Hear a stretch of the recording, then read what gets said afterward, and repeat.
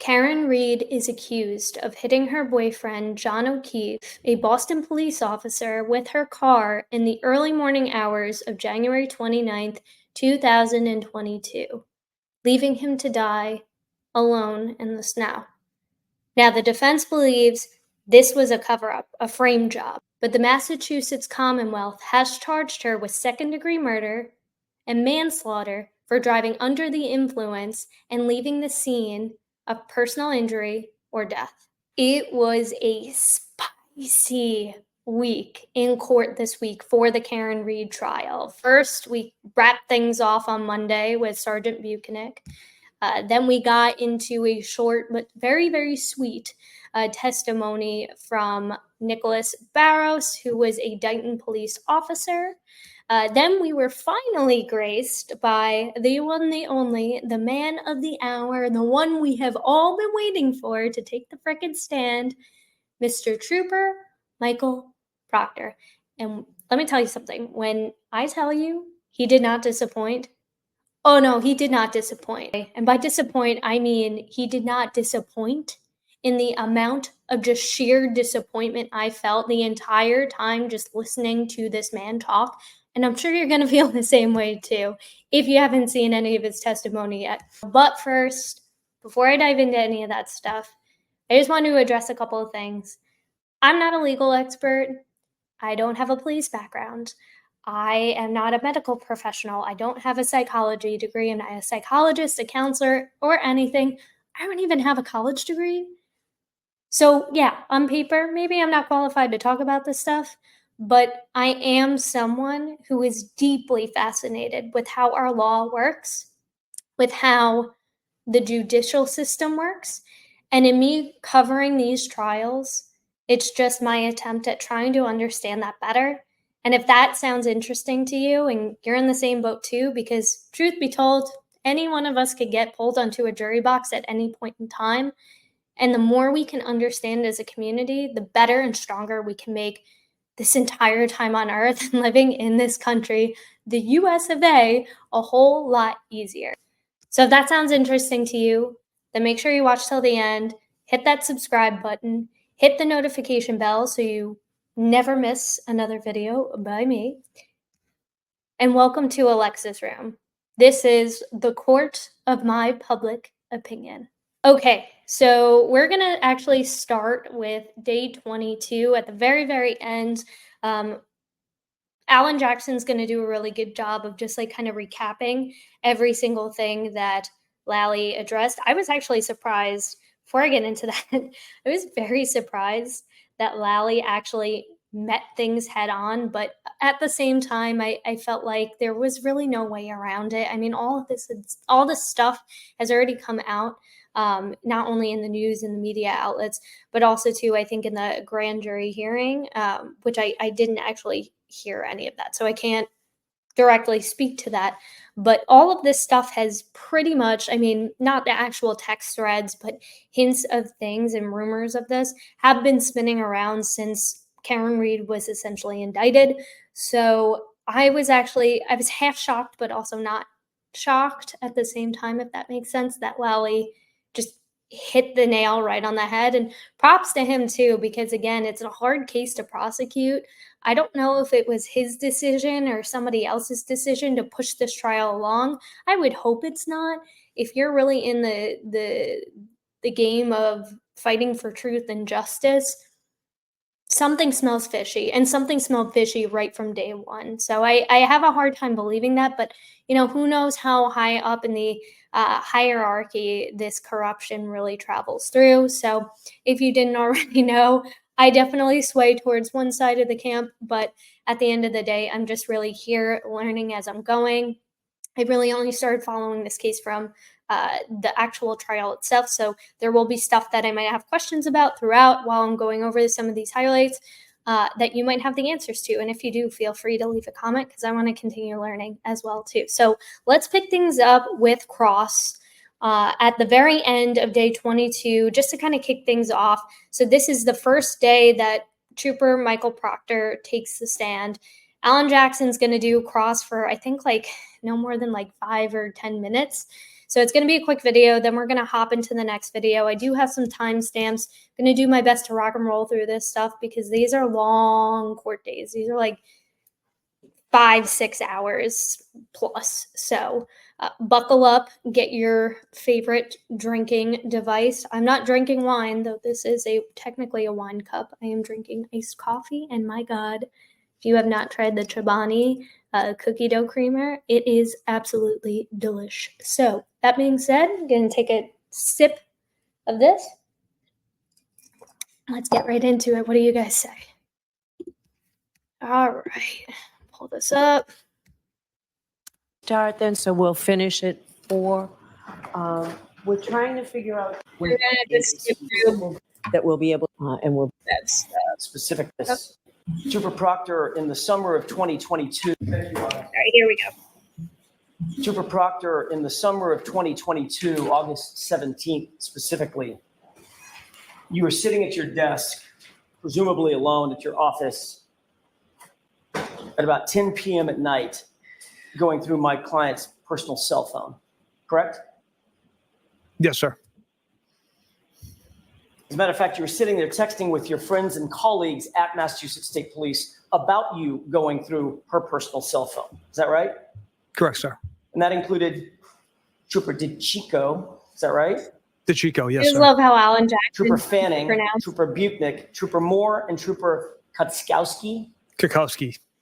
Tell me that again. Kakowski. Kukowski. Yes, sir. All right. All the consonants are silent. You Fair can enough. tell he's not Polish. Trooper Fanning and Trooper Butnick are your supervisors. Yes. So just to give you a quick little recap in case you need a little bit of a catcher-upper, Jackson is referring to what was on direct when Lally was asking about the text threads between Trooper Proctor and his buddies. Now, up until like the next day of court that we're going to be covering in just a few minutes, like Trooper Proctor didn't really know some of the people in this group chat, but it later comes out that he actually did, and a lot of these were buddies from high school, and he kind of alluded to that earlier in direct, but it wasn't really clear because he also came out with a statement like, oh, well, these are unrecognizable names. Well, why are they unrecognizable to you if they're your friends? So I thought that was a little strange, but essentially what Alan Jackson is getting to is, why are you talking about this investigation with your friends in this text thread? And specifically, he gets into the certain language that Proctor uses that didn't, I don't know, I can't recall if it actually came up in direct or not, but there are certain things in direct that came up that Jackson is going to cross him on as well too. So just to catch you up there. And you were bragging to all 5 of them that you were going through Karen Reed's cell phone about 9:45 at night. Objection. I'll allow it. Is that right? No, I wasn't bragging, sir. How did you refer to Ms. Reed in that text exchange where you informed them that you were going through her phone? I use regrettable language. I said going through his retarded client's phone right now. You were shown a photograph of my colleague, Mr. Unetti, correct? I mean, Yes. that's just still very shocking to me that I mean, it's not shocking that he used that kind of language because he comes off as that. If you didn't catch my short from the other day, I posted a clip about how he gives me like I peaked in high school vibes. So I don't know. That's just me. Maybe I'm being mean, but this guy pisses me off so much. Just the language he uses to describe certain people, you know, especially today too. Like we're more advanced human beings. We understand the effects of how words can actually hurt people. So like, and you're a cop, like you're texting your buddies using these things. And clearly, like, he didn't think, oh, yeah, one day this is going to be, you know, exposed for the whole world to see, which is amazing because I'm glad it did because, yeah, maybe it'll help expose more people like you who shouldn't be working this kind of job. Period. End of story. I wouldn't feel comfortable if I lived in the state of Massachusetts giving my tax dollars to this asshole to fund this guy to work this job. Absolutely not. I wouldn't feel protected because if you're using words like this, granted, I'm a lesbian, and I'm a woman, and the way he also speaks about women too, which we'll get into a little bit more a little later on in his testimony, that doesn't make me feel good or make me feel safe or letting me know, like, hey, yeah, if something similar happened to me and my family, you'd take care of it. You'd take the proper measures to make sure that this investigation wasn't shoddy and that you took it seriously. You weren't joking around behind my back, the victim's back, to your friends. Like it's just the level of disrespect. So, anyways, had to rant about that. Let me minimize myself. May I approach? Yes. Same document. Oh, Your Honor, I think that He's gonna ask for a copy. He's gonna look it over. you'd received a photograph. Actually, Your Honor, if I could, I would ask that this document be marked as next in order. Sure, shown by Mr. Yeah, Here we go. I do, sir. same document that you're Go ahead. the assuming the witness verifies its authenticity. So go ahead. Do you recognize this document? I do, sir. Same document that you were shown, copy of the same document that you were shown by Mr. Yannetti, correct? Still Lally. I've done that twice. Mr. Lally. Correct. All right. I just wonder if Jackson is doing it on purpose this point, or if he's just like so over this, like all the fuckery and all like if he's just over all this bullshit that he's just like, yeah, I don't care. I'll call you whatever. You're all assholes. Is that a true and accurate reflection of the text messages that you were exchanging with Chris Moore, Jeff Kakowski, John Fanning, Thanks. Vito Giachico, and Yuri Buchanan?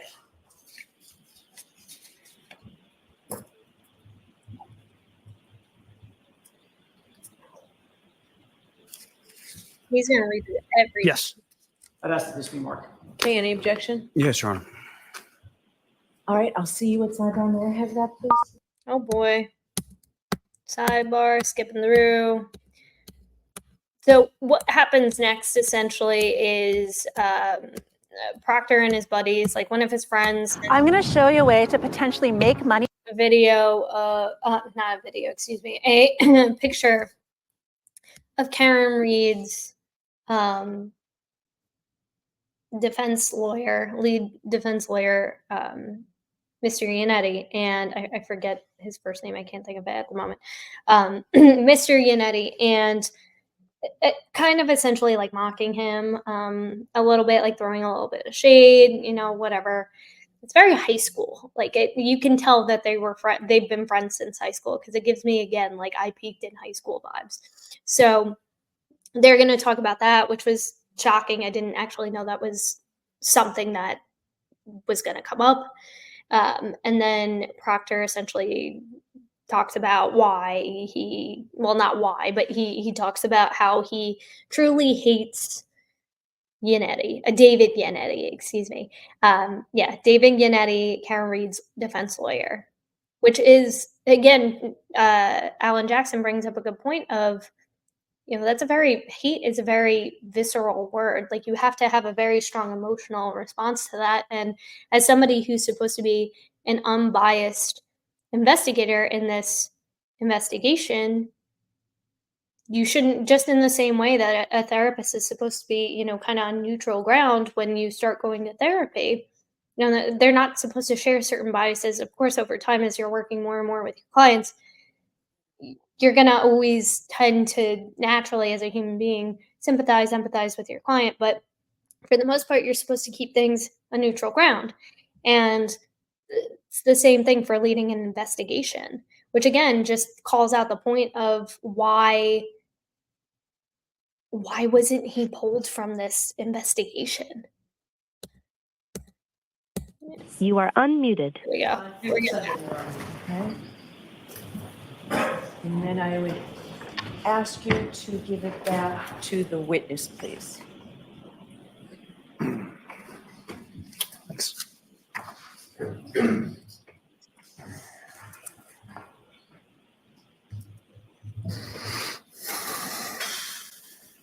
Sorry sorry for the screaming children, y'all. We got new neighbors in the apartment. They're like the only children on my block. It's very funny. May I inquire, Your Honor? Yes.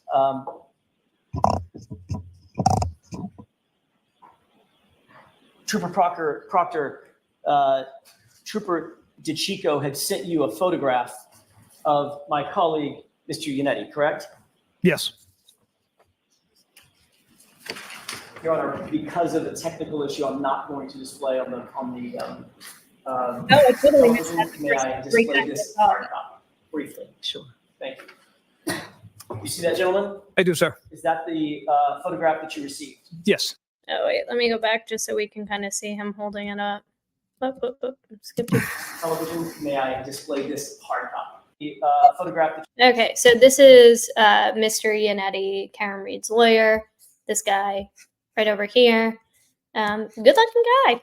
You know, look at him. Probably in his prime. So I think this was grabbed from like some kind of news article, but this wasn't sent by Proctor to his friend. This was sent by his friend. So just to give you some context.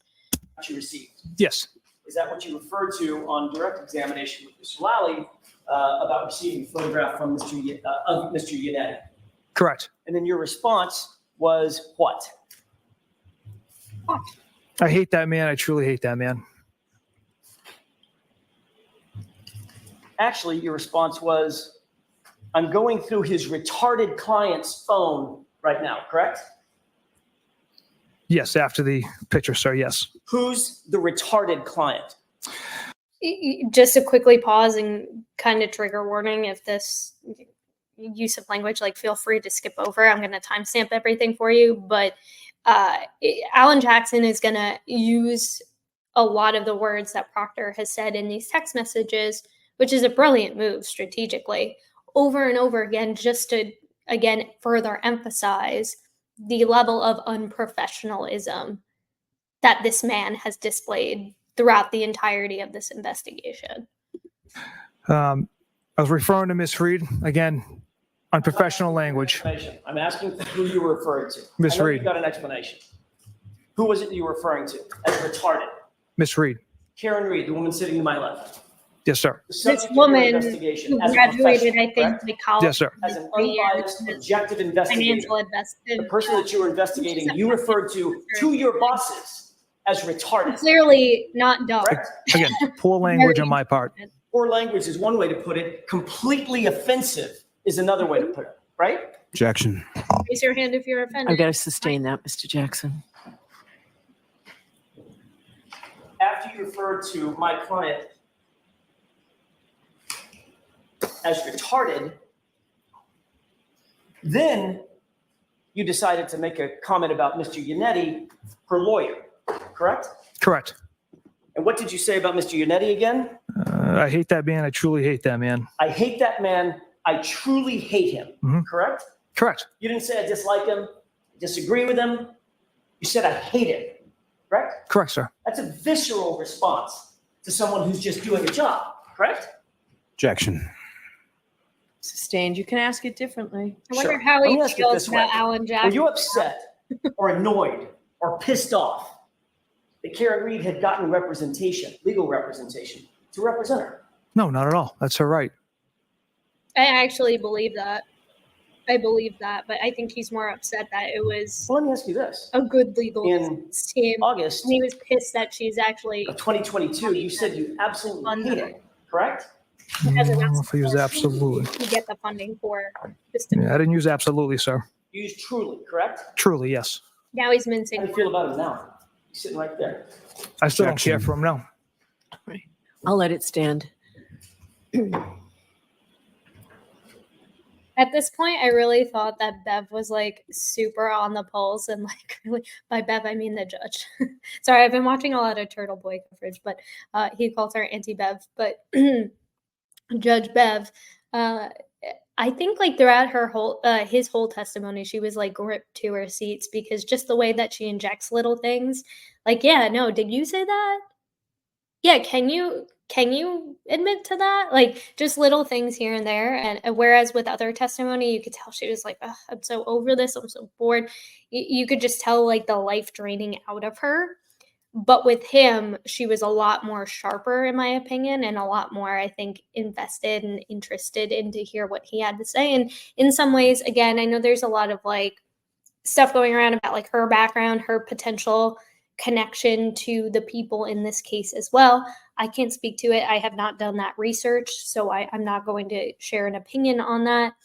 If it's true, then that's terrible. But from just what I've seen, at least in his testimony, I can tell that I can tell she doesn't like him and she doesn't have respect for him, in my opinion. Again, this is a court of my public opinion. So I'm not saying it's true or false. Anyways, back to it.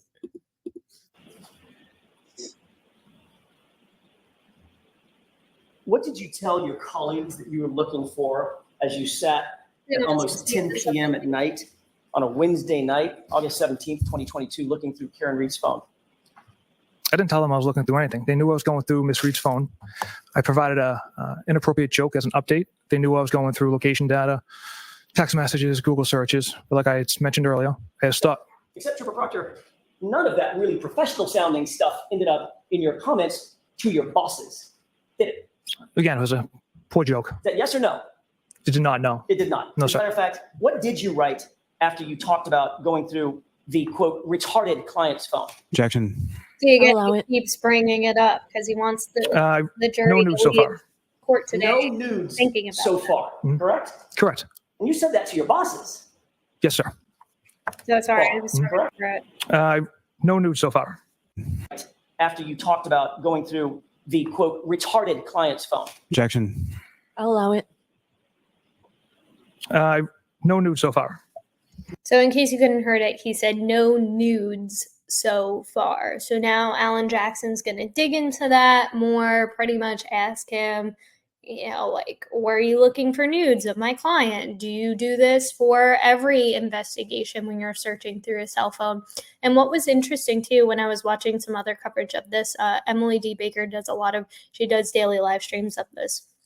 And I encourage you to check her out because she's a former prosecutor. So she has a lot of that legal knowledge that she can share as she's going through this. Plus, she's super funny. But anyway, she brought up a really good point that I didn't know. Again, because I'm learning through all this, is that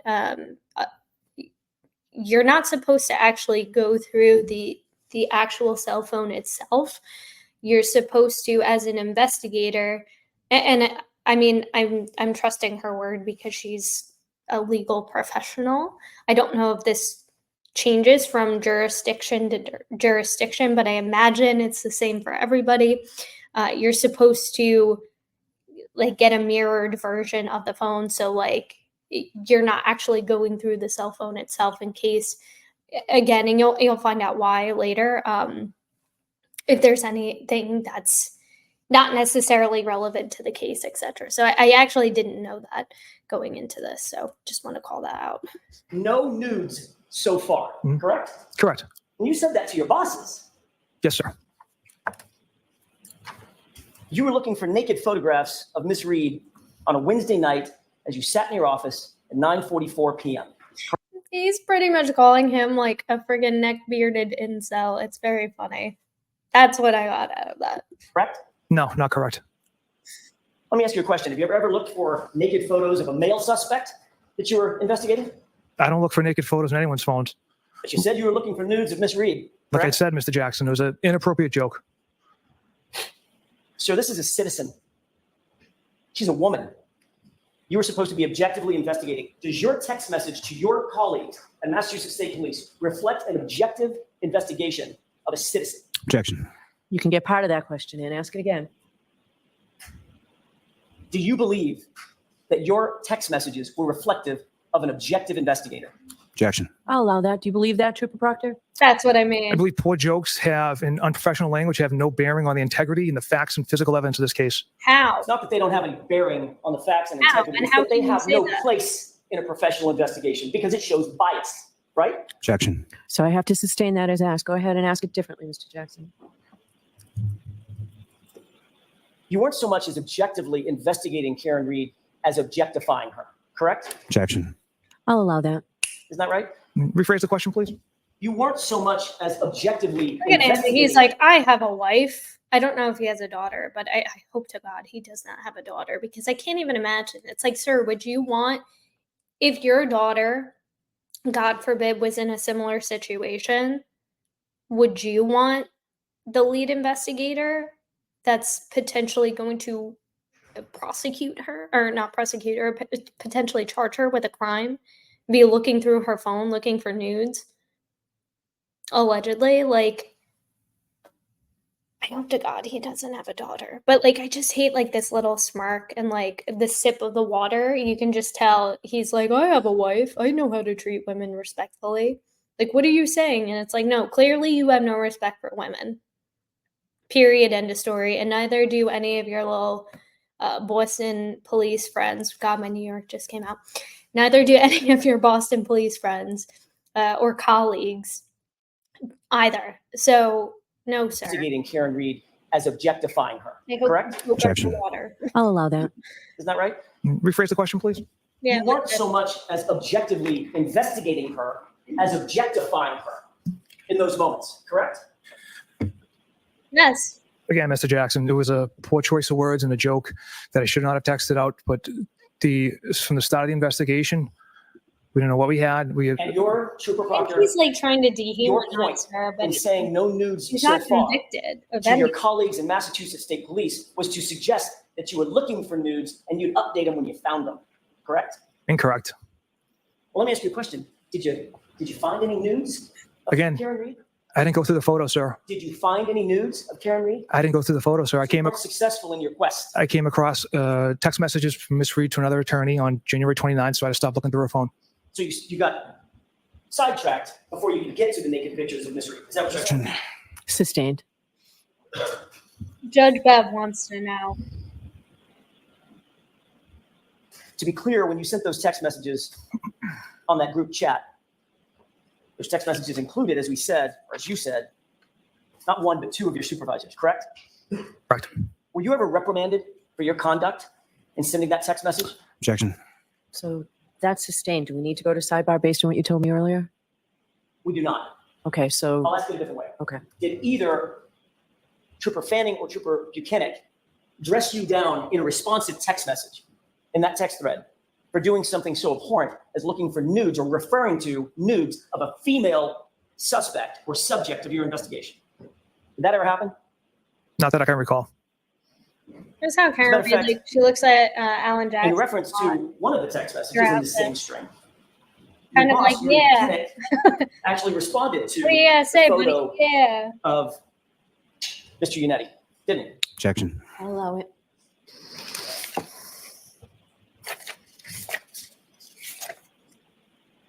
He did, sir. After you received the photo, that's when you said, I'm, quote, funny, I'm going through his retarded client's phone. Is that right? Objection. I'll allow this, but not too many more. Sure. Is that correct? It's on the top of page Yes, sir. 685. That's correct. And Yuri Buchanan liked that comment. Funny, I'm going through his retarded client's phone. Didn't he? I see you laughed at an image here, sir. I can't tell if he liked that comment, sir. May I approach? Yes. I don't know if it's just because it's faded or, yeah, my copy's faded. Top 2685. You can use my copy if that helps. All right. Thank you. What do you So I thought that was interesting, and like I know I keep pausing, but I like the strategy behind Jackson, because, and Yannetti does this a lot too, is like there's these humanizing moments where, like, as heated as Cross gets with some of these witnesses, like we saw it earlier with Yannetti offering, I think it was Julie Albert glasses, reading glasses, because she couldn't read what was on the paper. And it just allows for like this charming, like, I mean, and granted, I think overall David Yannetti's a lot more of like he's more of like the softer, like, kind of, I don't want to say cuddly, but like, you know, like the softer, warmer approach, like the good cop, and then the bad cop is, you know, Alan Jackson. He's more of the fiery pit bull. But it's little moments like that that I like to call out, because I think it's like, as heated as he is, as angry, he wants to, I think, come across to the jury as like, at the end of the day, I'm trying to do my job in the best way I can, but at the same time, I am a human, and even though this person might be a human shit stain who I don't like very much, I'm still going to be a human and help make the I guess this process a little bit easier too. So I just like I don't know, I thought that was like a really nice moment for Jackson. So whereas he usually comes off more as like that, like I said, like the fiery pit bull. See on the top of that page. That Sergeant Mechanic liked it. Like what? The going through his retired client's phone, sir. There, Roach? Yes. I'll take my copy. There you go. So your supervisors at Massachusetts State Police not only didn't ride you for making comments like this, he encouraged it. Objection. Sustained. Trooper Proctor, this is your direct chain of command. Is that right? You're a Buchanan. Yes, sir. Did you believe that your conduct was a misuse of your authority and power as you were going through her phone in August of 2022? Objection. I'll allow it. No, I had a warrant signed by a district clerk, Stoughton district clerk, to go through Miss Reed's phone. I don't think it was an abuse of power. I had every right to go through that phone. Did the warrant say anything about looking for nudes of my client? Objection. Interesting. Did it No, you're, say anything about that? I just wish that these are the moments with Bev that I'm like, oh, I need a highlight reel of her. Is like when she just did it, just leans into the mic because she wants the jury to hear like her and be like, yes, I am interested.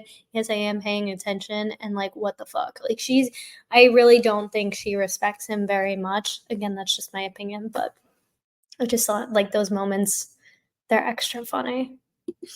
And they make for court being a little lighter. no, Your Honor. Okay, next question. So that would be an abuse of the power that was given to you by the court, correct? Objection. Sustained.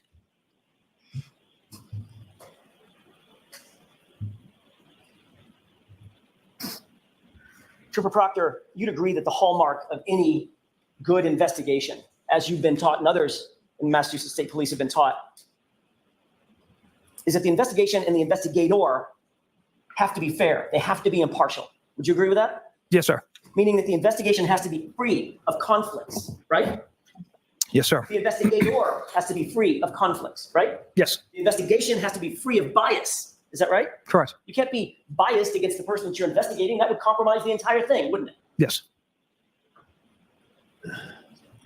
Basically, you follow the evidence. You're supposed to follow the evidence wherever it takes you, right? correct. Good or bad, top to bottom, just follow the evidence and report it back. That's how an investigation is supposed to be run, isn't it? Yes, sir. And these are things that you learn early on at Massachusetts State Police Academy and then in your detective training. Isn't that right? It is. Literally, it's part of an oath that you took at the academy that you will, quote, faithfully and impartially discharge and perform all of the duties incumbent on you as a Massachusetts State Police trooper, right? Yes, sir. You swore that oath. I did. When you start an investigation, everybody in that investigation should be treated exactly the same. Don't you believe that's true? Correct. Everybody, have you ever heard the phrase, everybody's a suspect until they're not? Right? Objection. Sustained. It's especially important early in an investigation before all of the facts are known that the investigator is not compromised by bias, prejudice, right? Correct. Most important early in the investigation, because that's when the most things are up in the air. There's the cloud, the fog of not knowing exactly what the truth is, right? Objection. Sustained.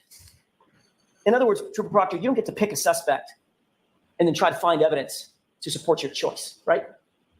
Correct. But in this case, it's exactly what you did, isn't it? Absolutely not. All right, Mr. Jackson, why don't we end for today? So that's the end of, I was actually going to skip ahead a little bit, but that's the end of that one. So we're going to pull up the next clip. So just to connect some of the dots from where they left off. So pretty much what Jackson is getting at that I think came up in on direct is when Proctor was talking to the medical examiner about the manner of death, which I found out there is a difference between manner of death and cause of death. And I think those are determined by two different professionals. I think cause of death is by the coroner, and then the medical examiner is the manner of death. The manner of death, for John O'Keefe was determined as undetermined. And Proctor and Buchanan, I think, and like DeChico, they were going back and forth, I think, through another text thread. This guy likes to text a lot while he's on the clock, apparently. So that's great. While he's in the middle of a homicide investigation. Wonderful. Great to know how your resources are being spent on your cell phone bill. And he was talking to DeChico about the fact that the medical examiner wouldn't essentially rule it the way that him and DeChico wanted the ruling to come back as the manner of death, being that Karen Reed struck him with her car, her SUV. And based on just what the medical examiner found, again, we haven't yet heard from the medical examiner as of yet. I know we had court today, which I'm going to be doing a completely different video on, hopefully on Sunday. So then we'll be all caught up for Monday and so on and so forth. But she came back and said, no, based on what I'm seeing, I can't determine the manner of death. And he didn't like it. DeChico didn't like it. So that's where we left off on day 22. So now we're going to go to day 24. So day 24, again, I didn't really watch a lot of day 24. So a lot of this is going to be live and in real time, as well as, oh, no, excuse me. Sorry, I'm jumping way too far ahead. Day 23. I hadn't really watched any of day 23 as well as day 24. So I'm going to be jumping ahead a little bit just to see how quickly we can get through it. I might have to make this video into 2 parts, just depending on how long it is. So I'll let you guys know at the end. But here, the big focus is just finishing up cross with Proctor. Then we're going to get into redirect, recross, and that's pretty much it for day 23. I think we get started a little bit with Tully on day 23 towards the end, and then we start with direct on day 24 with Tully, and then so on and so forth, where we get into some of the cell data. Not really deep into the cell data, but in terms of cellular pings of where Karen Reed was when she was driving around in her SUV, and how many times she called John O'Keefe within the time frame that she got home to the time that she woke up on January 29th. So that'll be day 24. But right now, let's jump into day 23 and let's get right to it. So, technology. Trooper Proctor, I'm going to ask you if you wouldn't mind to turn to tab 2 in the binder in front of you. So we're just picking. Again, I haven't seen any of this really yet. Can you take a look at the face page of what's under tab 2 and tell me if you recognize that? Yes, sir. It's a private text thread with high school friends. And this includes 9 participants, 9 chat participants that you engaged with? A That's lot correct. of people. Those participants include people by the name of Bird, Whitey, and Doc, correct? Correct. And then there's some other folks in there. They're identified by at least the last 4 digits of their phone number, correct? Yes. So again, that's interesting because on direct, none of those names were ever mentioned. It was just all the unrecognizable numbers that apparently Proctor didn't know. So I guess now listening to this, there were some people in that group chat that he didn't know, or maybe he just had contacts he didn't save. I know that I have plenty of phone numbers from people that I just memorized off the top of my head just looking at it, who I haven't saved as contacts. So that could be something else as well. Or maybe he's just part of a group chat with a bunch of friends who added in other people that maybe he's casually associated with, etc. But regardless, 9 people is a lot of fucking people to be spilling some tea on. So let's get So this is a group text or a group chat with you and 8 of your high school friends about this investigation, correct? Yes. So he says Trooper yes. Proctor, you never thought So when I you were guess engaged friends with with these all other 8 individuals that this particular set of chats would ever become public, did you? No, I do not. I want to take a look at page 2527, if you could turn, that's on the bottom right of the document in tab 2. Do you have that page in front of you?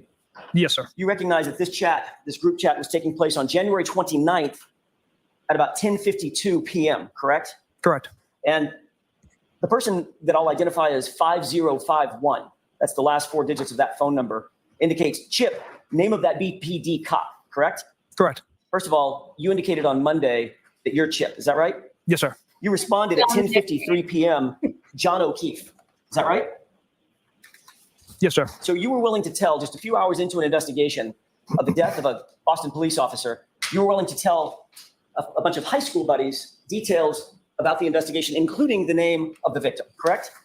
At this, High school buddies from Canton High School, where John O'Keefe was found on the front lawn of Brian Albert, who lived in Canton. So, again, problems. These aren't just random people who have nothing to do with Canton or anything about it, who might not even potentially know any of the witnesses in this case. These are people who could potentially, or at least know of. I mean, Canton, it seems like, isn't like, it's not like Boston, where Boston's a major city, right? Or New York City, where it's a major city. It's a small town, so you're bound to at least have heard of some of these people, especially if you still live there. And that's what I'm also curious about too. Are these people who live in Canton now? Or are these people who went to Canton High School? I know he has one friend that moved to Tennessee. Whatever, we don't claim you. I just moved to Tennessee. We don't claim you. So I am curious, and I'm also curious if they can call any of his friends, since technically, wouldn't they be witnesses in this investigation? this point is 16 hours later, sir. Not a few. 16 is a few hours, correct? I'm not talking about days later. It was about 16 hours later, sir. Correct. And you identified John O'Keefe as the Sorry. Boston police officer who is Less fallen than 24 in hours. the yard at 34 Fairview, correct? Correct. You also informed, if you will skip to page 2529, you also informed these same folks, these same high school buddies, that, quote, all the powers that be want answers ASAP, correct? Yes. You knew, Trooper Proctor, that there was brass that wanted this case wrapped up quickly and efficiently. Isn't that right? Objection. I'll allow that. Is that what you were thinking? No, the people wanted answers, sir. They wanted it. They didn't just want answers. They wanted answers ASAP. What is ASAP? Wanted answers. That's as soon as possible. Right. And you were texting this to your high school friends Not again, Nick McCabe. 16 Yes, hours into this you are. investigation, right? Correct. And you knew at that time, Trooper Proctor, that this was not going to implicate in any way, shape, form, Not or Brian fashion Albert. He was another cop, not alarmed. correct? Correct. In this text exchange, let's turn to 2532, actually.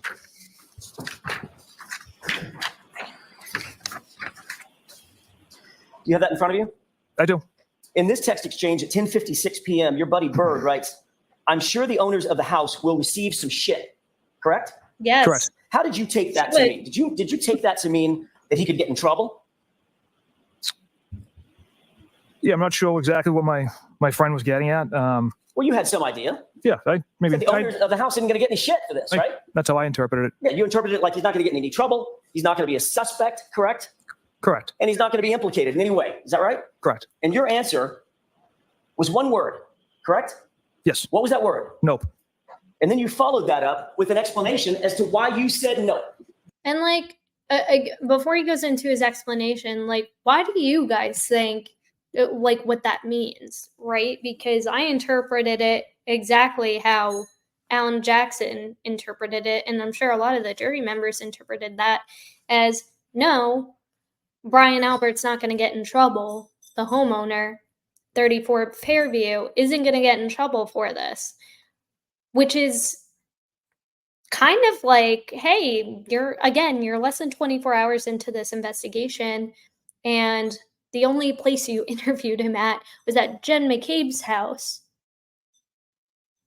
just earlier that day for, I think he said, only like 30 minutes to 45 minutes, which I feel like if you're speaking to the homeowner where a man was found dead on your front lawn, wouldn't you have more questions? Wouldn't you want to go inside the house? And we're going to get to that in a little bit. But again, it's just, What do you guys think about that? About him responding nope in regards to, I'm sure the homeowner is going to get some shit for that.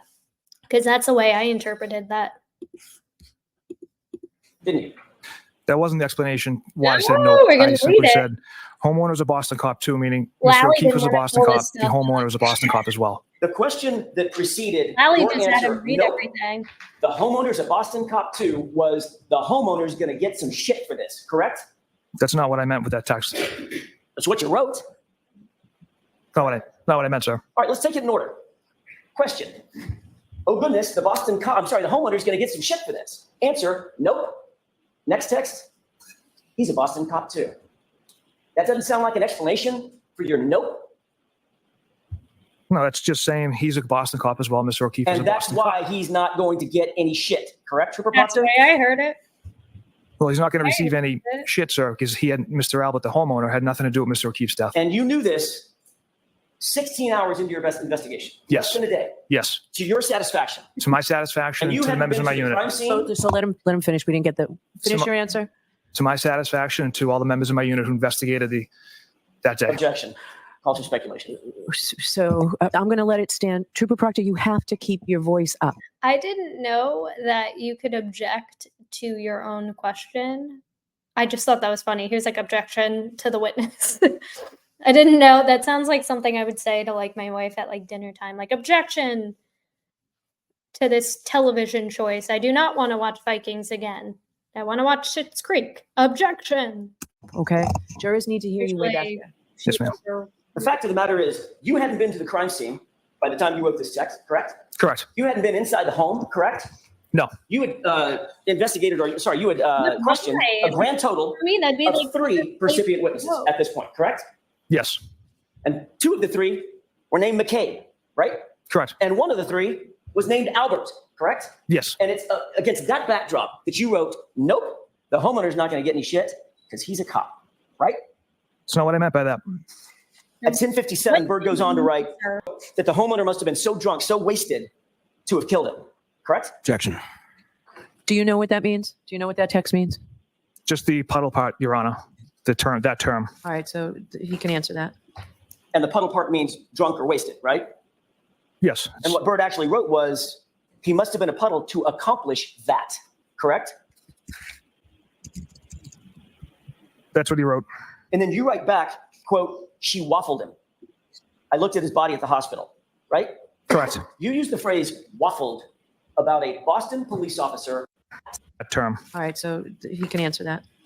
and the puddle part means drunk or wasted, right? Yes. And what Bird actually wrote was, he must have been a puddle to accomplish that, correct?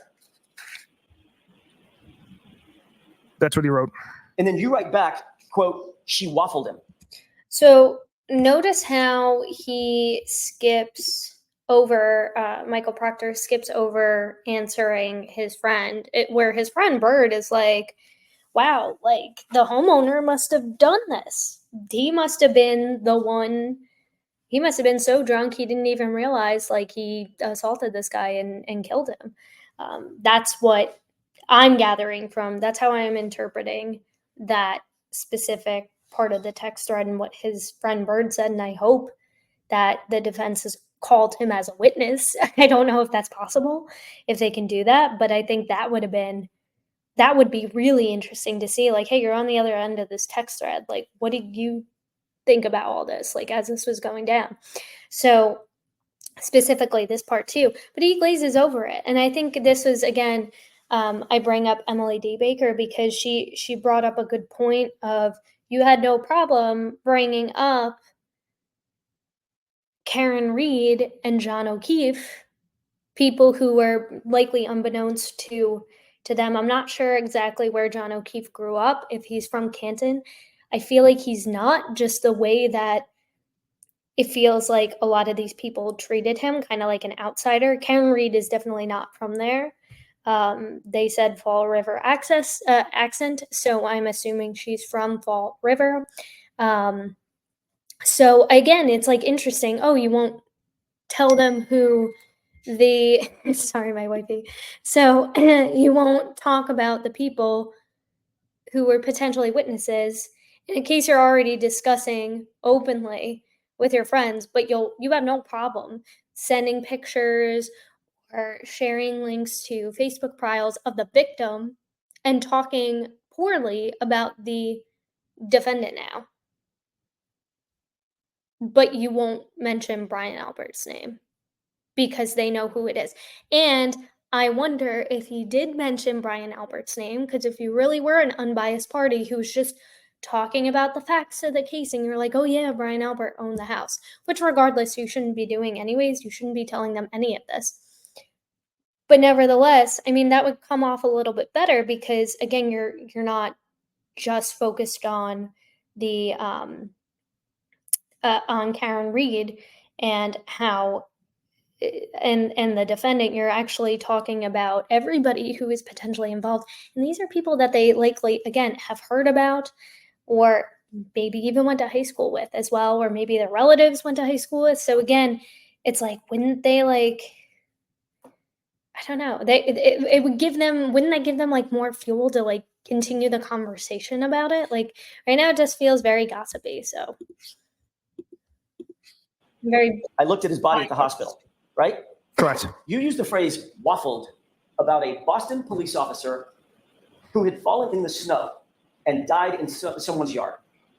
And you decided to use the word waffled him, correct? Objection.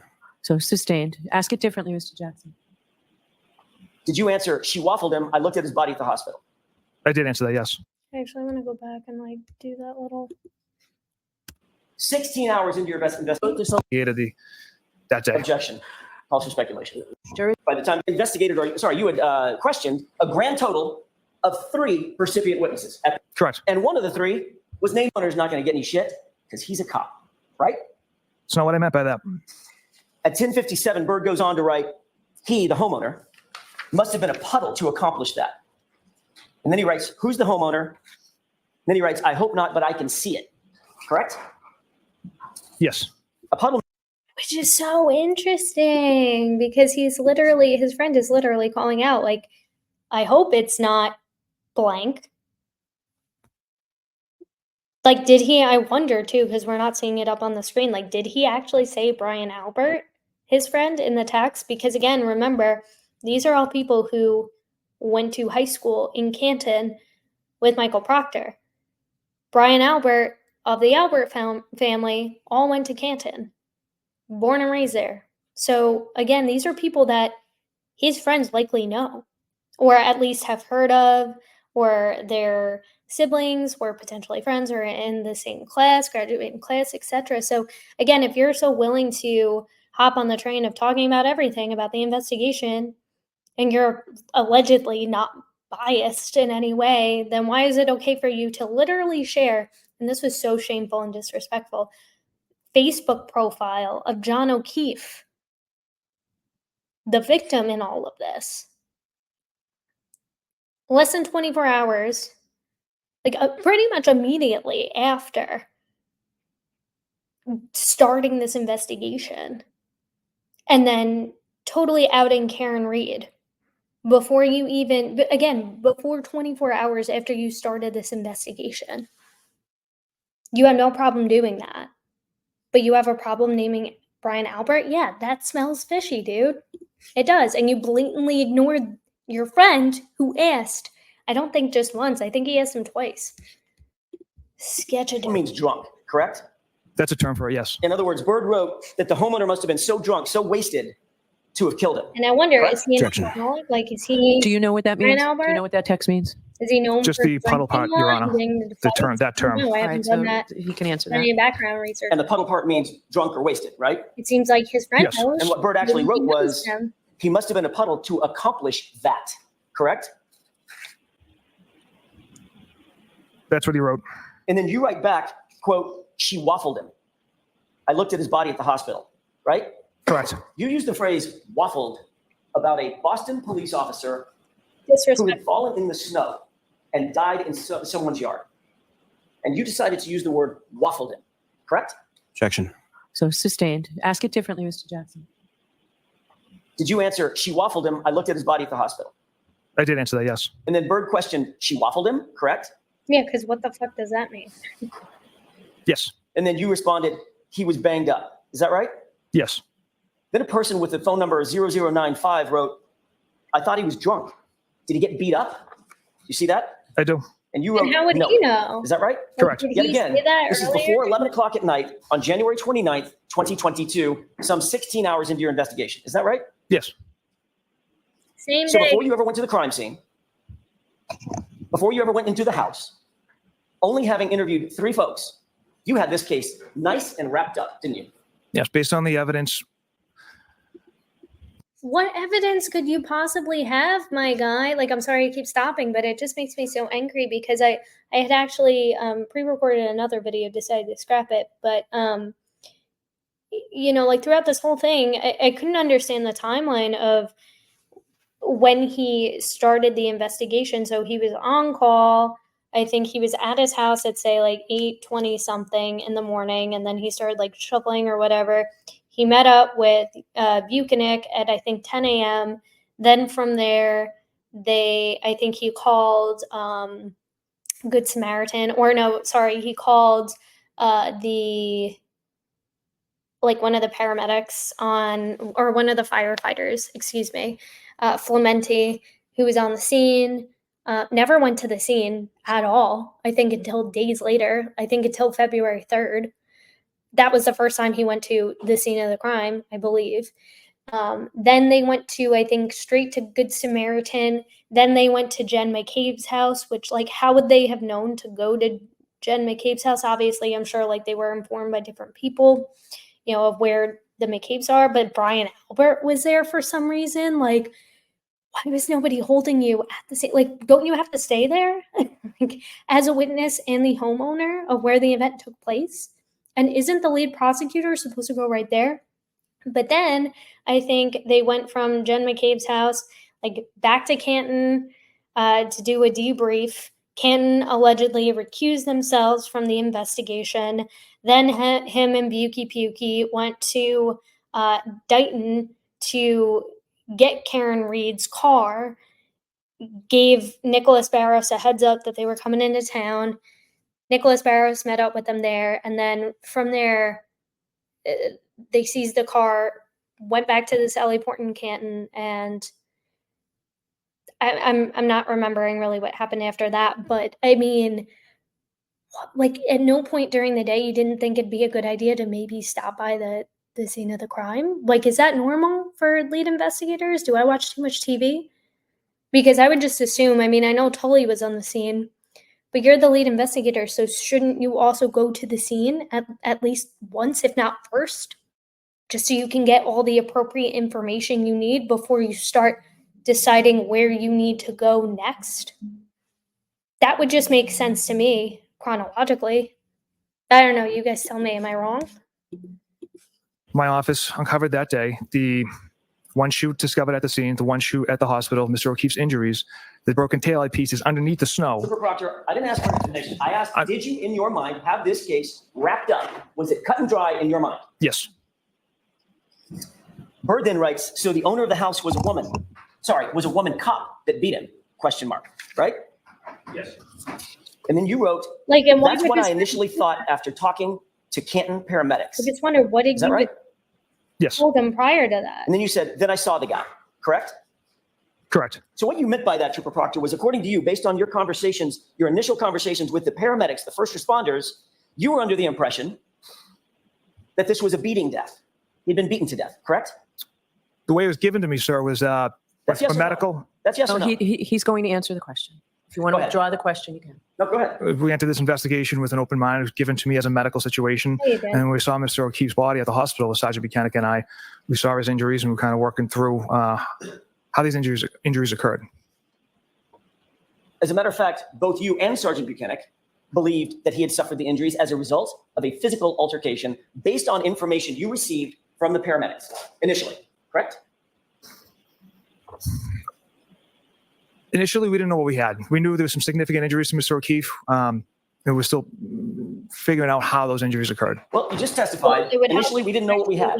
Right. But 16 hours after the fact, you wrote the following sentence. That's what I initially thought after talking to Canton paramedics, correct? Correct. So initially, you did think you knew what you had.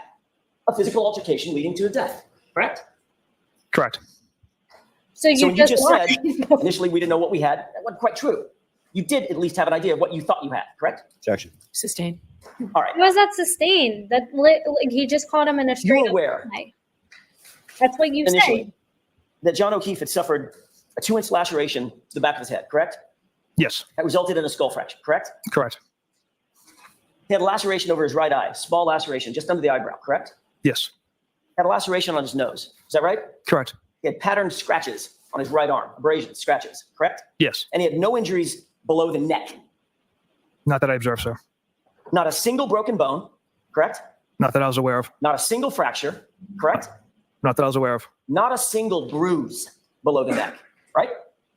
Not that I observed. Looks a lot like a physical altercation, doesn't it? Objection. Sustained. Bird writes, Like he can't even look up because he knows Jackson's fucking right. Like if you get run over by a car and I haven't gotten hit by a car, knock on wood. Yeah, knock on wood. I've never gotten hit by a car, but I imagine that it's gonna suck a lot. And you're probably going to get more than just, maybe get some stuff messed with your face, like have some injuries there. Back of your head makes sense to me if you hit your head backwards. But I imagine she backed at what the Commonwealth is trying to prove is that Karen Reed, in reverse, I think going like 24 miles an hour in a blizzard, which also makes zero sense to me, backed up into him on purpose. They're alleging, and we're supposed to believe that he had no visible injuries below the neck. So like no broken bones, like Alan Jackson just said, no broken bones, no bruises. Like wouldn't you have something if you got struck by a vehicle and not just like a compact car, or like a little smart car Toyota Yaris? Like they're trying to allege that she mowed him down in reverse with her SUV. Like, wouldn't that cause some kind of bruise? I bruise easily, like really freaking easily. Half the time I wake up in the middle of then I get a glass of water or something and I look down at my arm, I look down at my leg and I'm like, how the heck did I even get that bruise? I'm a very violent sleeper, so probably because of that. But still, wouldn't you have some visible injuries that are below the neckline if you got struck by a vehicle? Unless you're like bent down, like leaning in face first, but then it make it make sense. It doesn't make sense. And I'm not a medical expert, but it's just common sense and logic. And again, if I was on the jury, this is what would be going through my mind too. So legal professionals, all these experts, and people adverse in criminal law, they're not going to be called to sit in the jury box for a case like this if they dealt with, I think, like similar things, similar cases as this. But people like you and me will. So yeah, this is how our brains work. And dude, it doesn't make sense. Bear, let's focus, correct? Yes. Who's Bear? That's another nickname I have. 009. Also, I just had to say so Chip and Bear, happy Pride Month. 5 writes, what does she waffled him mean? I mean, it is And then Pride Bird writes, Month. what's the story, correct? Correct. And you wrote, she hit him with her car. Is that right? Yes. Have you ever seen, in your experience, a pedestrian who's hit by a 6,000-pound car with no bruises? Doesn't make sense. Ever.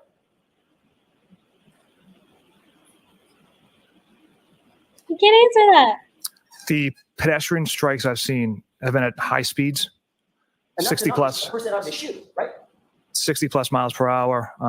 But she was going 20. So I can't recall right now off the top of my head as far as injuries in the past pedestrian strikes I've attended. And Okay. probably So someone, you indicated forward, on not Monday, in reverse. examination by Ms. Or Riley, in drive, you've rather. seen a shoe missing, Correct. pedestrian strikes, correct? Yes. That makes sense. Those People are high can go speed, flying. extremely high speed incidents, correct?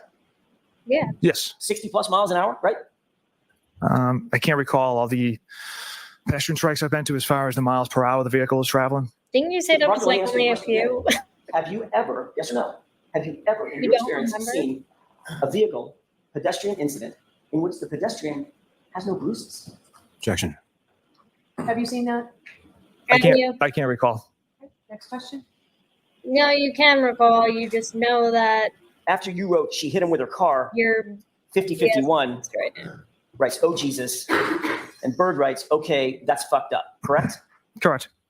And then you wrote what? Intentional or not? Intentional or not? Is that right? Yes. Your words. Correct.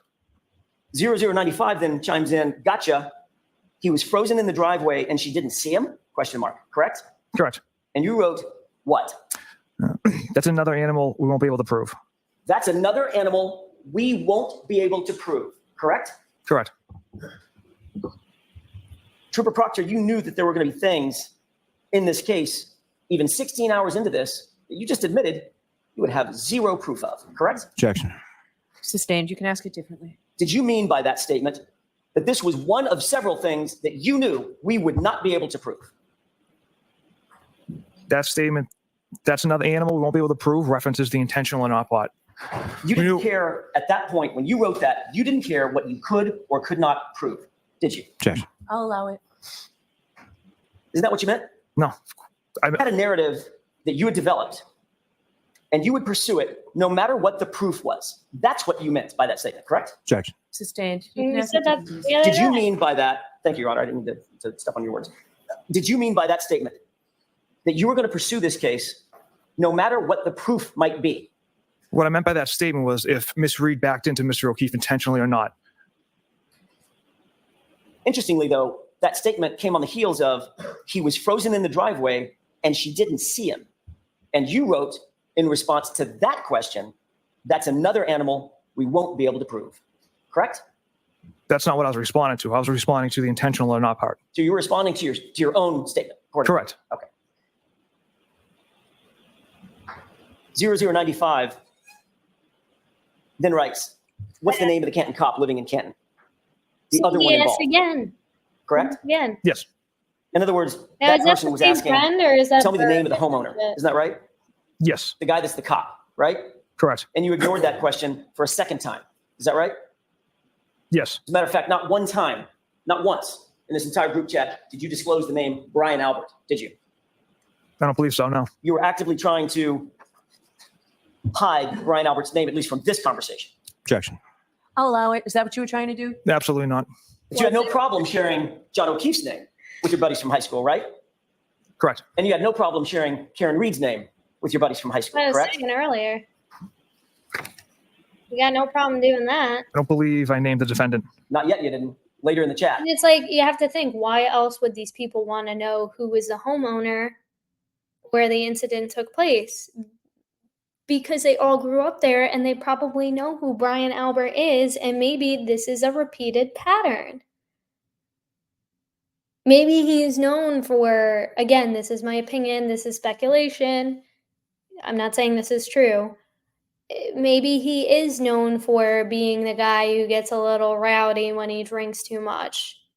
And he likes to get into fights. We know Colin Albert does. That's been proven. There's footage out there. So again,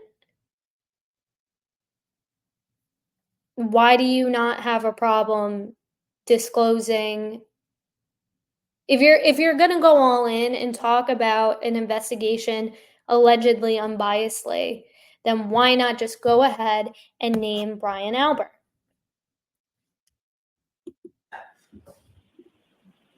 Okay. Correct. 5051 then writes, the BPD have any jurisdiction here because it was their own? Question mark. Is that right? Yes. And a few texts later, if you look down a few texts, about 11 o'clock, you see a text that starts, nah, cat. Talks to his friends really weird. Like makes me uncomfortable.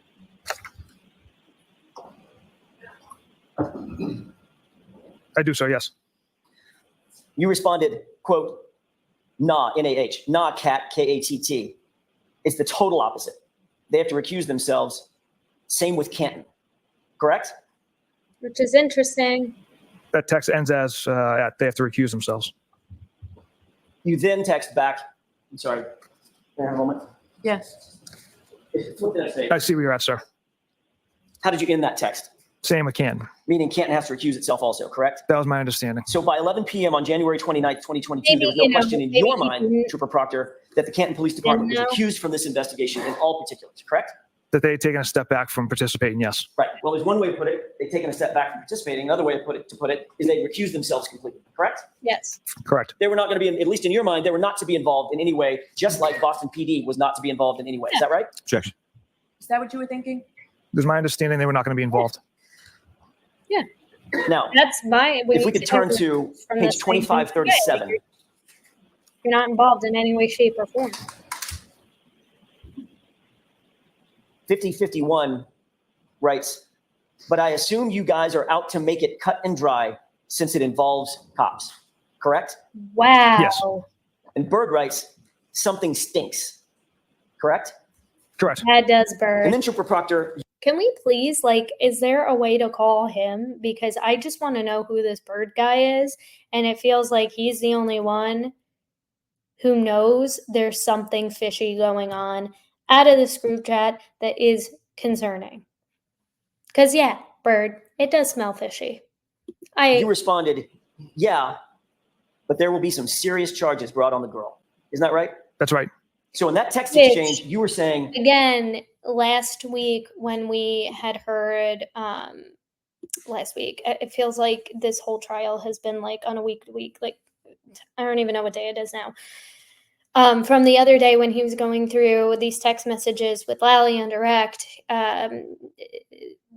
the part that Alan Jackson just referred to. So that was the prior conversation, the prior text leading up to when Proctor responds with, the girl is going to get some serious charges, though. So you see how he's kind of trying to pivot the conversation. The prosecution, obviously, they're going to try and make the witness look in as good of light as possible. If you can even do that with this witness, there's really not much you can do here. But those texts prior to that, leading up to his response, give way more context to where this conversation was going. And I'm so glad that Cross is bringing it up so that we can actually see. yeah, we're out to make it cut and dry, correct? No. You didn't write, yeah, we're going to follow the evidence wherever it takes us. You didn't, did you? I did not write that. You didn't write, yeah, we're going to make sure that we investigate this thing fully and thoroughly before making any decisions. You didn't say that, did you? I did not. You wrote, yeah, but there will be some serious charges brought on the girl. Isn't that right? Correct. And the reason you wrote that is because you knew, You're trying as to the make text it above cut it and dry. says, this has to be cut and dry because it involves cops, right? Objection. I'm going to allow that. Is that the reason you wrote it? No, Your Honor. And then you indicated, Your we're Honor. going to put serious charges on the girl. What you What did you mean said. by the girl, by the way? The defendant. Karen Reed? Yes, sir. So the way that you were going to make it cut and dry, pretty simple. Well, it's like you make it Just sound pin like it on the she's girl, a right? teenager. Is that right? Absolutely not. Like Follow she- the facts and the evidence from that This day is on the like, 29th. okay, I'm sorry, but just look at that smile. Oh my God, that makes me so happy. Cause she knows, she's like, you're full of shit, dude. You are. And Yannetti's not trying to emote too much. And she's done a really good job of overall not emoting a lot through this trial, especially, we didn't see her reaction the other day, which I wish we would have, when he was talking about her medical condition, her having MS, and just saying really disgusting comments about that just really put a bad taste in my mouth, and I'm sure everybody else's mouth. But according to what I've heard, word on the street, the jury reacted in quite a strong way to those statements. So I'd be curious to hear more about that from what I've heard. But I don't blame her for smirking, and I don't think the jury does either, because again,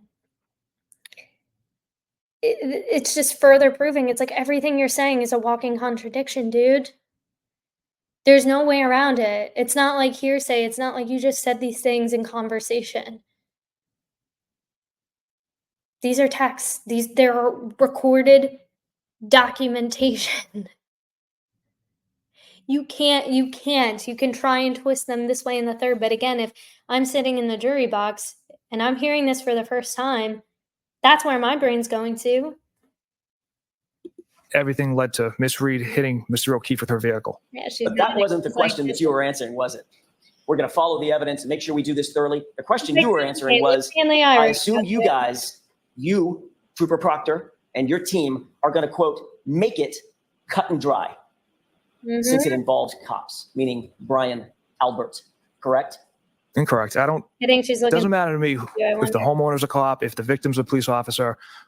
Myself and everyone in my office investigated this case on Reports Saturday, there- had an overwhelming amount of Theory evidence that of Miss Reed the struck Mr. O'Keefe. So it didn't matter to us what their occupation was. We'll see. Let's keep reading, shall we? Yeah, let's please, Mr. Jackson. I want to hear more. 5051, a little further down says, This is crazy. gotta be.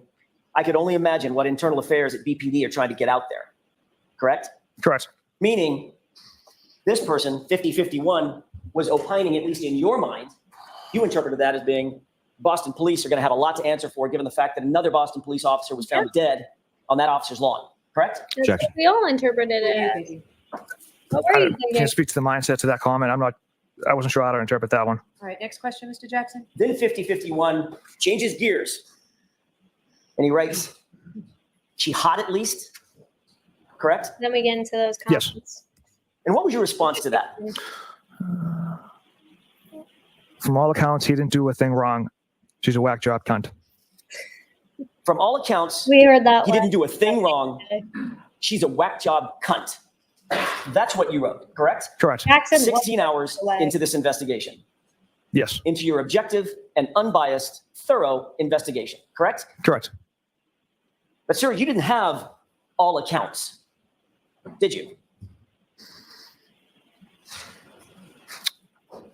What I meant by that was Did you or did you not have Yes or all no? accounts That's it. in your investigation? the accounts we had was Miss Reed struck Mr. O'Keefe with her vehicle, Yep. discovered taillight pieces at the scene. Those are the accounts we had. The accounts And then you some. had, I'm sorry, go ahead. I'm sorry, go ahead. The accounts you had, Trooper Proctor, were from two people named McCabe and one named Albert, who happened to be the homeowner and a Boston cop. Those are the accounts from recipient witnesses that you had, correct? That's There was it. another additional witness that we had investigators that interviewed, Miss Roberts as well. And from Terry all Roberts. accounts, he didn't do a thing wrong. That was your decision Who had 16 hours into the investigation, correct? Yes. And the other decision that you made and Like, the how did other you get determination you Karen came to Reed? was my client, Karen Reed, was a whack job cunt, Like, how did you get right? no keys? Yes.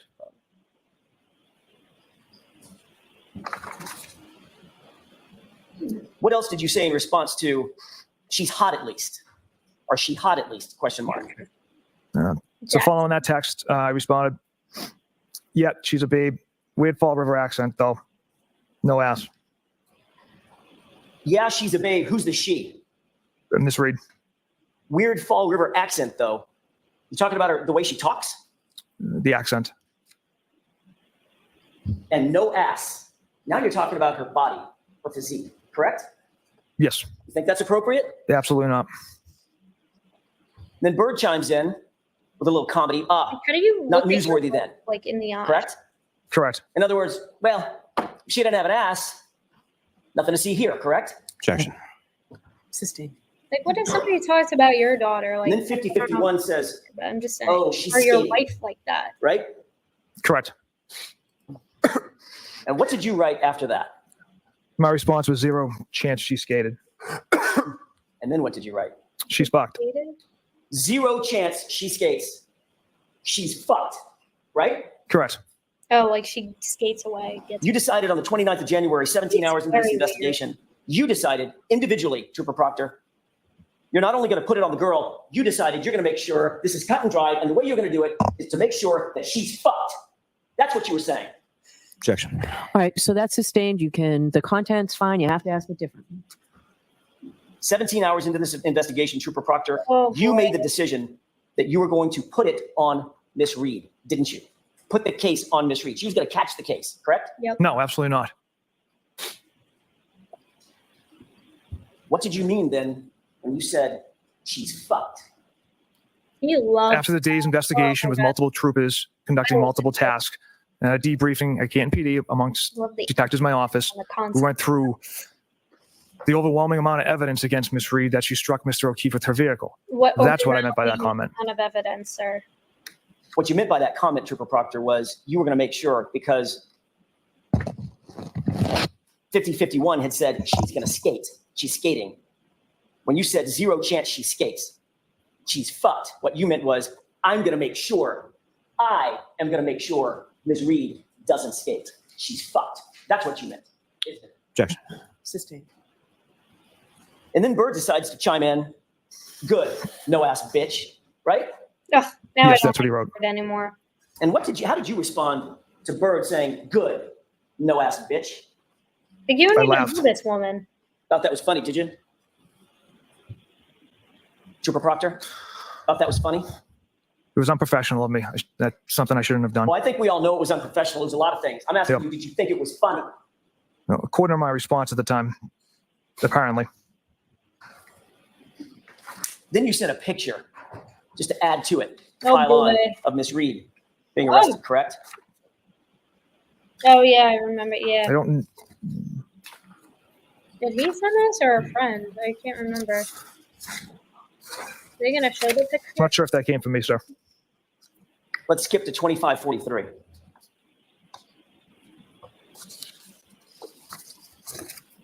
Are you there, Trooper Proctor? Yes. The date is now February 2nd, 2022. A person by the name of Doc writes, is that chick a smoke? Correct? Like, what Correct. does Who's that the chick? mean? Miss Reed. It's so weird. And you write, E-H, right? Yes. And then you write nutbag, as Chief would say, correct? Correct. Who's Chief? A friend of mine. And then you write what? That's interesting because, again, that was the question I had when I had heard him talk about this on direct. Was I just assumed he meant chief as in like chief, like where he works, like his boss. That's where my brain went. I didn't think it was another nickname for one of his friends. I mean, maybe his friend is his boss. I mean, it seems like everybody's buddy in his department anyway, so it's totally possible, but that's how I interpreted it. And there I was like thinking, oh, then these guys must be cops too, if he's referring to chief or somebody he talks about quite often to this group of friends, somebody that they likely know or have heard of. But I'm glad he cleared that up. Unless again, by chief, it is somebody he works with whose nickname happens to be chief. So I thought that was interesting. She's got a leaky balloon knot. Ugh, Trooper Proctor, that's- explain to the jurors what a balloon knot is. wow, we're there. We're getting into it, guys. Your essentially, I guess, your rectum area. Your anus? Yes. Oh, and she's shaking That's what her you're head. referring to about Miss Yeah, Reed? she's looking back at her parents too. Yes. And you were making Can you fun of her believe this guy? because you believed at that time that it leaked? That's how you were treating Miss Reed? Yes or no? Yes. And then you followed that up just to make sure you cleared up any mistake about what you meant with leaks You cannot- food, correct? Objection. All right, so I'm going to strike that. You could get this in, but do it the right way, Mr. Jackson. You followed that up with the There it phrase is, leaks the food, words. didn't you? I did. Again, another reference to Miss Reed's medical issues and medical conditions, correct? Correct. Specifically focused on her anus, correct? In reference, yes. So vile. This dude cannot have a job anymore. Like, I don't see a Were word. you aware at the time that you wrote this that Miss Reed had suffered a colectomy surgery, very serious surgery? I was not, sir. No. Were you aware that she had had 10 surgeries in 18 months, several years prior? Jesus 10. Christ. I was not aware of that. Damn, woman. Were you aware that she had serious medical issues, gastrointestinal medical issues that she suffered with, she was a victim of for years? Did you know that? Objection. Sustained. But you decided that you're going to take another shot at her and talk about her anatomy. 1 second, sir. I'm sorry.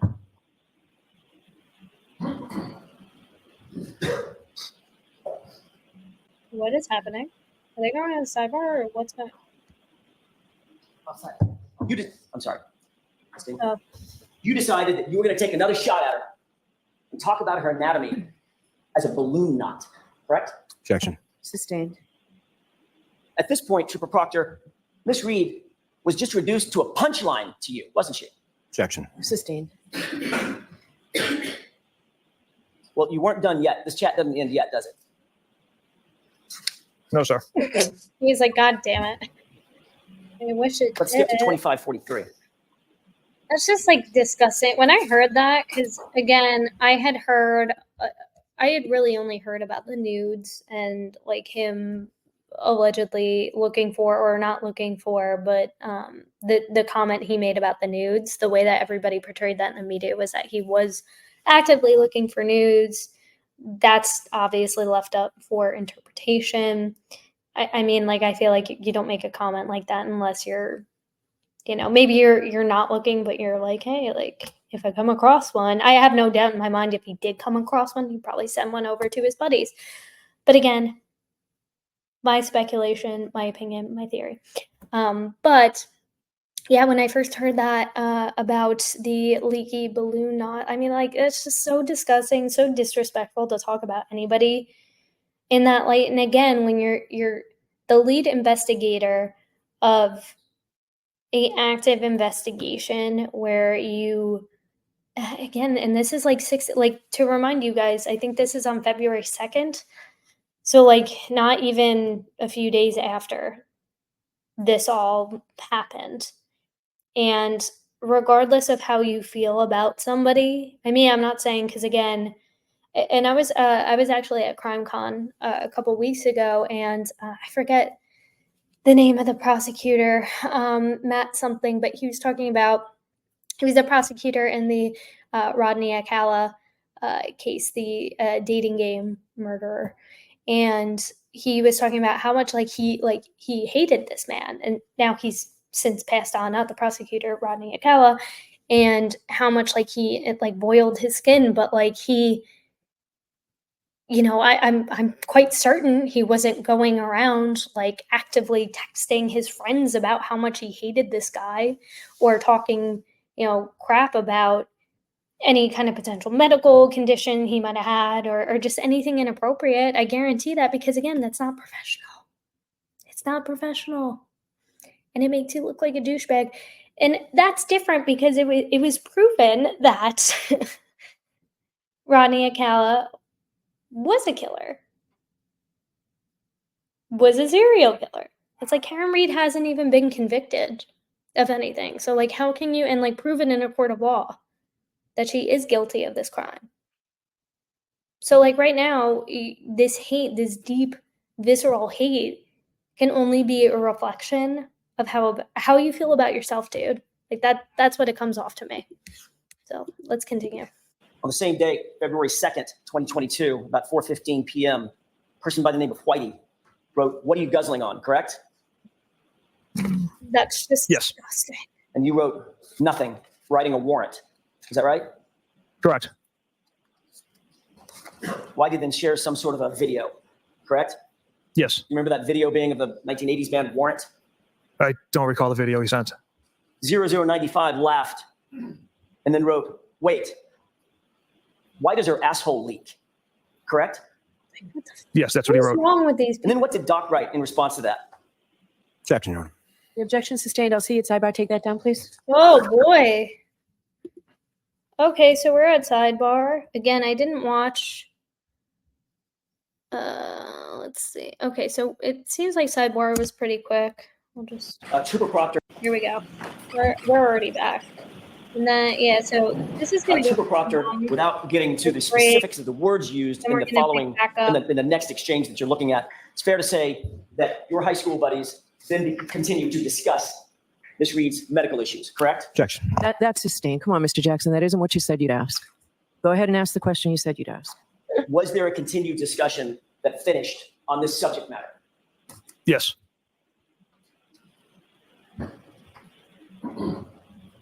On Monday, you indicated that your conduct in this case, and specifically your conduct as reflected in these messages, how did you put it? It did not affect the integrity of the investigation, of your investigation, correct? That's what you Correct. said to the jurors. Correct. You know what the definition of integrity is? Doing the right thing when no one's looking. Something It's the you quality know of being honest nothing about. and having strong moral principles, correct? Objection. Sustained. Do you believe that integrity means being honest and having strong moral principles? I believe that's part of it as well. Do you stand by that testimony that you were showing strong moral principles in this investigation, sir? In the investigation part, absolutely. Through these text messages, absolutely not. They were juvenile and regrettable. He keeps looking at the jury like they're When going you say that juvenile and regrettable, definitely don't trust sounds him. like you're almost apologizing to the jury Yeah. for your conduct. Is that what you're doing? For those text, Objection. Sustained. Whoa. Trooper Proctor, have you ever apologized to Miss Reed? Objection. Sustained.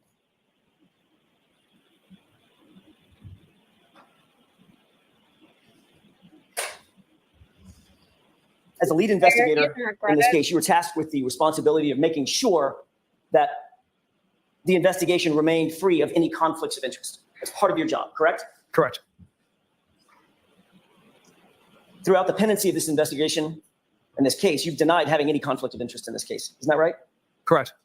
In fact, a couple of months ago in February of 2024, you testified in a different proceeding. Is that right? Yes. And you testified under oath in that proceeding on February 1st that you did not know any members of the Albert family or McCabe family, correct? Certain members of the Albert family I did not know. I know Chris and Julie and Colin. But I you don't know. I don't know the testified- McCabe's. That wasn't my question. Did you testify? Let's take them one at a time. Did you testify under oath, same oath you took here today, in a former proceeding in February of 2024 that you That is did not very know great. and did not have any relationship with members of the Albert and McCabe families? Did you? I haven't had a chance to review those minutes. I've only had one opportunity to, and that was Dude. a couple months ago. Their words So of your I would mouth. want to review those minutes in order to answer that accurately. You can't remember how you testified, whether or not you knew or had relationships with the Alberts and McCabes? Objection. Sustained. As you sit here right now, you need to Like refresh if your you recollection. didn't, can't then remember it what you would be said. the same answer. Objection. Do you remember what you said? During that proceeding, no. Would it refresh your recollection if you took a look at those grand jury minutes? Yes. What page, Mr. Jackson? This is page Okay. 01563. All right. Hit him with that document. I need to hydrate.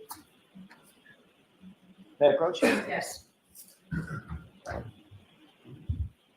Sorry, I don't know about you guys, but like my cat leaves hair literally everywhere, including on this microphone. So I feel like I'm constantly picking hairs out of my microphone and like literally everything and everywhere of my apartment. So sorry, side note. If you'd review that and look up when you're finished. So this is the court proceeding, I think he said in February of this year. That he's reviewing because he can't apparently recall whether or not he said he knew the Albert family or members of the Albert family or not. Did that refresh your recollection about a question and answer that you had, or series of questions and answers that you had while you were testifying under oath in that other proceeding? Yes, sir. Objection. May we approach? Yes. Okay, Lolly. Let's just fast forward through all that nonsense. You are unmuted. About, it looks like 40 more minutes of testimony before they May I, get Your Honor? Yes. Thank you. week. You were asked the question. Probably just going to be covering day 22, day 23, and then day 24 is probably going to have to be a separate video with day 25. So then we should be all caught up by next day that we're in court. I also want to just unplug this. I have so many wires, guys. So many things. So many things to keep track of. So that's the way I'm thinking about it. So just to give you a heads up. Quote, did you communicate with First Assistant DA Beeland that you did not know and had no relationship with the Albert and McCabe families? And you answered, quote, to the best of my recollection, the same conversation took place with everyone I talked to about this because it's the same answer. It's the facts that I shared with everyone. question, meaning you told First Assistant Beelan that you didn't know, didn't have a relationships with Objection, Your Honor. members of the Albert and McCabe families. Answer, correct. Yes, that's true. So your question is whether he said this? Correct. Whether that's his testimony. Yes. Do you recall that? Yes. And that's your testimony that you, in fact, Why told did members you of the DA's office that? that you did not know and did not have a relationship with the Alberts or McCabe's. Is that right? I did not know the McCabe's. I don't know most of the Alberts, and I have little to no relationship with Chris and Julie. So that's what I meant by that answer. Well, the question wasn't, did you know most of the Alberts? The question was, did you have a relationship with, or did you know the Alberts? And your answer was no, No, I don't have a relationship with the Alberts. or know them. I don't know the McCabe's. I don't have a relationship with the Alberts. So you do You're know the asking- Alberts. Not what you correct? said, bro. I know some of them, Julie and Chris. And Colin, correct? Correct, and Colin. And you knew the Alberts when you gave this testimony in February of 2024. Yes. Is that right? Yeah, that asked if there was any relationships. And let's try this again. Meaning you told First Assistant Beeland that you didn't know, didn't have relationships with members of the Alberts and members of the Albert and McCabe families. Answer, correct. Mhm. Was that ambiguous in your mind? The way I interpreted relationships was basically being like friends or, communications, frequent communications. That's how I interpreted Not Well, what that might have relationships. been a good time to to ask. pipe up and say, well, I know Chris and I know Julie and I know Colin, correct? Not what you're Objection. asking. Sustained. That might have been a good time to answer the question. I know these three individuals from the Albert family, right? Objection. Yep. Sustained. Yep. But your answer was one word, correct, right? Yes, You further testified that you never have gone to any supervisor at Massachusetts State Police to disclose even a potential conflict of interest in this case that you might have, correct? correct, And you indicated the needs never come up. Is that right? correct. You also told ADA Lally that you, quote, did not have relationships or know members of the Albert or McCabe families, correct? Correct. And that's just not true, is it? You did know, you do know members of the Albert family. Isn't that right? It's different from having a relationship with people. But what about part of the question, did not have relationships or know members of the Albert or McCabe families? How about that part of the question? Well, that's lumped in with the McCabe's. I don't know the McCabe family, sir. I see. Oh, So what you did, Trooper goodness. Proctor, is you dissected the sentence. And where relationships are concerned, you ignored that in terms of the Alberts because you don't have relationships. Where no is concerned, you link that to the McCabe's because you don't know the McCabe's. That's what you did? No. Objection. So it's sustained. You can ask it. You can break it down, Mr. Jackson. Not sure I can. I'll ask it a different way. How about if I just ask it this way? That was a lie, wasn't it? No, absolutely not. You stand by that testimony? Yes, That you don't know at the time that you testified, that you didn't know the Alberts or any members of the Albert family? they don't have relationships with them. Okay. My question is, you keep going back to relationships. I'm asking you, did you testify that you didn't know them? Or not Objection. know them. I'll let him have it. Do you understand the question, Trooper? I knew Chris, Julie, and Colin. So if you were to say, I don't know any members of the Albert family, that would have been a lie, correct? Objection. Sustained. Your Honor, this is the point at which I intend to turn to tab 3 and have legal approach. I mean, that's just extremely feel free to stand frustrating. Oh, okay. That is just extremely frustrating to me because it's like you're arguing semantics. And I don't think like Jackson was dragging on too much about it. I think he was being pretty clear and trying to distinct the two parts of that question. It's like, this is the question that you were asked. Meanwhile, your prior testimony from the other day, you said you knew these members of the Albert family. And you know what he meant by, do you have a relationship? And if you really didn't know what that meant, why wouldn't you have said that? If you were really coming in as an unbiased party and saying, hey, I don't know if this is necessary for me to share, but I didn't want this to bite me in the ass later. Like, I don't think there's anything wrong in saying, like, I didn't want this to be a problem, so I'm just going to tell you straight up, my sister is friends with Julie Roberts, not Julie Roberts, Julie Albert, I believe, and Chris Albert, and she has a friendship with them. They went to high school together. They're much older than me. We didn't graduate together. She also knows the McCabe's. That's my loose connection. I really don't know them that well, but I have been in social settings with them. Like if he just came up and came across and said that and they were still like, "Oh no, you're good to go. You're good to do this." And he was like, "Okay." Like I mean, even then I still feel like, and I made this in this point in a different video, is the right thing is just to recuse yourself, sir, and say, "Hey, I don't want this to bite me in the ass." And like whether it's like a selfish reason or it's to actually do the right thing and make sure that John O'Keefe gets a proper investigation for his murder.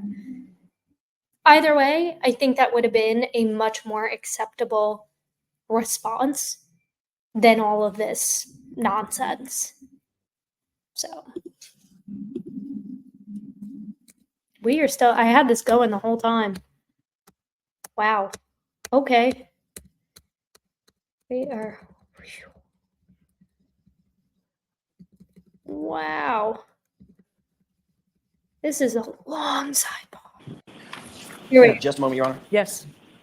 Trooper Proctor, you've indicated that your sister is one of your best friends, maybe your best friend. Yes. Courtney Proctor, that's her name? Courtney Correct. Proctor, Elberg? I'm sorry? Her last name? Elberg. Elberg, with an L. And you're aware that she is also very, very good friends with Jillian Daniels, Julie Albert. Correct. Are you aware of any circumstance in which any of the Alberts have been over to your parents' house? So that's a Yes. sister-in-law of Brian Albert. Have you ever been over to your parents' house when any of the Alberts have been at your parents' house? Yes. Those Alberts include Chris Albert, Julie Albert, Colin Albert, correct? Correct. Mm-hmm.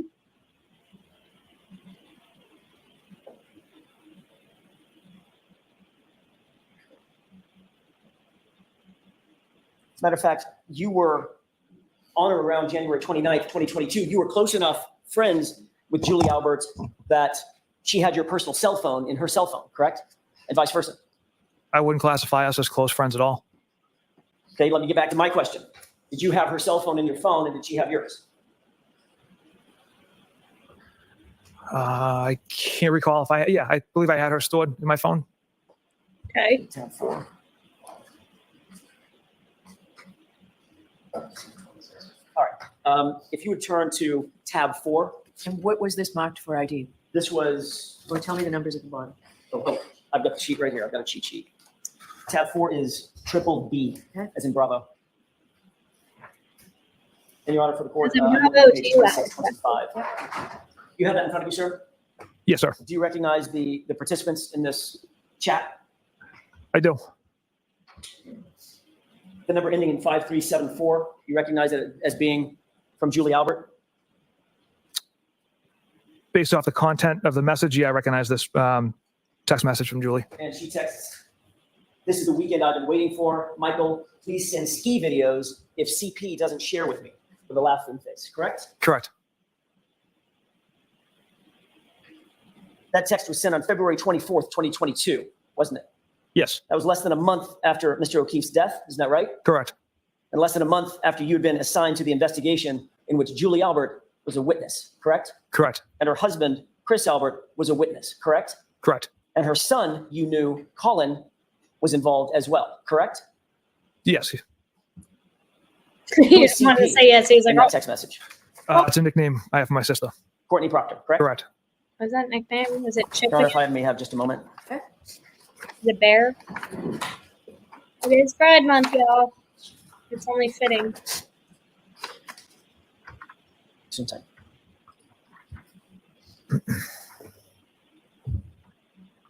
So I think we have a little bit more of Proctor. I'm thinking that we're probably only going to get through Proctor's testimony today. Yeah, this is all Can you move Proctor. to Trooper Proctor Oh, to we tab get fully 5, at the please. That's end. triple C as in Charlie. So we're probably only going to get through Proctor's testimony today, y'all. And then I'll make a separate video on You have Tully. that in front of you, sir? I know Yes. it's, I think it'll be like another 40 minutes or so. And this would be page 2664. Can you return to that page, please? Okay. Trooper Proctor, on January 19th, 2022, 10 days before Mr. O'Keefe's death, you were texting with your sister about whether Julie Albert might be available to babysit for your own son, correct? Oh boy. Yes.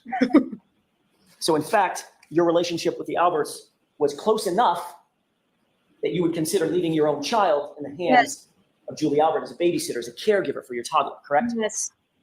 I wouldn't say close enough. I've hired babysitters that I've had out, but I don't know. But Julie Albert was among them, correct? Yes, she was an option to watch my child. And then you personally interviewed Julie Albert and Just hire anybody off the street. It's fine. It was funny because I was literally watching Schitt's Creek last night. They had it's like after Jocelyn has her baby, and she's like running around town trying to find a babysitter because she doesn't want to miss the Jazzy Gals rehearsal, and she comes storming into the rehearsal space and she's like, I found a babysitter.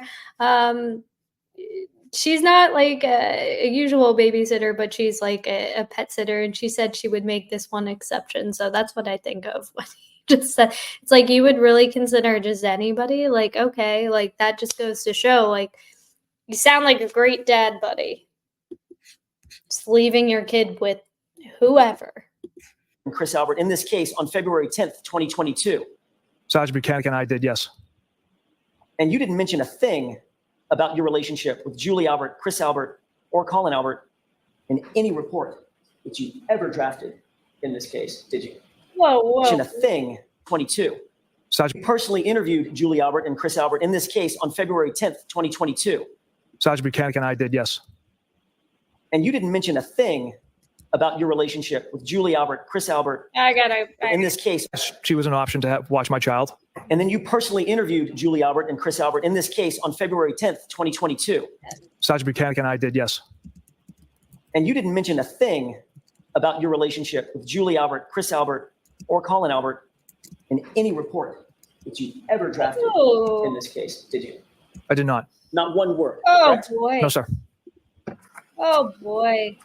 Yeah, that's rough. You interviewed Julie and Chris Albert at about 5:30 p.m. on the 10th of February. Isn't that right? And interviewed them Yes. separately. Did either of them, Julie or Chris Albert, mention that their son, Colin Albert, had been at 34 Fairview Road on the night in question, January 29th? I'd have to reread the report to refresh my memory on their statements. Well, let me ask it a different way. If I may have this moment. Yes. Wait, but didn't you just... Again, it's like this guy, like he talks in so many circles. It's like so hard to keep up with, like, what is actually happening and truthful and what is just whatever BS you're spewing out on the stand right now. Didn't you just say you didn't record anything? You agreed. You said, yes, that's correct, to Alan Jackson, who just said you didn't record any of your interview with Julie Albert or Chris Albert in a report. So how can you just now be like, oh, I need to see the report? But isn't there not a report? I'm very confused.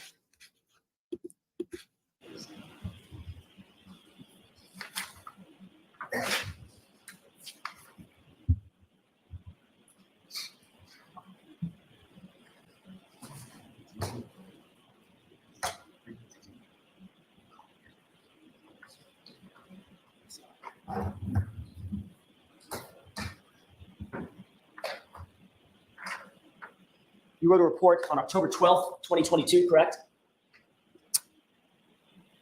For which, Concerning your interview with, why don't you show it to him? This is like I had at the the wrong very report. end of the year. John O'Keefe's murder took place where he was found on the 29th.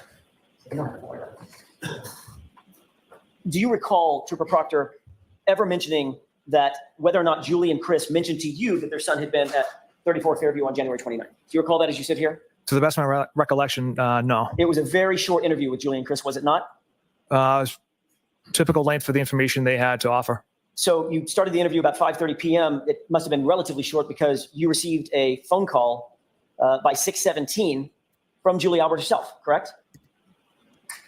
I don't have the call detail record in front of me, but okay, yes. Let's look at tab 6, please.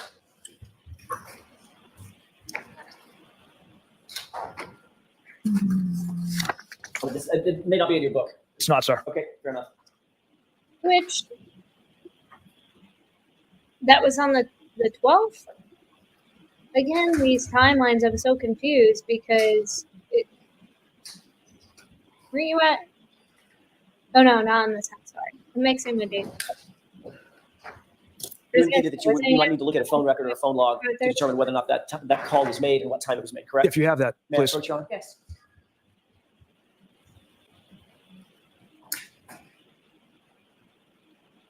Thank you. There's a highlighted portion to the Proctor. Focus your attention on that and let me know if that refreshes your recollection. It does, sir. Thank you. May I approach? Yes.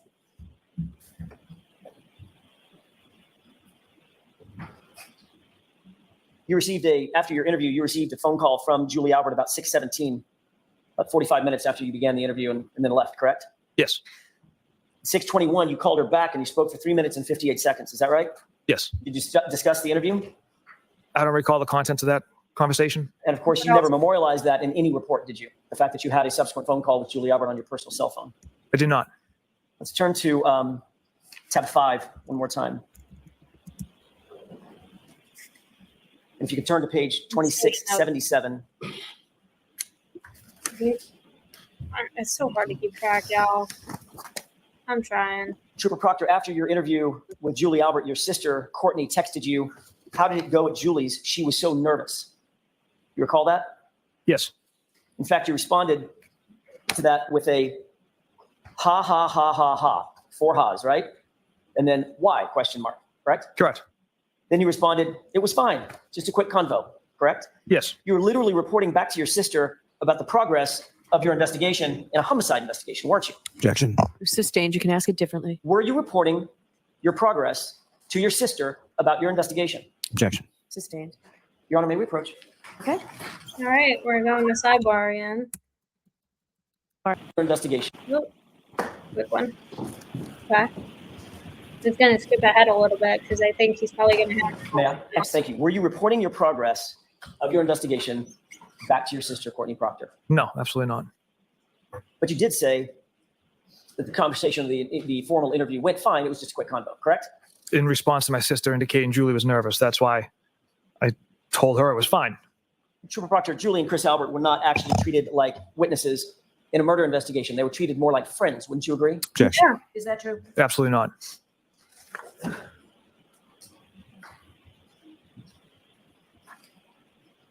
We've established that you're very close with your sister, Courtney, correct? Correct. You provided your sister with updates They're going to on call her. important advancements during the course of your investigation into this case. Did you not periodically?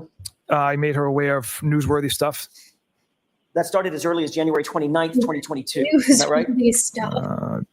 Don't know the exact date or content. Well, the day of the incident.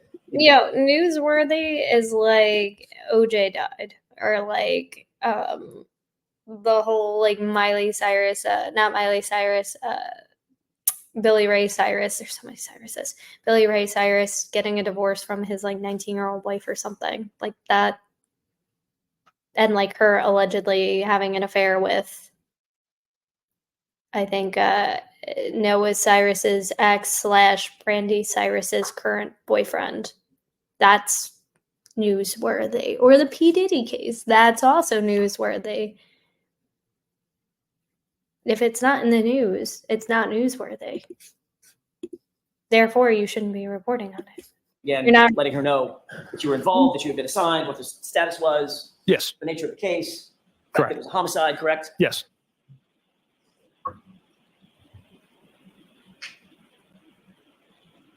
Matter of fact, you discussed who the players were, who the people were that were involved. Isn't that right? I just mentioned Julie and Chris were out earlier in the evening. So you mentioned the Alberts, correct? Julie and Chris, yes. You also mentioned the McCabe's too, didn't you? At some point. Yes. Yeah. At 2668, Your Honor, that's the page that I'm referring to. This one. You write homicide, correct? So I said 2668. Correct. I have my page number correct. You're on the right page, Mr. Jackson. Thank you. This is at 1.25 speed, y'all. Like, Jackson already. Okay, go ahead, sir. Yes, I can't You really. wrote the word homicide. Is that right? Yes, You were describing to your sister the nature of the case that you are now assigned. Is that right? correct. She wrote the Canton thing is a homicide, and you wrote don't say a word to anyone. Correct? Correct. And then she wrote, of course not. Is that right? This is Yes. your wife. And then you wrote what? In the very least, it's suspicious. In the very least, it's suspicious. Correct? Correct. So at that time, at least at the time that you wrote that text on the 29th at 3:05 in the afternoon, you believed that the case was suspicious, right? It was before we found significant pieces of evidence. So you believed that it was suspicious that it may involve the Albans, right? Absolutely not. That's completely BS, too. Come She on. then writes, this is your livelihood, didn't she? She did. Meaning this kind of case could make or it could break your career, right? Objection. I just want to know who quickly told him to shut up because I feel like he gives me vibes of he caught on to the fishiness. And I don't know who it was who told him. You know, I don't know what kind of happened under the table or anything like that. I'm alleging this. This is my speculation. But like, who was the one? Was it Buchanan? Was it Tully? Like, I can't wait to hear Tully's testimony, and I don't think it's nearly as long as Proctor's. But I am curious. Like, did somebody tell you, "Hey, dude, don't keep digging. Don't keep digging. Otherwise, you're not going to make it to, you know." Again, I'm totally speculating here, but I could see a world where that might be the case from where the conversation started with your old buddies. And even with your sister. So again, it's like even you were admitting at some point that you thought something was fishy. So what do you actually believe? It makes it hard to trust you. She then wrote, I would never mess with that. Is that right? Yes. Your sister, Trooper Proctor, was warning you that you shouldn't be investigating a case in which close friends or family members were involved. Objection. Did you take her text? This is your livelihood. I would never mess with that as a warning from her that you shouldn't be investigating a case that involved close friends. Objection. I'll allow it. Absolutely not. That was in response to don't say a word to anyone. And that was how I interpreted this is your livelihood. I would never mess with that. A couple of minutes later, 3:07 on January 29th, you told your sister, quote, Julie and Chris were at the bar with the victim and girlfriend. Got to interview them. Is that right? Yes. So you were telling Courtney, your sister, updates on what your investigation advancements were, correct? Just You're that gonna part. interview, why you're going to interview him. Yes. She wrote, you got to be kidding me, correct? Correct. Did you take that as you got to be kidding me? The Alberts are involved? And No, absolutely not. then you wrote, it's not a big deal, correct? Correct. And then she wrote, I bet I know the person. Sounds like it is, meaning it is a big deal, right? Yeah, I'm not sure what she meant with those. He's so caught. And this is why, again, I just think like it and I'm not trying to give Proctor any kind of props because of just the way that he was speaking about Karen Reed, the way that he disrespectfully like was talking about John O'Keefe in a way where it's like, dude, he just died. Like, where is the line of respect? And also not for nothing too, if you're so into being a cop, he was a fellow officer. So like, where is that line of respect? And all of this context, these previous texts, these weren't shown during direct. So I'm glad that Alan Jackson's bringing it up because again, there were little bits and pieces. Like I think on direct we started with, I wouldn't do anything to ruin your livelihood. But now it seems like Courtney's like, hey, like, okay, this is probably somebody I know. And again, I would love to know, like, is she going to get called to the stand if she hasn't already? Because it seems like the conversation went deeper than what the prosecution was kind of saying the scene with. And they're not objecting to anything. I mean, it's been a while since they objected to anything. So it just makes me wonder, like, what else is going to come out? But I mean, I'd be curious to hear from the sister. I haven't heard like anything particularly about her. I don't know if like, again, she's already testified. I've caught most of the earlier days of testimony, but I imagine they wouldn't have her testify before the stuff has come out and addressed him first. And I'd also be curious to hear from that friend Bird too. It seems like a lot of people thought there was something fishy about it, and they all seem to be pointing back to Brian Albert. So again, this theory of the cover-up, it took a long time for the defense to get there. Even with me too. Like for a while, I thought, and I was talking about this with my wife's on her way home, with Joel Waldman from Surviving the Survivor at CrimeCon. Like I'm buddy with him. I went up to his booth and I asked him what he thought about the Karen Reed trial since he's covering it. And at the time, this is only a couple of weeks ago, I was still on the fence of whether or not I bought into the idea of the cover up, and just because of what little information I knew, and as I was putting the pieces together, I hadn't really seen anything in trial really fully convinced me that this was a cover up. But this is just further supporting that theory for the defense. And I think it was really crucial for Michael Proctor to get on the stand for them to connect those dots. So if it's connecting for me, I can only speculate that it is also connecting for the jury. Those messages there. But she did write, I bet I know the person, didn't she? She did write that, yes. And you know she's very close with the Alberts, correct? She's close with Julie and Chris. You then wrote, no, I meant, or you wrote not. I think you meant no. I meant that they were at the bar with them, correct? Yes. She writes, yeah, I got that part. And then she continues on, but I know a lot of their friends, correct? Yes. Did you see a problem in this exchange? Nothing jumped out at me. Your sister's literally explaining that your family friends are suspects or possible suspects in a murder investigation that you're in charge of. Correct? Objection. She should have been the lead investigator. On January 30th, 2022 at 9:13 in the morning, your sister texted you again, quote, Jesus Christ. The party was at one of the Alberts, correct? What Yes. the fuck does that? And you two were discussing the fact that, to put it in her words, Jesus Christ, these are our friends, right? Objection. How did you take her Jesus Christ? The party was at one of the Alberts with 2 exclamation points. How did you take that? That's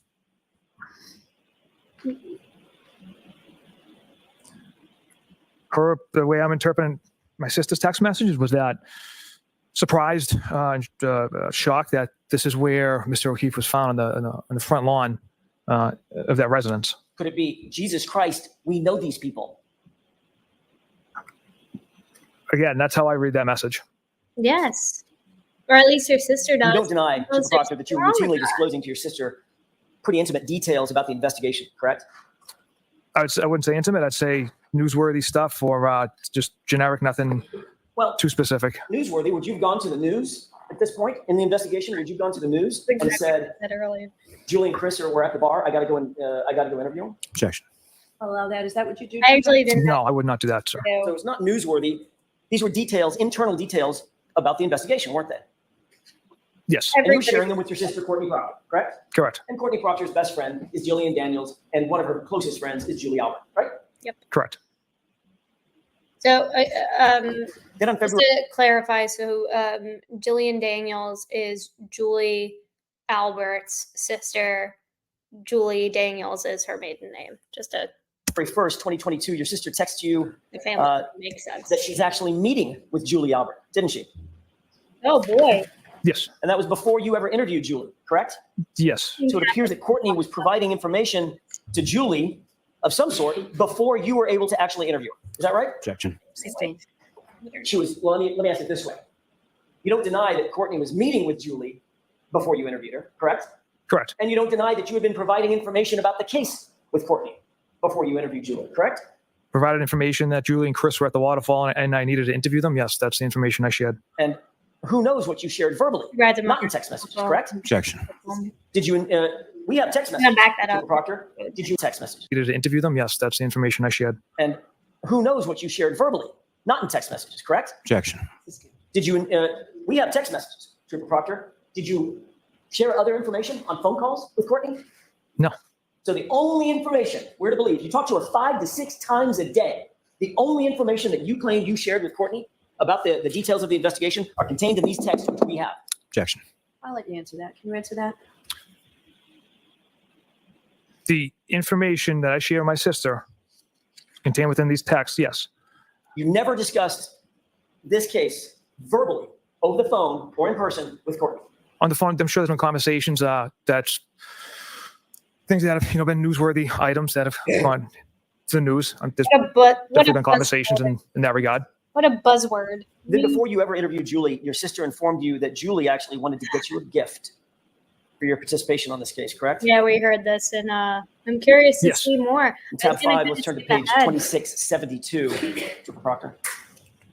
I was going to skip ahead of some of this because some of this is just repeated and just further kind of emphasizing what Lally kind of already addressed head on. But it seems like there's so much more to this text thread, so I am curious to hear it. So I'm just going to keep rolling through it. There's going to be a break in a little bit. We're going to zoom past that, pick back up, go here until we reach another break. And we're just going to finish up with this testimony. We're not going to get into Tully today just because, again, this video is already almost at 2.5 hours long.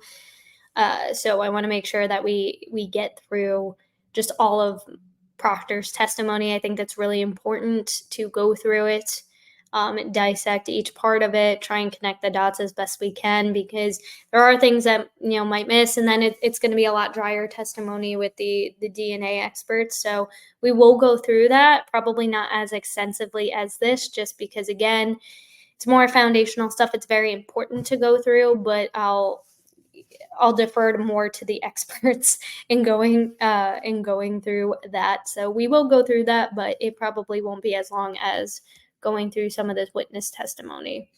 So just wanted to give you some context of where I'm at with all of this. I tend to be very ambitious. With court's permission, may we publish? Yes. Page 2672. Also, my wife will kill me if I keep recording. You see the text from you, what's up? Yes. And what's Courtney Proctor's response? Nothing. I just saw Julie, and she said, when this is all over, she wants to get you a thank you gift. Which we heard the other And I day. respond with, get Elizabeth one. Hang on just a second. Let's take them one at a time. You were asked about this on direct examination by Mr. Lally, right? Sounds like You looked at the jurors, paused, and said, I never asked for a gift. I never received a gift. Elizabeth never asked for a gift. She never received a gift. You remember that? Correct. You said you never asked for a gift, correct? Correct. What's your next text? I'm glad Get Elizabeth one, for everybody to read along. Get Elizabeth one what? referring to a gift Right. So you did, in fact, ask for a gift, didn't you? for my wife who had been home with my children for the last 10 nights. From Julie Albert Yes. for your participation on this case. I don't know if that's yes. Well, Courtney Proctor answers that question by saying, because I guess her and Chris were friends and John, and she's so proud of you for leading this investigation, correct? Correct. You're aware during the course of your investigation, well, let me ask it this way. Let me ask a foundational question. Do you pull phone records as a matter of course in investigations of this nature? Yes. Did you pull phone records in this case, variously? The phone records of Of anybody? Witnesses, suspects, not witnesses, Mr. individual people, whatever. We didn't pull full phone records of witnesses. Victim? Victim and Miss Reed. During the course of your investigation, did you become aware that there were 67 calls between Julie Albert and your sister, Courtney, in the months following John O'Keefe's death? Objection. I'm going to sustain that objection. 60 Did calls. you become aware during the course of your investigation of the level of communication between Julie Albert, one of the witnesses on the case, and your sister? Objection. I'm sustaining that objection. You can come try and convince me otherwise if you want, Mr. Jackson. I can ask it a different way, Your Honor. Thank you. Jackson's like, no, Did you ever this seek is important. information about We're not phone skipping calls this. and communications that Julie Albert may or may not have been having with anybody else? No. Didn't download her phone, didn't seek her phone records. No. Did Courtney ever tell you that she had consistent communications with Julie Albert? Or did you know that otherwise? Objection. What about prior? During the months, let me ask it this way. I would During love the to months see their follow-up. following John O'Keefe's death, you did continue to have consistent communications with Courtney, though, didn't you? Yes, I speak to my sister every day. Yes, we know. Super Proctor, were you using Courtney, about your kids. your sister, That's as definitely an intermediary between you and Julie Albert? Absolutely not. like I talk to my sister probably once every other week, and I get like some people are a lot closer. Like my sister, sorry, my wife and her sister and her family, like they FaceTime every single day at most. And like if they text, it's really not a lot. They mainly FaceTime at least once a day, sometimes like once every other day, way more frequently than me. So I'm not saying like that's weird, but like 5 to 6 times a day, you're texting your sister about allegedly or like talking to your sister, communicating with her, however you're doing it. In this case, it's texting. Also, while you're working on this investigation, like okay, um, I digress. But he said about it on direct. He said, "Oh, about my family, like about my kids, like." 5 to 6 times a day you're talking about your kids. I doubt that, dude. That's not what you're talking to your buddies about. And granted, I know it's your sister, but if she's like your best friend, I'm pretty certain you're going to be talking about other things outside of just your kids. That's probably the last thing, honestly, you want to talk about. I mean, again, that's just my speculation, but 5 to 6 times a day, like, again, I don't talk to my sister that much. To you guys, to your siblings.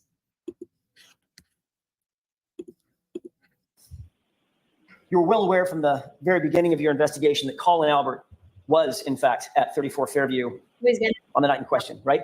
Yes. Matter of fact, you testified at the grand jury. Also, too, guys, remember that, and if you don't remember because you're just hopping into this case with me, also thank you for letting me guide you throughout this shit show. Karen Reed, so what was played in court, I think it was during, I actually don't know if it was during Proctor's direct or during Buchanan's direct, but during one of their, I think it was during Buchanan. Yeah, because it was on his body cam. There's actually like there is like one body cam footage of like as far as I know that's come out of Karen Reed, I think being booked after she's been charged, where she's talking to, I believe it's Buchanan who's taking her, and she says that you know that Colin Albert and Brian Albert beat him up, right? Like, this is all a joke. We're all in on this joke. My taillight's cracked. John's been pulverized. This is a joke, right? There's audio recording of her, and they played it in court on direct. So I am curious if this is where Jackson's going with it, if they're going to bring that up. State court grand jury on this case, that you knew that Colin Albert was at the location, right? Yes. Did you make any concerted efforts to keep Colin Albert's name out of this investigation? No. Why is it, Trooper Proctor, that Colin Albert's name fails to appear in a single police report until July 18, 2023? Colin Albert was not at the home. He left at approximately 12:10 a.m. before anyone from the waterfall had arrived back there. Let's look at, obviously, part of the job of an investigator is to be as complete and thorough as possible, correct? Yes. You don't just take someone's word for something. You look for corroborating evidence, don't you? Yes. Matter of fact, you wouldn't take a witness's word for almost anything in a reasonable investigation, would you? Objection. Would you? If- You can have that. If I find the witness to be credible and have no reason to lie, then yes, I'll If take you their word. Would you period, try if to anybody was there support at all a for any witness's amount of statement or minutes, witnesses with an apostrophe? should have been apostrophe, interviewing their him. statements, Should have been corroborating evidence. Yeah, potentially. That corroborating evidence might be talking to other witnesses, right? Yes. It might be looking at cell phone data, correct? Correct. It might be looking at geolocation data, correct? Yes. You're trying to find out where someone is. You might pull information from their phone concerning geolocation data, right? Yes. You might pull cell tower information, right? If there's a need for it. There's myriad ways that you can find out whether someone's telling the truth about where they were and when they were there, right? Right. Let's take a look at your handwritten notes from your interview with Juliana Nagel on October 5th, 2022. This should be tab 7. Oh, What is it I- for identification? So again, Julie Nagel's just another one, like another witness. I guess she was there. I'm still like trying to piece together like who exactly was there. It sounds like there was a lot of people there at the bar. There were 2 bars that they went to. They went to, I think, McCarthy's. Then they went, and which is where John left with, I think, the glass that they found pieces of at 34 Fairview, and it like kind of embedded, or they say embedded onto Karen Reed's bumper. which is where they're, I guess, part of where they're getting the theory of she hit him. Again, that's another conversation for another day, just to give you some context. And I'm trying to remember. So I think Colin Albert, like part of the testimony, I forget who testified to this, but Colin Albert, I think it was Nicole Albert, might have been Julie Albert. I can't remember. Somebody testified. I think it was Nicole Albert. Like they saw him like as they were leaving, but allegedly then somebody else I think testified that Colin Albert was inside, so like he was there for a while. There's a lot of like what's accurate, and we won't know because there was, again, I mean, Jackson just pointed out too that Colin Albert, this all took place in 2022, guys. January 2022, January 29th, 2022. And half of these people weren't even interviewed, or it wasn't reported and recorded down, which allegedly he's the recorder, Michael Proctor, right? That's his job. He said it. That's part of his job description, is recording things. Most of these people weren't interviewed for several months after the fact, or it wasn't at least recorded for several months later. And now he's saying, Jackson just brought this up, July of 2023. So well over a year and a half later,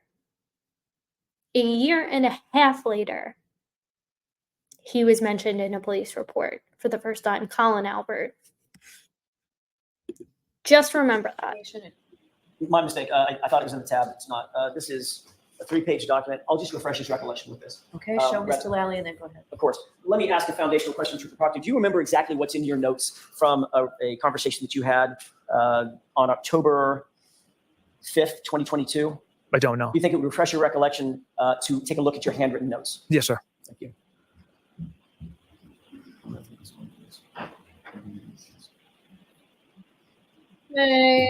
Skip ahead. First, let me just ask you if that refreshes your recollection.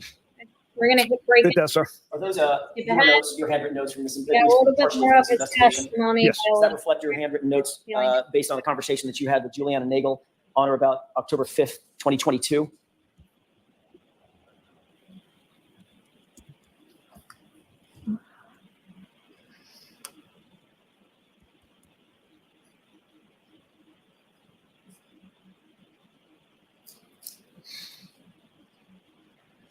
Oh, he's gonna read through everything.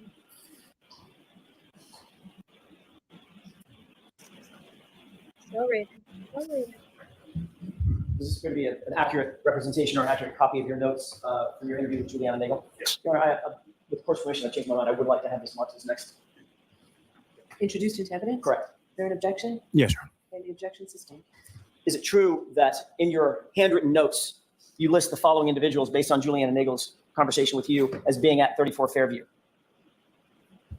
Brian, Juliana, Mary Kent, Emily Fabiano, Courtney Alba, Colin Albert, and Sarah Levinson.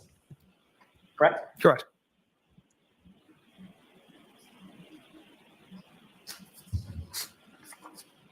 You then drafted a report memorializing your conversation with Juliana Nagel, correct?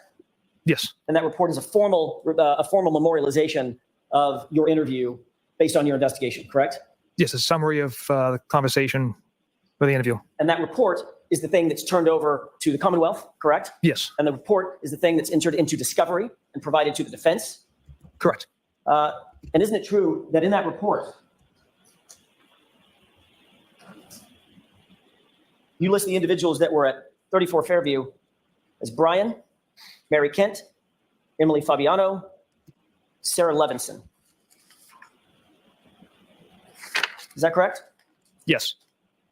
What's the one name that was left out of your report on that list? Objection. Oh, was there one name left out? Yeah. Break that down, Mr. Jackson. Sure.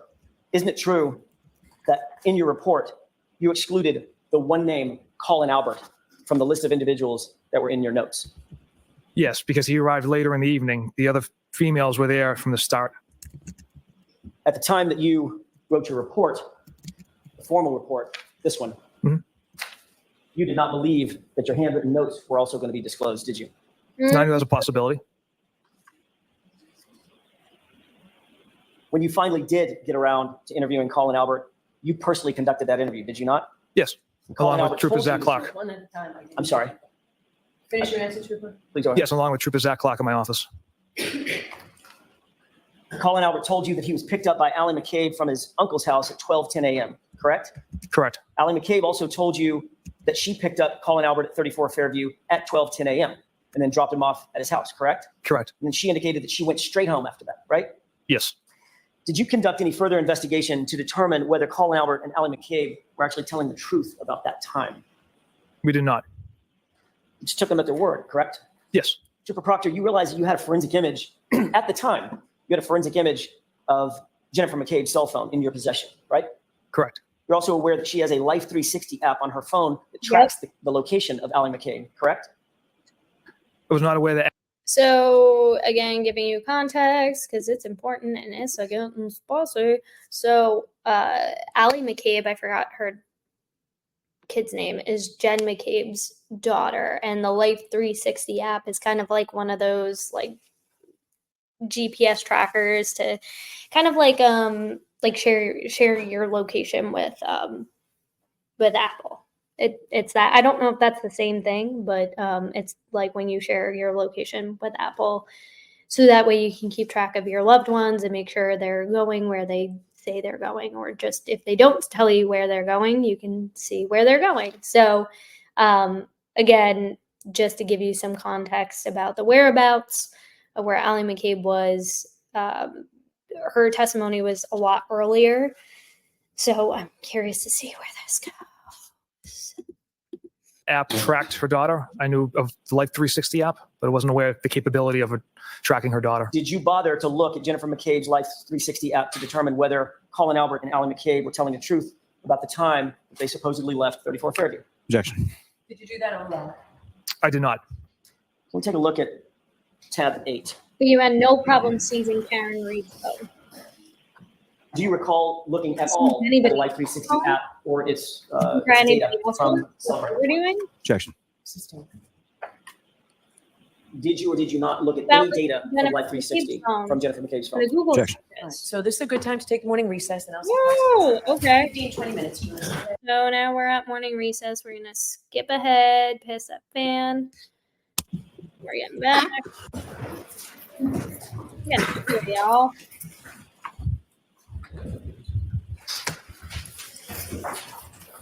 Jackson, whenever you're ready. Thank you, Your Honor. Trooper Proctor, did you include in your investigative file a Celebrite report related to the Life 360 app that was on Ms. McCabe's phone that you earlier It's getting a testified to? little bit into the Trooper Oh, we Guarino are. was our cell phone expert, kind of handled that, so I'm not celebrate. Yeah, Mark. positive if that report, if he generated that report. Okay, so it goes without saying, I shouldn't say that because it goes without saying, I shouldn't say it.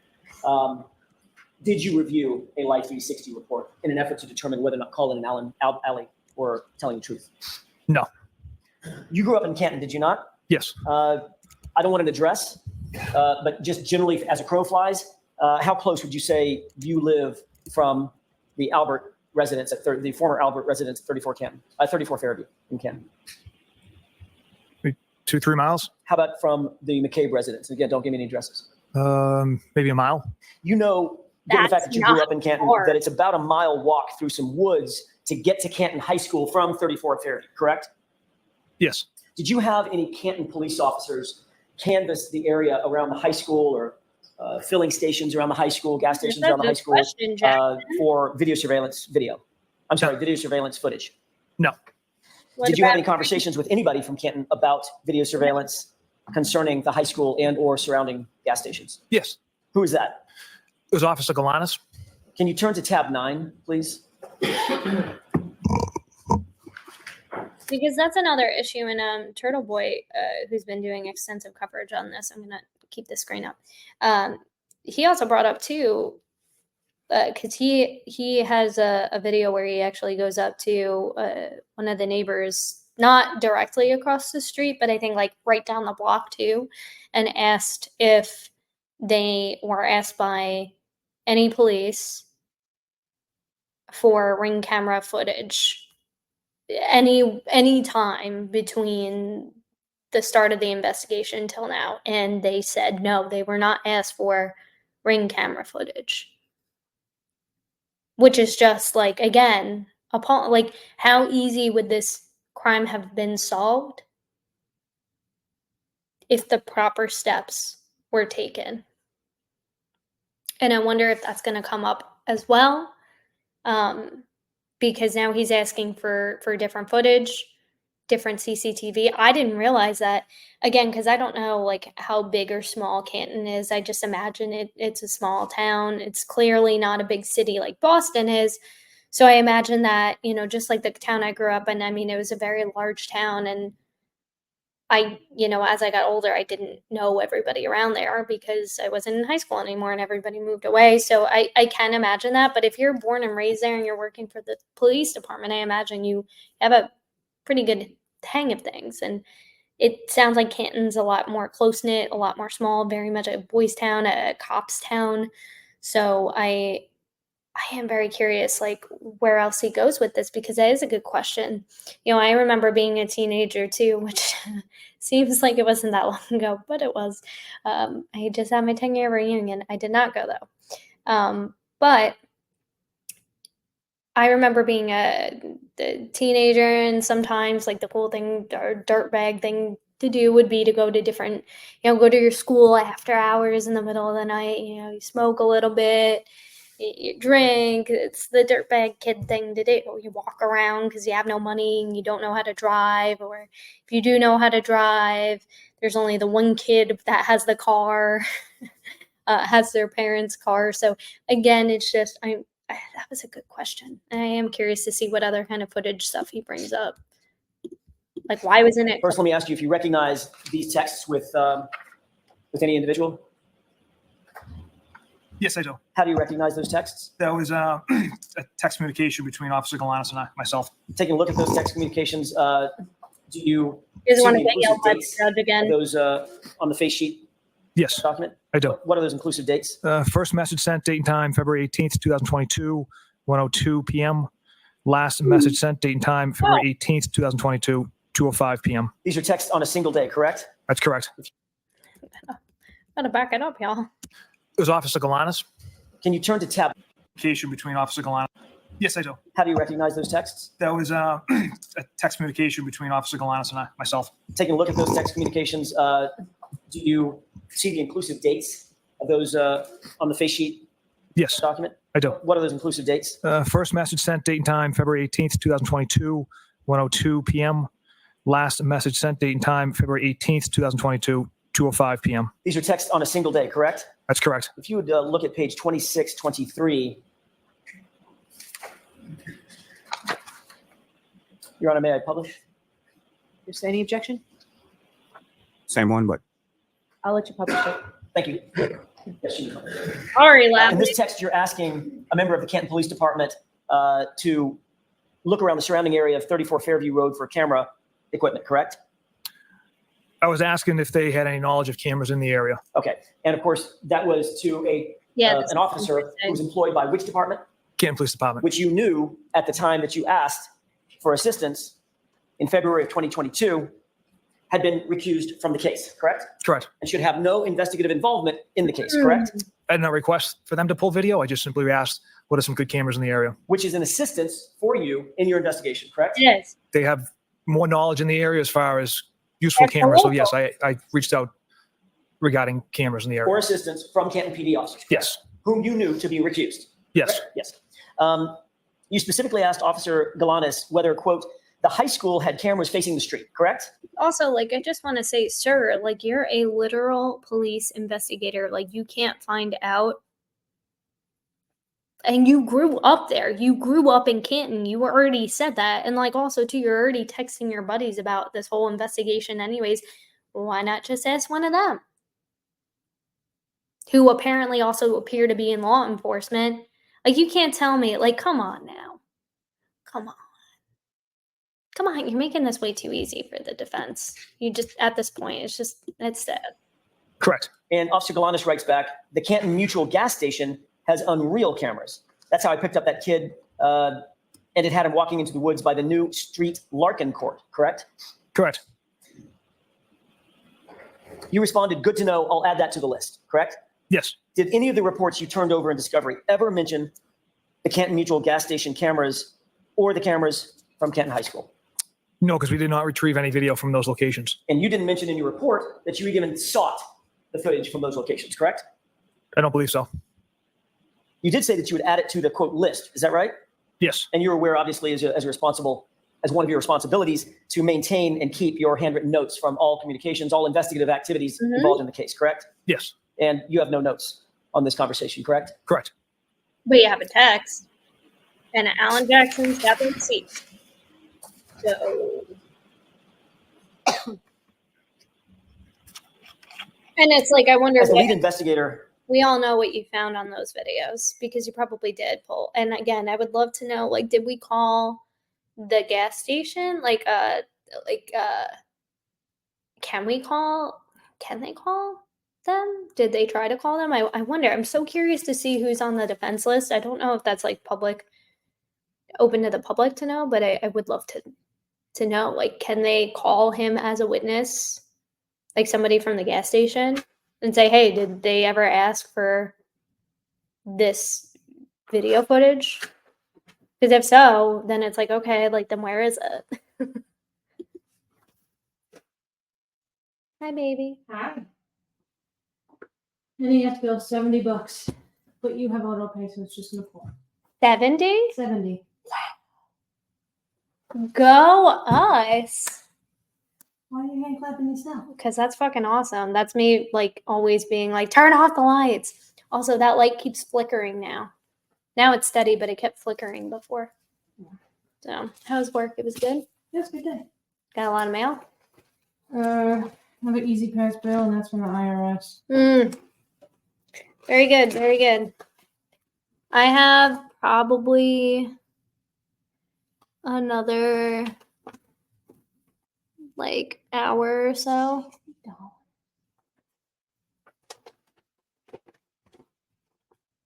But what?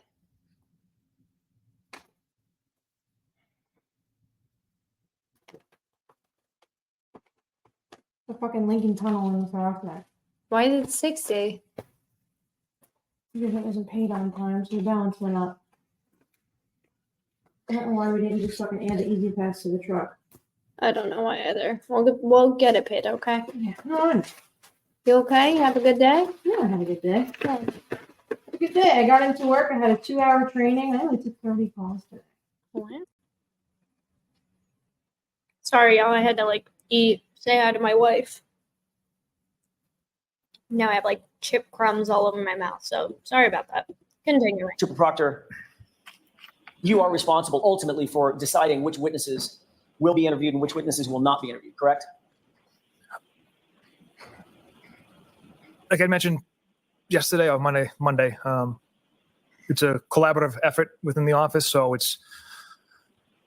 we bounce ideas off each other as far as what witnesses need to be interviewed, et cetera. So it's more of a group effort, a group decision.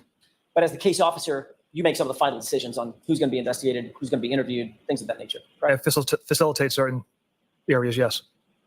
I want to talk about some of the witnesses that you interviewed in the days and weeks immediately following Mr. O'Keefe's death. You interviewed Brian Albert, correct? Correct. Nicole Albert, yes? Yes. Chris Albert, Yes. Julie Albert, Yes. Jennifer McCabe, Yep. Yes. her husband Matt McCabe. Correct. All those individuals are related in one way or another, either through marriage or otherwise, to each other, correct? Yes, that's my understanding. And you also interviewed Brian Higgins, is that right? Yes. I want to talk for a second about the individuals that you did not immediately choose to interview. Julie Nagel wasn't interviewed until October 2022, correct? Correct. That's 7 months after the incident, right? Correct. Sarah Levinson was not interviewed until October of 2022, also 7 months later, correct? Correct. Caitlin Albert was interviewed July 6th, 2023, correct? Yes. That's 16 months after the incident. Is that right? Correct. Brian Albert Jr., July 6th, 2023, right? Yes, sir. Allie McCabe, August of 2023, correct? Yes, sir. That's 18 months after the incident, correct? Correct. Heather Maxson, she was not interviewed until September 21st, 2023, 17 months later, correct? Correct. Or that's actually, my math is off, that's about 18 months later, is that right? Correct. Richard D'Antono, September 2nd, 2023, is that right? Yes. So you waited more than 18 months to interview him as well, is that right? Yes. And then Brian Loughran, snowplow driver, August 2023, 17 months after the incident, correct? Correct. I want to talk for a second about this last individual, Brian Loughran. He also goes by the name Lucky. Is that right? Yes. Lucky Loughran. You testified under oath on April 21st, 2022 in the state court grand jury proceeding that no snowplow traveled down Fairview Road on January 29th, correct? Correct. Why did you say that, Trooper Proctor? That was based off interviews with Mr. Trotter, that the plows weren't out until they met up at 2:30. And then it was my understanding they were focusing on the main roadways. You're aware that Michael Trotter testified in this case? Okay. Were you aware or not? No. Okay. You did, in fact, interview Michael Trotter, did you not? Yes. And isn't it true that Michael Trotter told you that, in fact, Brian Loughran was plowing 34 Fairview that morning? Objection. Is that what he told you? I don't recall that statement from him. Michael Trotter testified that that's what he told you. In court. Do you have any quarrel with that? Objection. That's his statement. He's surprised. In reality, Mhm. Trooper Proctor, you did not want to speak to anybody Been caught. in the weeks and months following this incident who didn't fit your narrative, correct? Objection. I'll allow it. Is that true? That's simply not true. Absolutely not.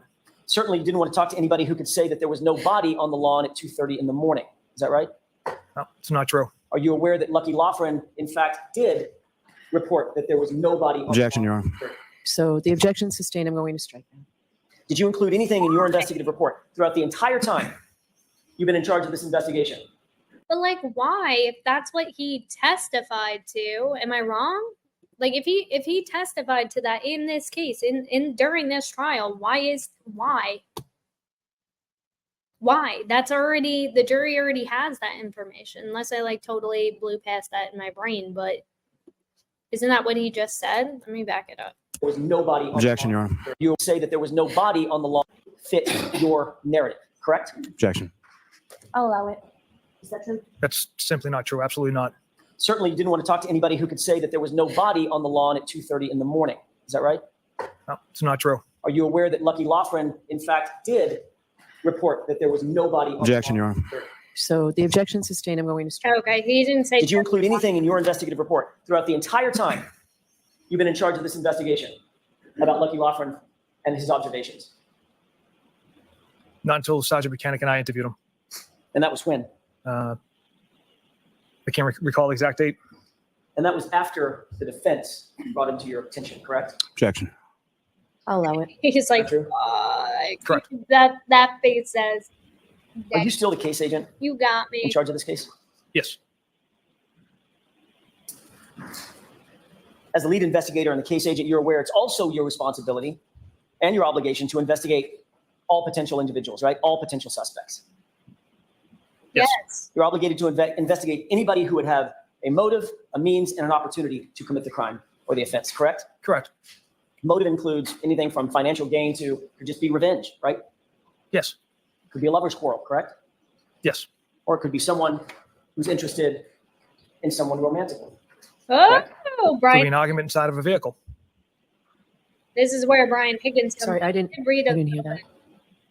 Could you? What I was didn't your hear answer? So, or it could be an argument contained inside a vehicle as well. Yeah, which is the conclusion you jumped to. So You see what he did there? Because he knows exactly where Jackson is going with this. He's trying to elude that Brian Higgins, who's frighteningly awkward testimony with the text message thread between him and Karen Reed that was read out loud in court. I think not last week, but maybe the previous week. It's kind of hard to keep count of like who's testified when, where, how long this case has been going on for what feels like forever. But that's what Jackson is alluding to, is that essentially, and you'll hear about this a little bit later, that Colin Albert, and Brian Higgins, which there is, at least on the defense side, it feels like there is evidence that could support that theory. Beat up John O'Keefe. So just to fill you in there. 17 hours into your investigation, right? Objection. Overruled. Is that right? It's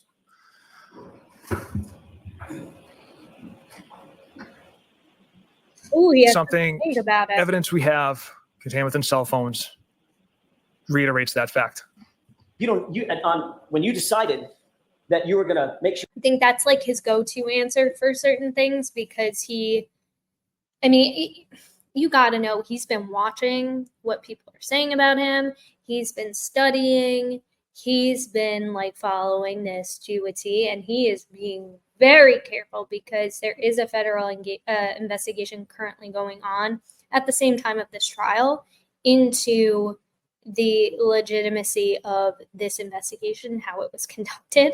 So anything he says right now in court can totally come up later in that federal investigation. So he's thinking, like, he is thinking about some of these. He's not as quick on his feet, like the stuff with his buddies, text threads. He was a little bit more quick on his feet with certain answers, but there's certain stuff where it becomes with concrete evidence and cell phone data, which I cannot wait to get into more, that you can't dispute. You just can't dispute, dude. And you've been caught. sure that the girl, I think that's what you called her, the girl, is going to have serious charges brought against her 17 hours into your investigation. You didn't have any evidence whatsoever that there was an argument inside the vehicle, did you? To go towards intent, no. But as far as the physical evidence goes, we have compelling evidence indicating Miss Reed struck Mr. O'Keefe with her vehicle. So you just did Okay, this. Mr. Jackson, I just have to keep your voice up, Trooper Proctor, okay? Yes, Your Honor. Go ahead. You just did this piecemeal. So when you decided that the girl, Miss Reed, was going to get serious charges against her, didn't have any indication of any intent. You just decided, oh, okay, I'm just going to go with the physical evidence today. I'll figure out intent later. I'll figure out motive later, right? Yes. Wait. What? So when you decided that the girl, Ms. Reed, was going to get serious charges against her, didn't have any indication of any intent, you just decided, oh, okay, I'm just going to go with the physical evidence today. I'll figure out intent later. I'll figure out motive later, right? Yes.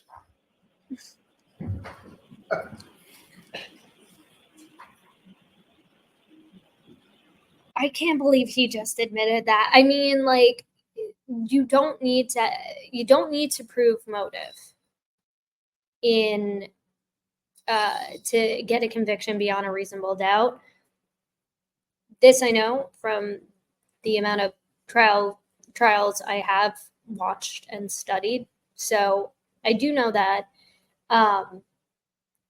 But for you to admit that kind of sounds bad to someone, especially to somebody who doesn't know that. And again, no, to give him the benefit of the doubt, you don't need to prove motive to get a conviction as long as the evidence supports it. But at this point, you don't have any evidence. You really don't have any real evidence. You just keep talking in circles, trying to distract people from what's actually in front of their faces. And I don't know, again, the more and more we dive into this, I don't know if it's because of your own personal choices or if this was under the guise of your bosses who were trying to tell you, hey, maybe don't look too far into things than you need to. And I would love to see his track record too, like his past investigations that he has been a lead investigator on, if he has been at all. Like how did that turn out? How were those cases investigated? Was it similar? Was it different? Because now it's a Boston cop on Boston cop. Motive, means, and opportunity. We talked a little bit about motive. What about means? The physical ability to commit the crime, right? That's obviously important. Yes. And the opportunity. It's a physical proximity to the incident, correct? Or the Correct. physical ability to commit the crime, correct? Correct. Did you investigate all potential suspects who would have had the motive, means, and opportunity to kill John O'Keefe?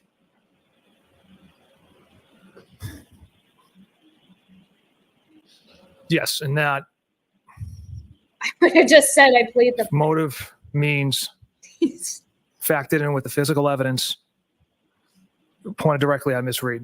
There's no one else had any motive. Mr. O'Keefe never went inside Fairview Road. And you got all that, of course, from the Albertson case. Right? dumbfounded. Yes. Objection. I'll allow it.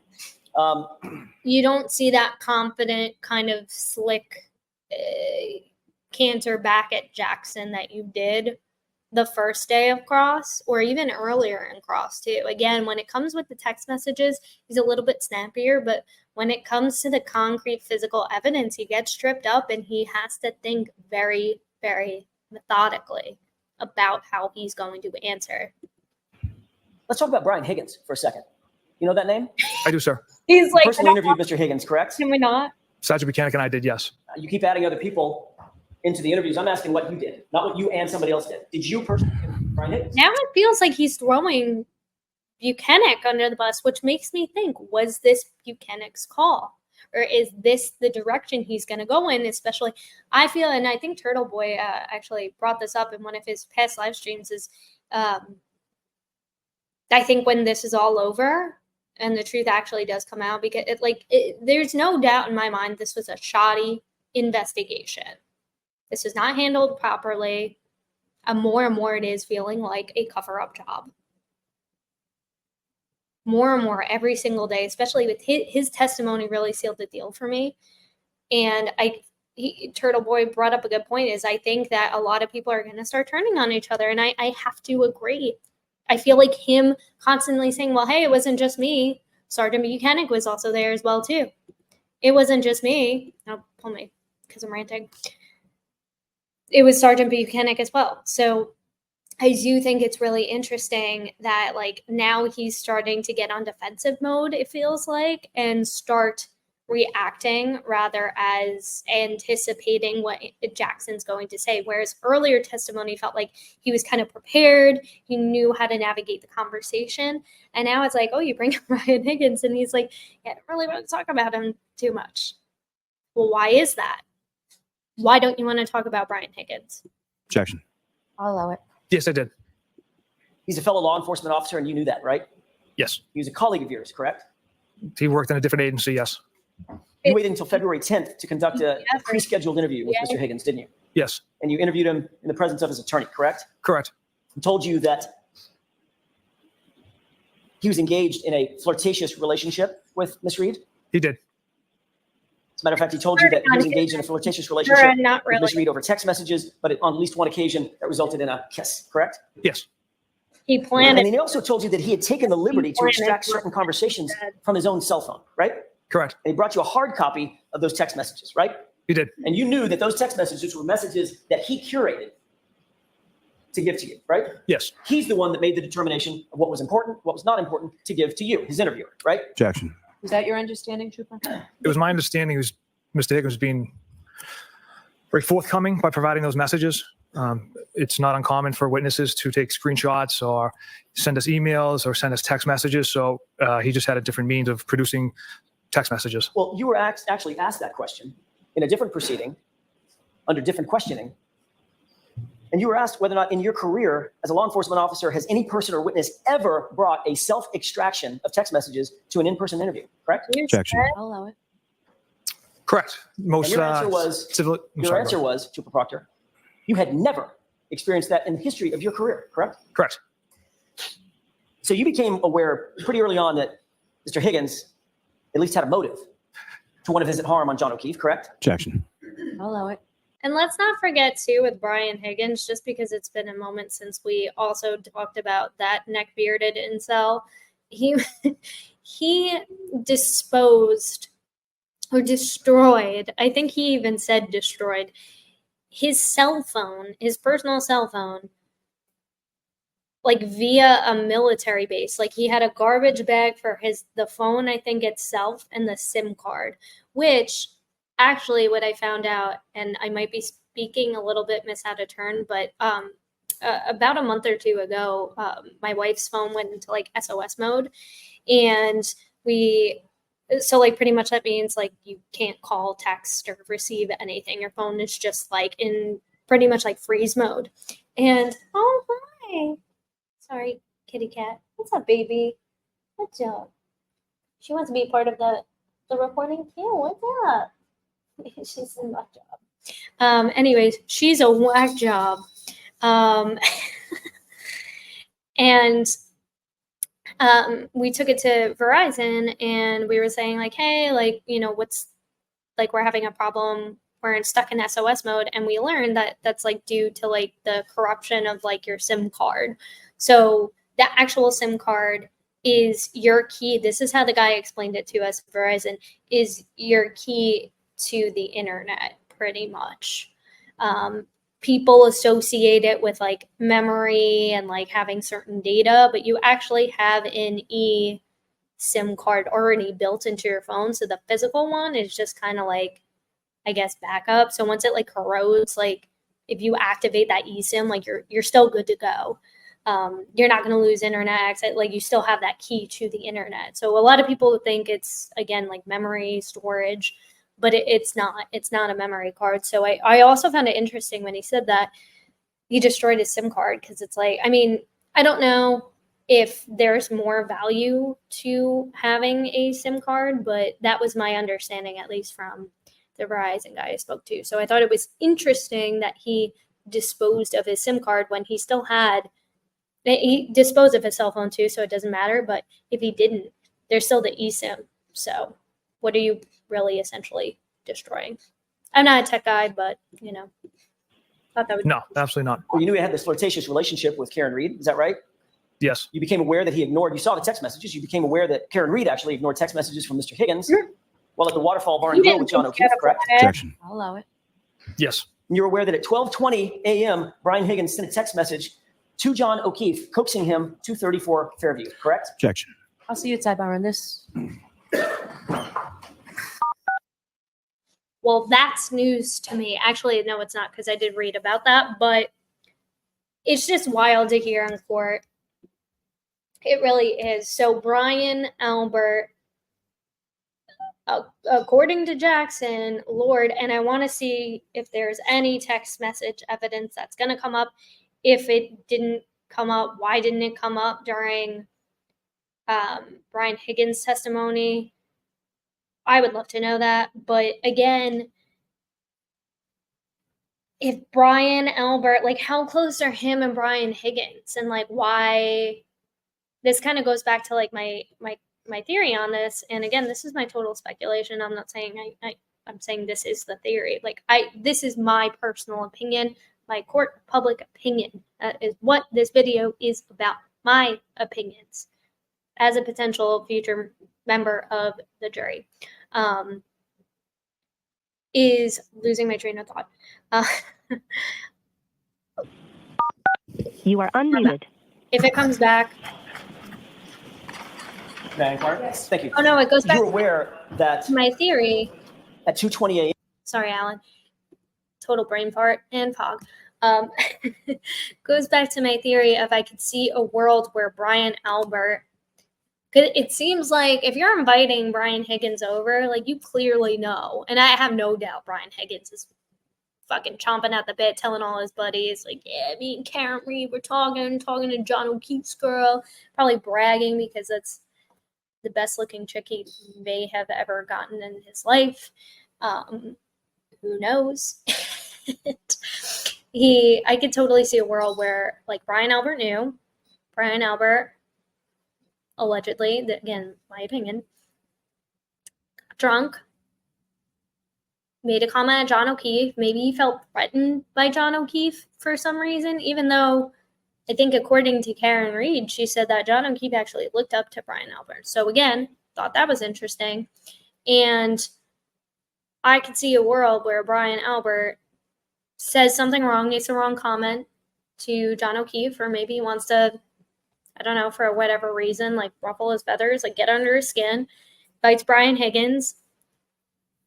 I think Karen Reed too, John O'Keefe saw on like a Ring camera video footage, like, of her kissing Brian Higgins.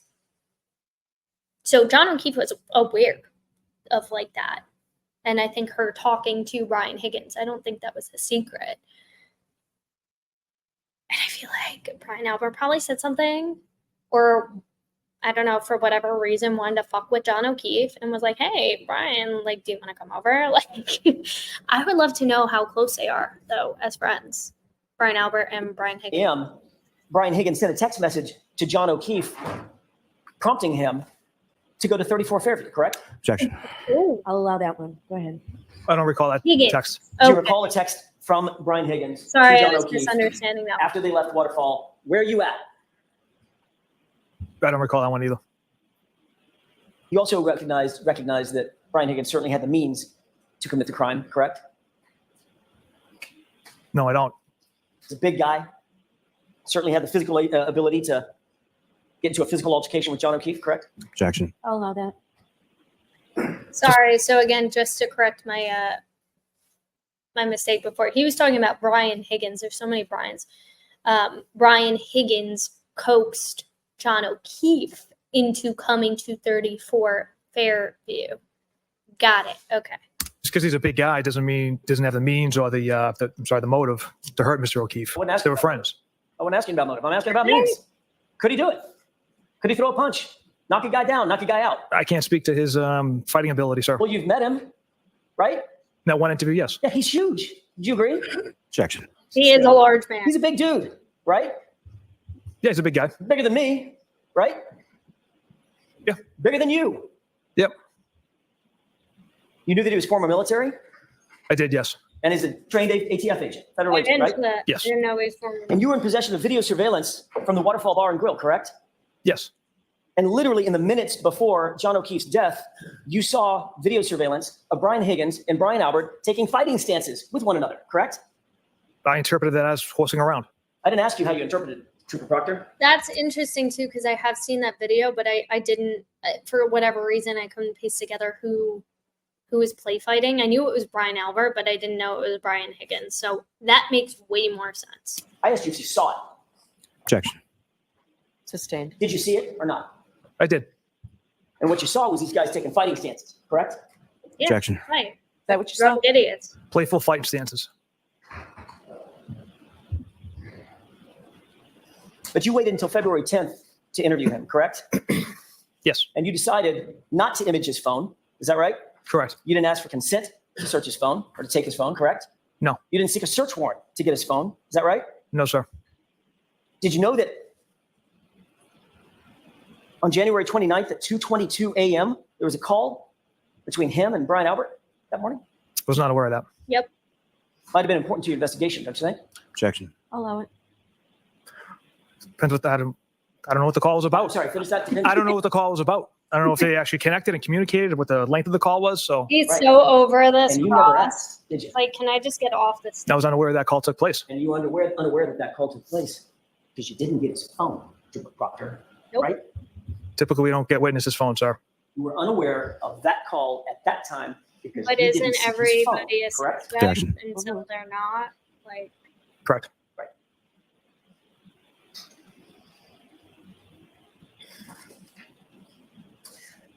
The medical examiner notified you on April 28th, 2022, that the manner of death, in her words, could not be determined. Is that right? Yes, She would not rule, at least in terms of the manner of death, would not rule this a homicide. Is that right? that's correct. And you agree that that's obviously a pretty significant finding. Objection. I'll allow it. can we bump this up a little bit? Her finding doesn't alter how we conduct our investigation, whether if it's undetermined or ruled a homicide. We're still going to continue to investigate one way, regardless of her determination. You obviously were not pleased with that. You were not pleased with that determination, right? It didn't matter one way or the other because, like I said, we continue on with the investigation. On April 28th, that same day, you received a text message from Trooper DeChico, correct? Yes, You turn to tab 11, please. What's the ID number? This is 2618. So now I'm sorry, we're tab 11 triple is F. GGG, triple G's in golf. It's a little bit easier to get some of this. This is good stuff, though. Because we are getting to the Yeah, crux of the Yes. investigation. Do you have that in front of you, Trooper Proctor? I do, sir. You turn to page 2618. Do you see a text message received from Trooper DeChico with a photograph of the autopsy report? Oh, here we go.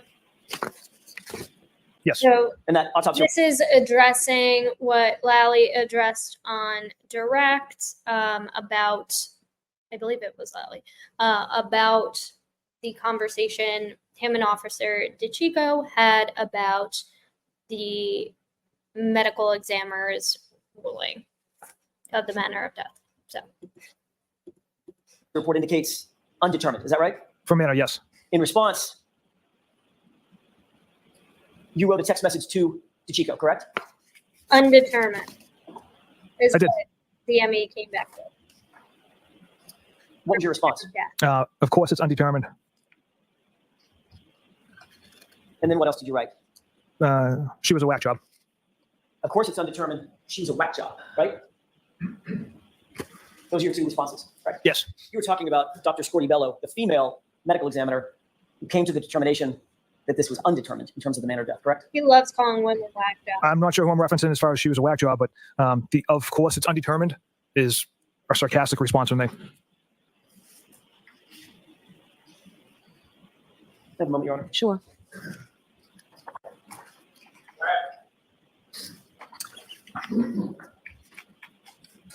The reason you referred to Dr. Scortibello as a whack job is because the cut and dry case that you hoped for wasn't really going your way, right? Objection. Sustained.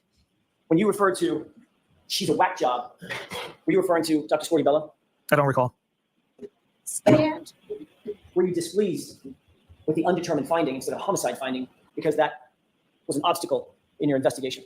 Objection. You can break that down. Were you displeased about the undetermined finding? No. Would you have rather had a determined finding that it was homicide? At the end of the day, it doesn't matter to my office. We still investigate the same exact way if it's ruled determined, undetermined, or Doesn't really homicide. sound like Well, that. then why would you say, of course it's undetermined? She was a whack job, sarcastically. It's a sarcastic remark I made to Trooper DeChico. Right, which sort of suggests displeasure rather than the reverse, correct? Objection. You'd agree that it's extremely unusual for the manner of death to be undetermined in a homicide investigation you've worked on, correct? Objection. Sustained. How many murder cases in the history of your career have you worked on in which the medical examiner made the determination that the manner of death could not be determined? Objection. I'm going to allow that. Ooh, good question.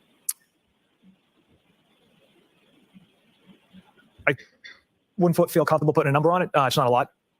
I couldn't ballpark it for you, but I know it's not a lot. Well, Trooper Proctor, you were asked this exact question in February of 2024 at another proceeding. Mhm. And you indicated that you had never seen it in your entire career, correct? I'm trying to run.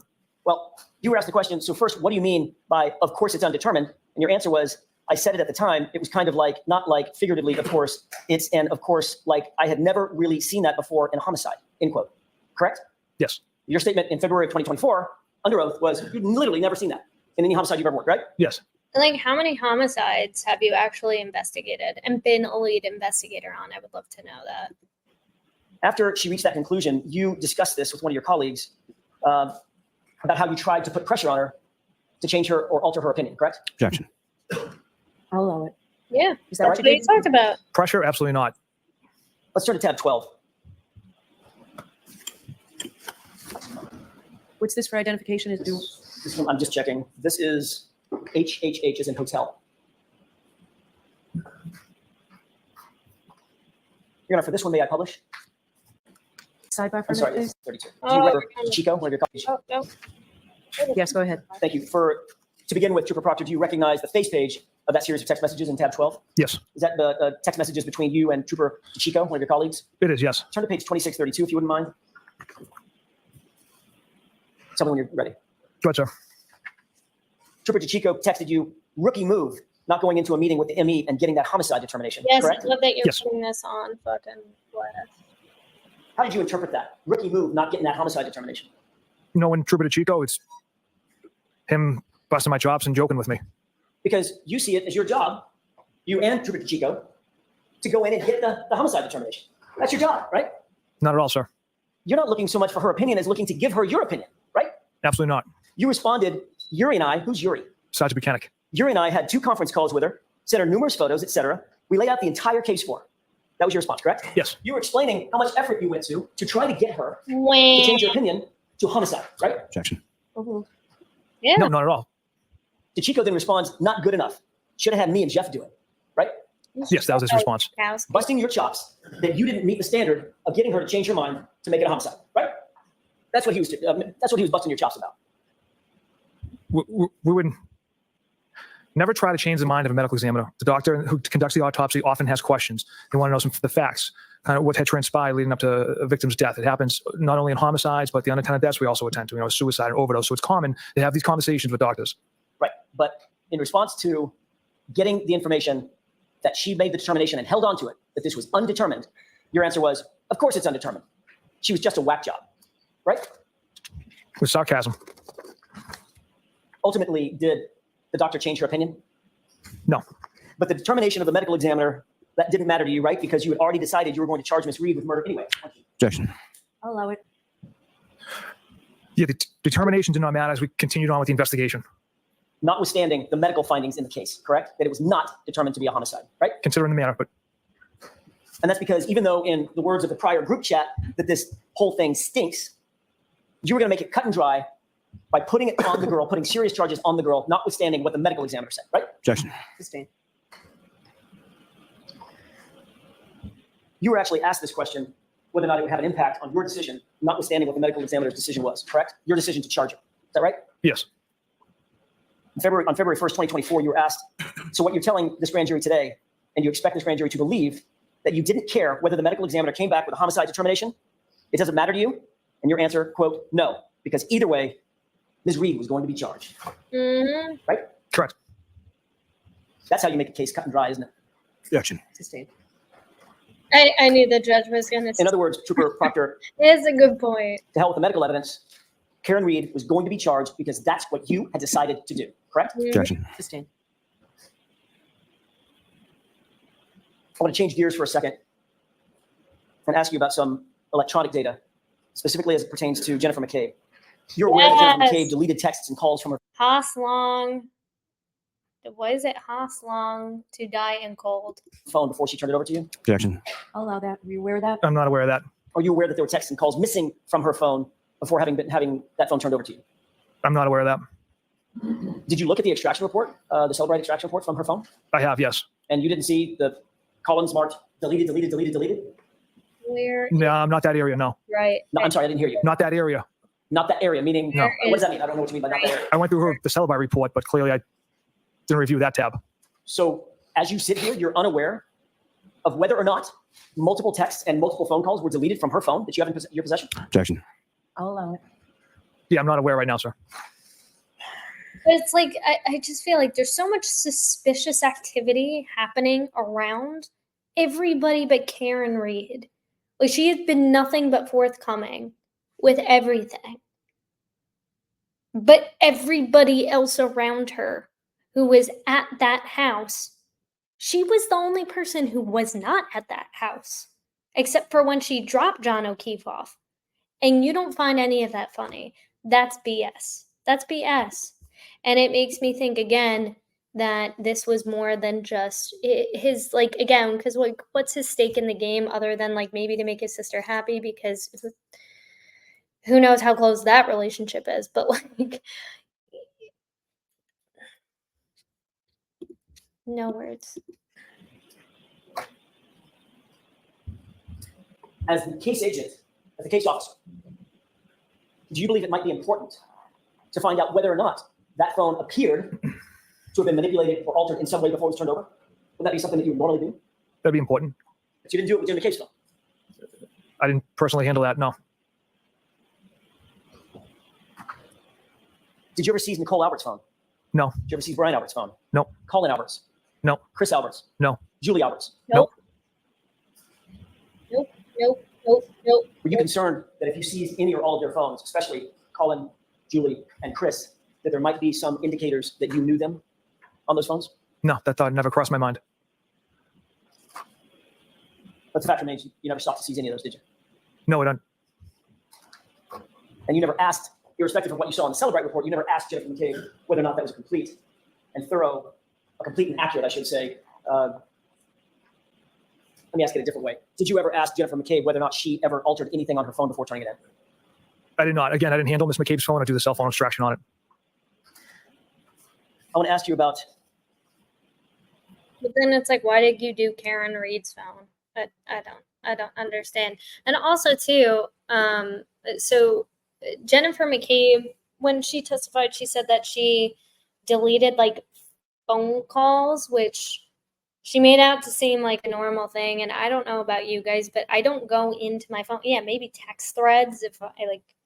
Even that I don't do because I just don't have the mental energy to do that. It bothers the crap out of my wife more to keep like all my texts read instead of unread. And I just have like, I have texts from like 5 years ago that I haven't deleted along with phone calls because who the fuck goes in and deletes phone calls? Maybe the voicemails to like save storage, but like who's deleting phone calls?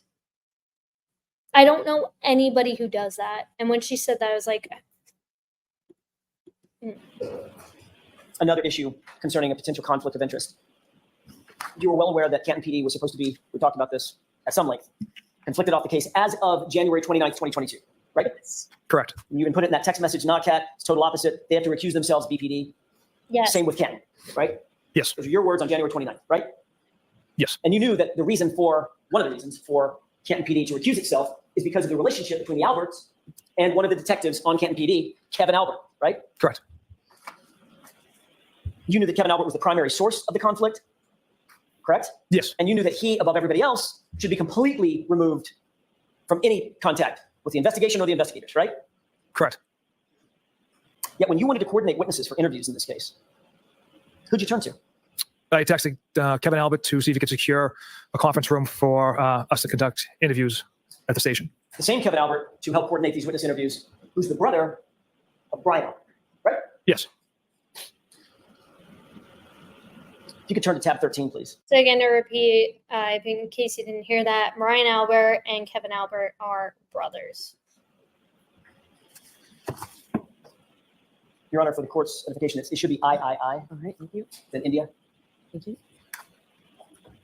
With the court's permission, I'd like to publish. Can you see that on January 30th, 2022, at about 11:55 a.m., Kevin Albert texts you on your personal cell phone, Oh, Paul boy. G is reviewing the reports now. Steve Seraph is here if you need to interview him. And we can call Stephen Mullaney in as well, end quote. You see that? Yes. Who's Paul G? Lieutenant Paul Gallagher. So Kevin Albert, a Canton PD officer, and an Albert is texting you about Paul Gallagher, another Canton officer, about interviewing Steve Seraph, another Canton officer, and Steve Mullaney, a second Canton officer, correct? Correct. What investigation was Kevin Albert referring to in the text?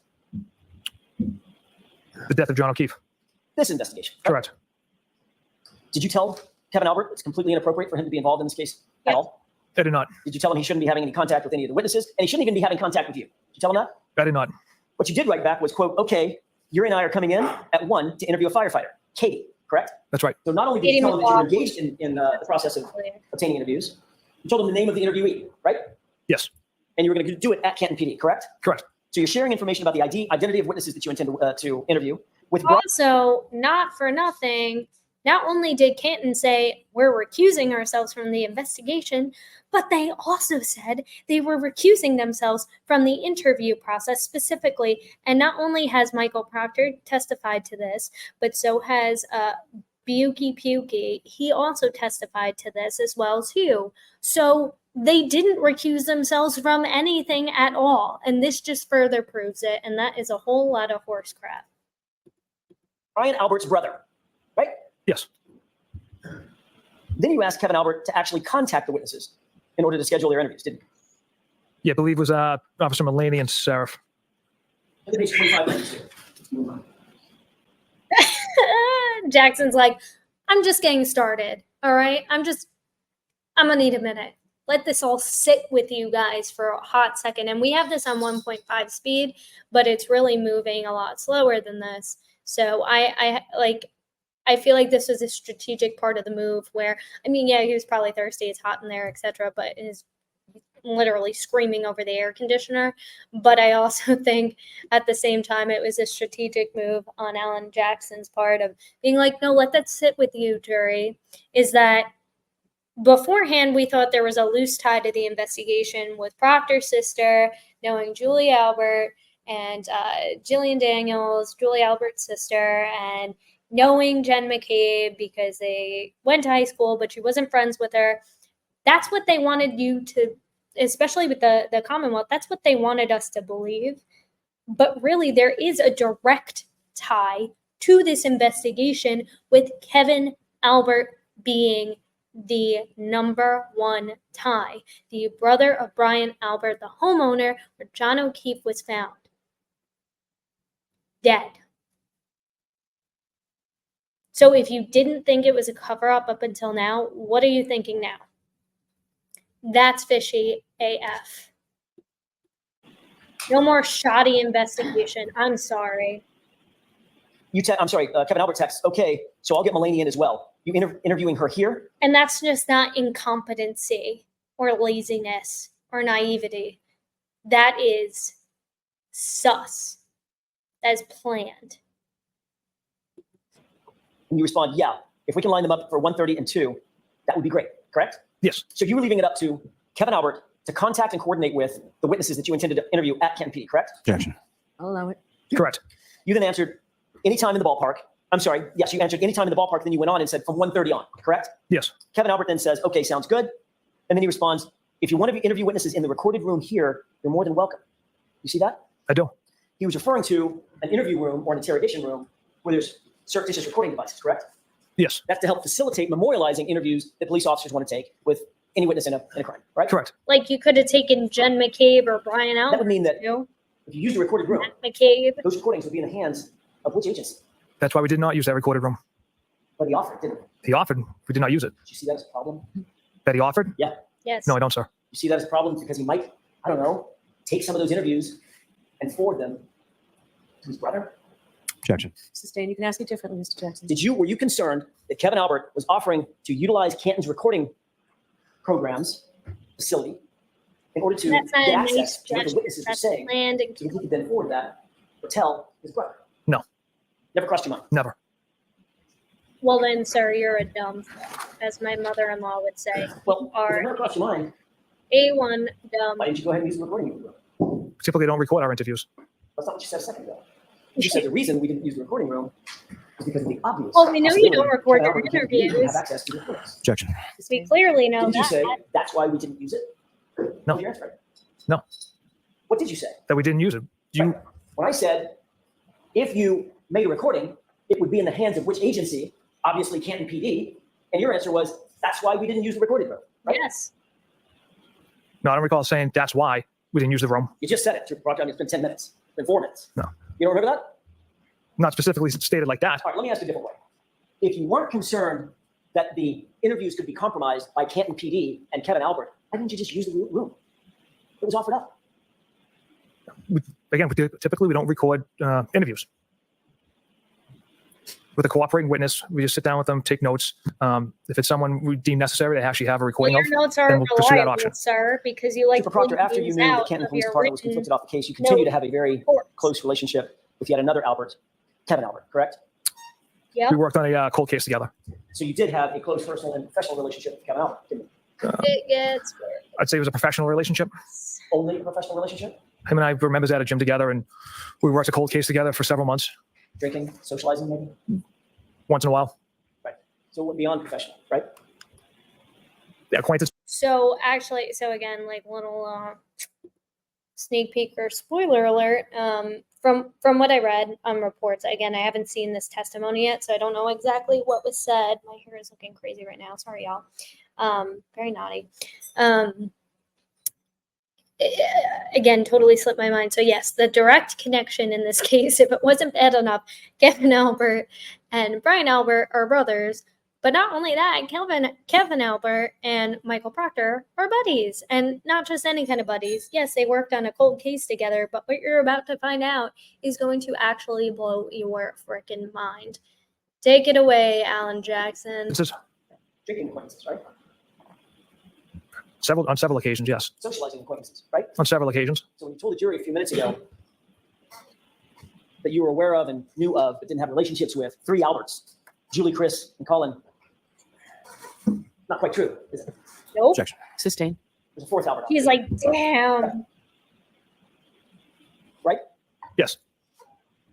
But you didn't tell us about that one, Nope. Objection. I'll allow it. correct? Yeah. I don't consider that a relationship. It's Well, let's look at that. What do you consider a relationship then, sir? I'm sorry. What do you consider a relationship? You want to keep your arm's length to everybody you allegedly know but don't know. I don't go drinking with, I don't know anybody who just casually goes drinking, like solo, one on one with somebody that they're not at least friendly with. Do you guys? Because I don't. I would never go out drinking with somebody, like, especially one on one, regardless of whether we're working on something or not, if I didn't like them enough to have a drink afterwards and felt comfortable enough. So there has to be some level of friendship and acquaintance. And I wish he would, like, Alan Jackson would ask this, like, well, what does an acquaintance mean to you? Like somebody that you know of. Like for me, an acquaintance is somebody that I went to high school with and I see from time to time, maybe at bars. You know, we have a couple like quick conversation here. Cool. They're hanging out with their friends. I'm hanging out with mine. We don't have each other's numbers. Maybe we share the same class. Maybe they're my neighbor that we see a couple of times, talk to a couple of times, hang out with, have a beer with occasionally, but not one-on-one and not on several occasions. So what does a relationship mean to you, sir? Please tell us. 5 months into this investigation, in July of 2022, you were actually continuing to socialize with Kevin Albert, weren't you? Yes. On July 19th, 2022, you and Kevin Albert went out drinking together, didn't you?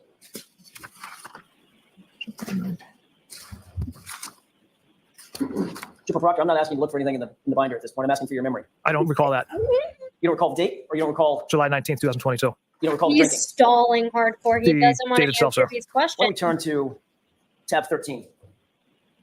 He keeps looking down too. Yes, sir. You can Do tell I have a number or a letter? We're still in tab 13. he doesn't know what to All say. right, so what page, Mr. Jackson? Page, may I? Yes. Thank you. Triple Proctor, are you on 2602? I am. The fact of that, does that refresh your recollection? That on July 19th, 2022, you Because and he Kevin can't Kevin remember Albert went out anything. drinking together?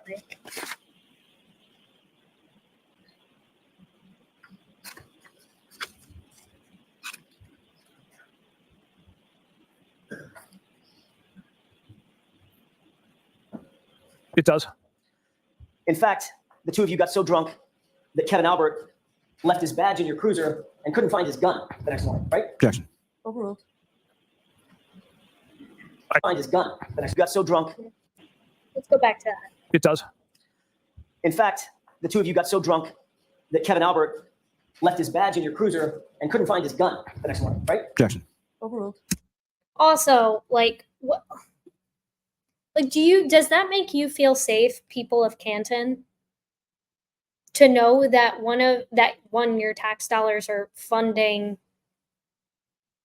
these fucking nimrods, then likely, again, speculation, alcoholics, forgetting their guns? Like, how do you forget your gun if it's on your holster? And like, if you're going out drinking, maybe like drop your gun off, or if you're on duty, why are you drinking? Does that make you feel safe? Because it doesn't make me feel safe. Knowing that cops are just leaving their guns wherever and they don't know where to find them in their badge. Are you kidding me? These are the guys that we're supposed to be looking up to. Children. When they say, when I grow up, I want to be a police officer, mommy. That's who they're looking up to.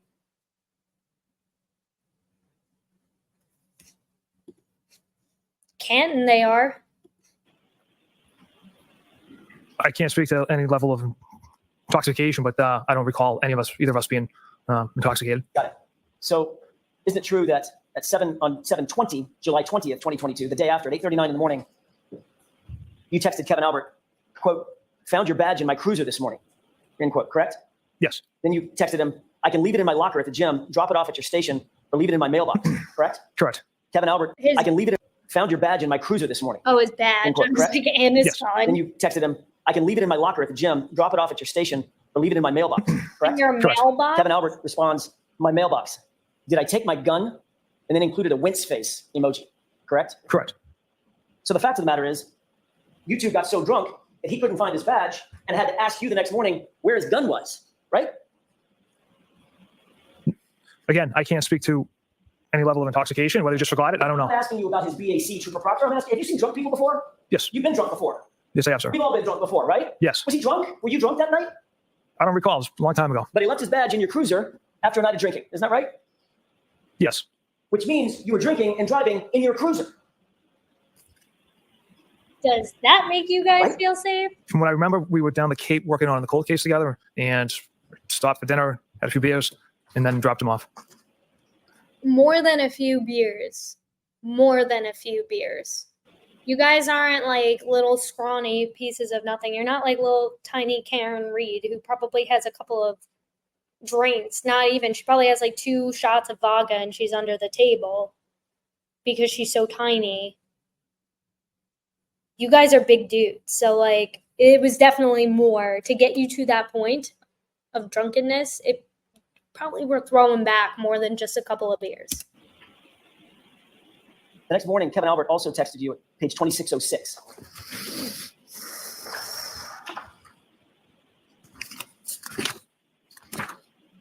Starting with, it's bad. Tell me when you see that. Yeah, it is bad. This Okay, say it. thing is bad. Bad. All right, bad, publish.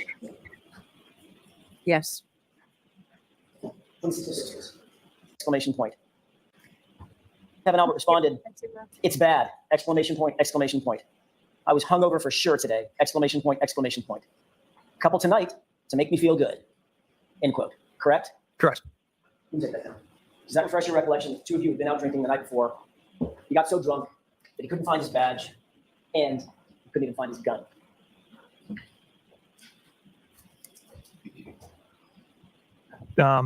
Yes, it does refresh my memory. Right. And you're in your cruiser. Right? Yes, sir. And this is with Brian Albert's brother, Trooper Proctor. Correct.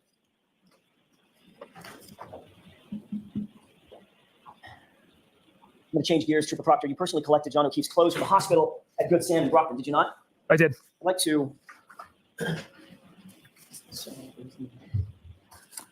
I mean, I don't know about you guys, but his credibility is totally shot. At the time you were at Good Sam, you actually had the opportunity, you had the occasion to see Mr. O'Keefe in the hospital, correct? Yes. You also had the occasion to see his clothing in the hospital, correct? Yes. That's the clothing that you ultimately gathered, is that right? Correct. May I approach you on that? Yes.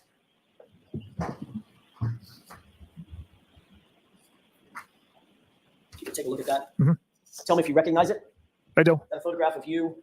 Sorry, it's not of you, but do you see your legs in that photograph? Yes, Okay, and you also see the legs of Mr. O'Keefe on the hospital gurney, correct? I do. And you see a pile of clothes there? Correct. All right, I think I just marked them in the middle. Objection? No, Your Honor. Okay. It's in 568. 568? Yes, sir. Thank you. Thank you.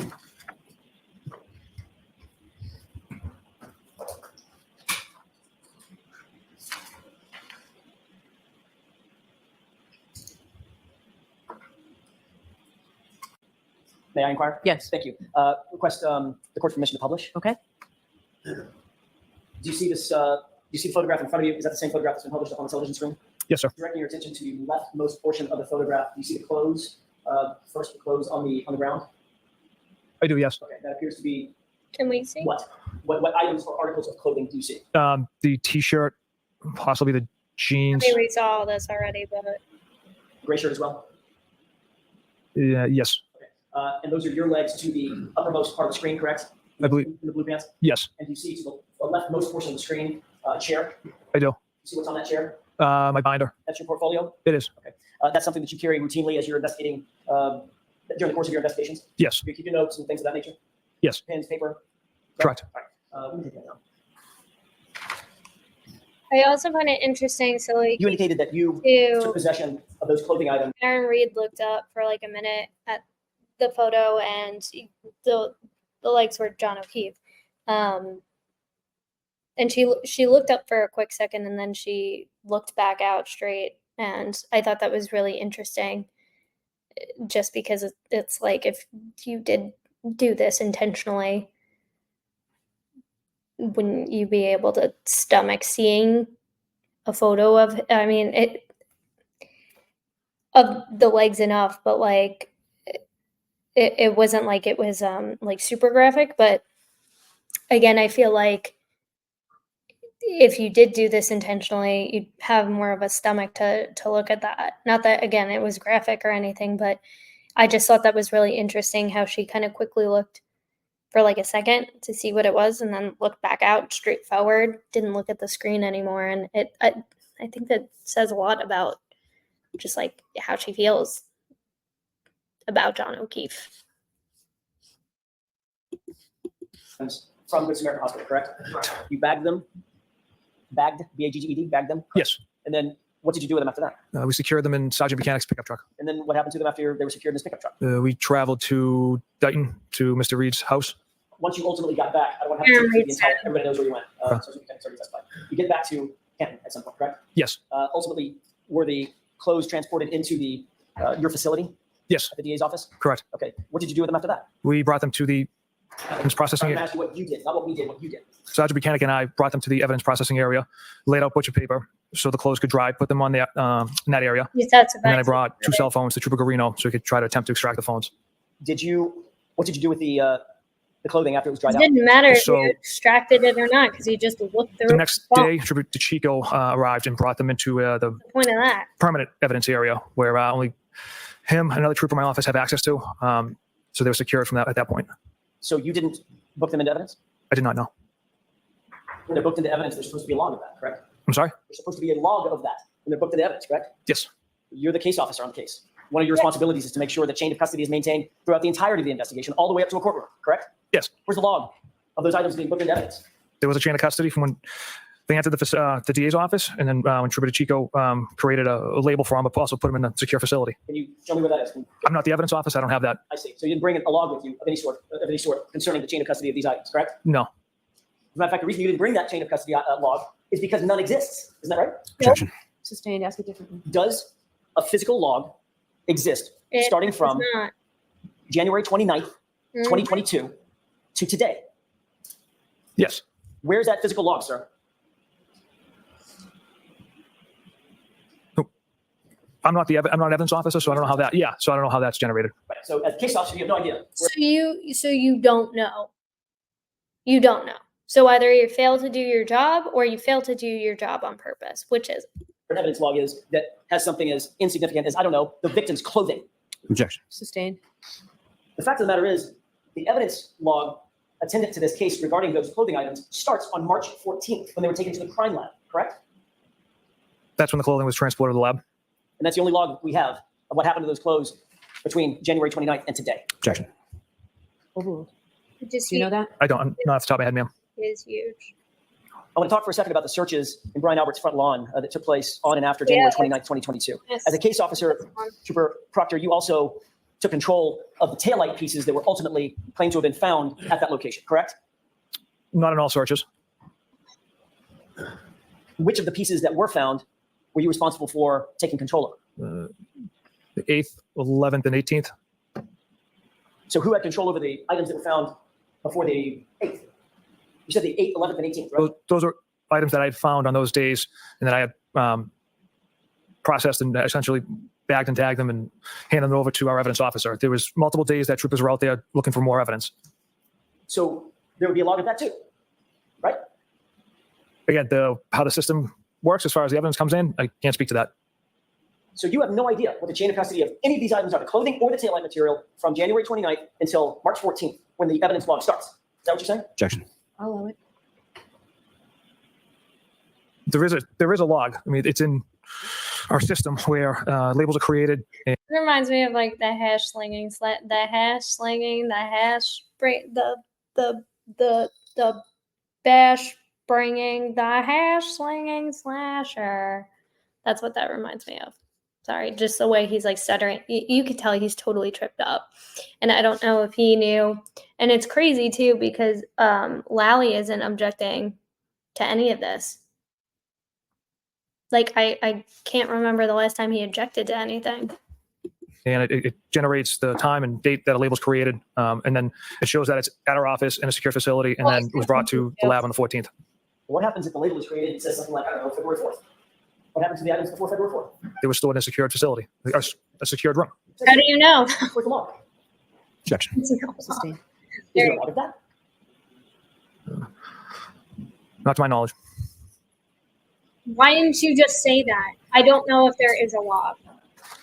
It's not my responsibility. Don't say it's your responsibility if it's not your responsibility. And if you don't You were know responsible for seizing Miss Reed's car, correct? Yes, how you're not, And you originally claimed that that seizure took place at 5:30 p.m. Is that right? correct. You signed numerous affidavits under oath, claiming that you did not seize Miss Reed's vehicle until 5:30 p.m. on January 29, 2022, right? Correct. At the time that you seized Miss Reed's vehicle, you were unaware that there was alarm.com surveillance footage of the area from which the car was seized, correct? Correct.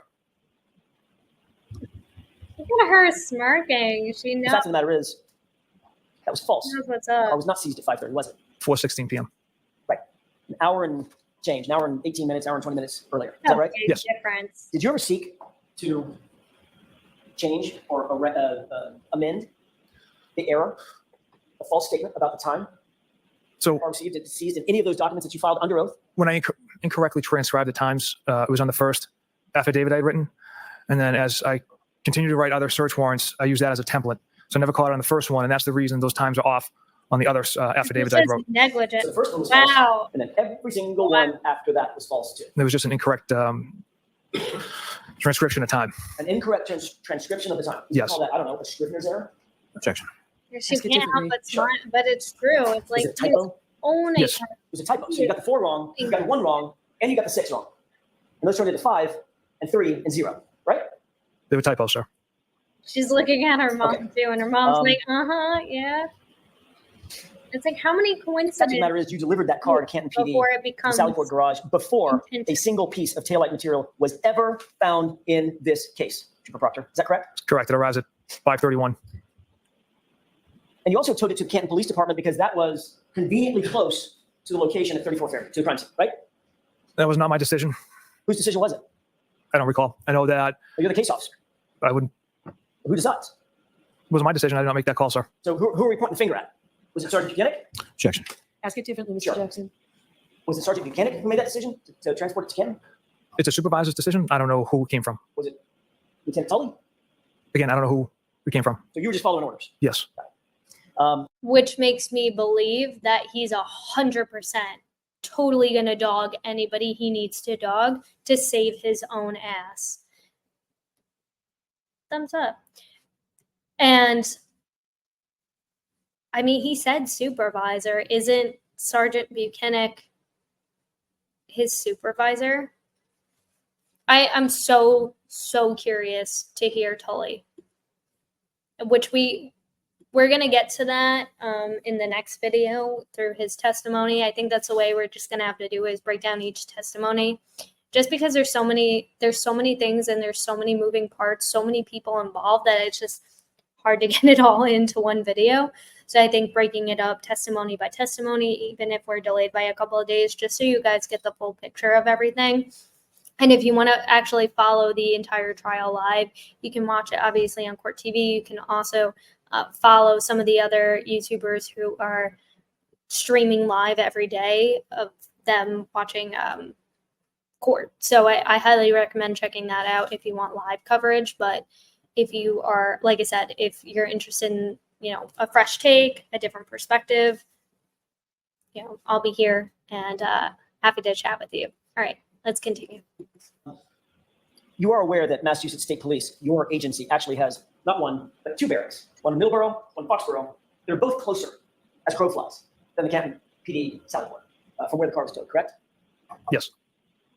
Both of those facilities were passed by, and the car was ultimately placed at Canton PD Sallyport at 5:31 or so, right? Yes.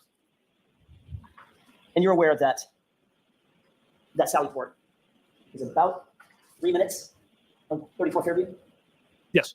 Wow. Absolutely. Yes. And again, Buchanan, I think, testified that the reason why, or it might have been him, the reason why they chose the Sallyport was because it was the only facility that was like heated or something, and this all took place during a blizzard. So, like, was it really? And like this other place, like it was too small and couldn't fit her car. So many questions. Seems like a lot of like convenient. Trooper Proctor, you're the lead case officer on this case. That means that you were required to collect and maintain all the videos that were pulled in connection with this investigation, correct? Yep. Correct. And you obviously are aware of your legal obligation to turn over any and all exculpatory information that you might come in possession of, correct? Objection. That's sustained. You did pull a lot of video in connection with this case, did you not? Yes. About 290 videos from the Ring camera located in the driveway at One Meadows. Does that sound about right? I don't expect you to have counted every single one, but just under 300? Correct. A ton of them, right? Yes. Another 140 videos or so from the front door Ring camera of that same location, One Meadows, right? Yes. 9 videos from the Waterfall Bar and Grill. Yes. 8 videos from the Temple Beth Yes. facility. 5 videos from CF McCarthy's. Yes. 4 dash cam videos.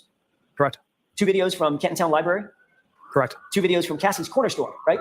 Yes. 2 videos from the cars test on Miss Reed's vehicle. Is that right? Yes. And 2 videos from the location at 34 Fairview where That individuals were backup using can's gonna leaf be blowers. fucking huge. Correct. All of those, I did some rough math, 360 odd videos were handed over to the defense in or about June of 2022. Is that your understanding? Objection. That's sustained. They were provided in discovery to the defense ultimately, right? Okay. Yes. Does it sound like, I don't expect you to have the date down pat, but spring of 2022, sound that right? Spring, early summer? Yes. All right. But there was additional video surveillance footage that you chose to hold back from that discovery, correct? Objection. Did you hold back videos? I did not, Your Honor. Okay, next question. Did you? There's surveillance video from Canton Police Department's Sallyport garage that wasn't turned over, right? That video was discovered later on and then handed over. Of that footage was in that separate proceeding in February of 2024. Isn't that right? Yes. You were questioned about it and you knew you were under oath at the time, correct? Correct. And that's when you disclosed, yes, there is Sallyport footage and I've seen it. The video I was referencing was the exterior Sallyport camera where you can't make out anything. Well, let's talk about that for a second. The exterior, you said, exterior, outside, Correct. meaning the one at the driveway. Right. And you say you can't make anything out now. There's 2 different ones. There's a main driveway camera and then there's an exterior Sallyport camera. Which we saw. We You were asked about this two set of videos Like- at that other hearing, right? mirrored camera, and then there was one in the back. Yes. And you indicated at the time that there was one grainy video, which sort of Yes. mainly black and grainy. Yes. And another one that showed you and Sergeant Buchanan arriving at Canton Which PD we saw. behind Miss Reed's vehicle on the tow truck. Is that right? Yes. You were asked very specifically, are you aware whether there are any cameras in the garage in the Sallyport where Karen Reed's SUV was parked? And your answer was yes, right? In the garage.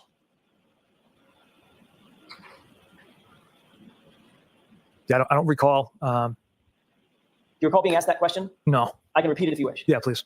Question, are you aware of whether there are any cameras in the garage or Sallyport where Karen Reed's SUV was parked? Answer, yes.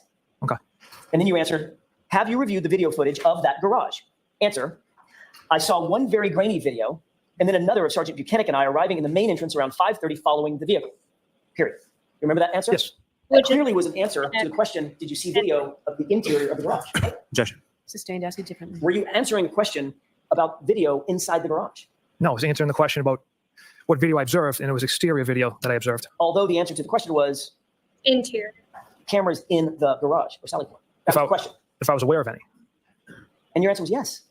And then the next question is, have you reviewed the footage? And your answer was, I saw one very grainy video. And then another, Sergeant Buchanan and I arriving in the main entrance around 5:30 following the vehicle, right? That was No. your testimony. Yeah, those 2 videos I'm referring to in the exterior of the building. Question, when did you watch the video from the Sallyport? Answer, I haven't reviewed it, sir, in quite some time, so I can't recall what's on there. End quote. You remember that? That's So obviously at the time in February of 2024, you had had that That's not video right, surveillance. guys. You had had that footage for so long that you couldn't remember exactly what was on it Ross. because it had been, quote, Probably- quite some time, right? The exterior Sallyport camera. zoom a little bit and Except retract. you weren't asked about the And I think exterior. we crossed You were it asked, pretty short too. question, when did you watch the video Yeah. from the Sallyport, Yeah. right? That was the question. Well, that was the video we had, so that was how I referenced it. There was this exterior Sallyport video. Why didn't you say to the person that was questioning you under oath, I don't know anything about video inside the Sallyport. I'm referring to outside the building. Why didn't you say that and clarify it?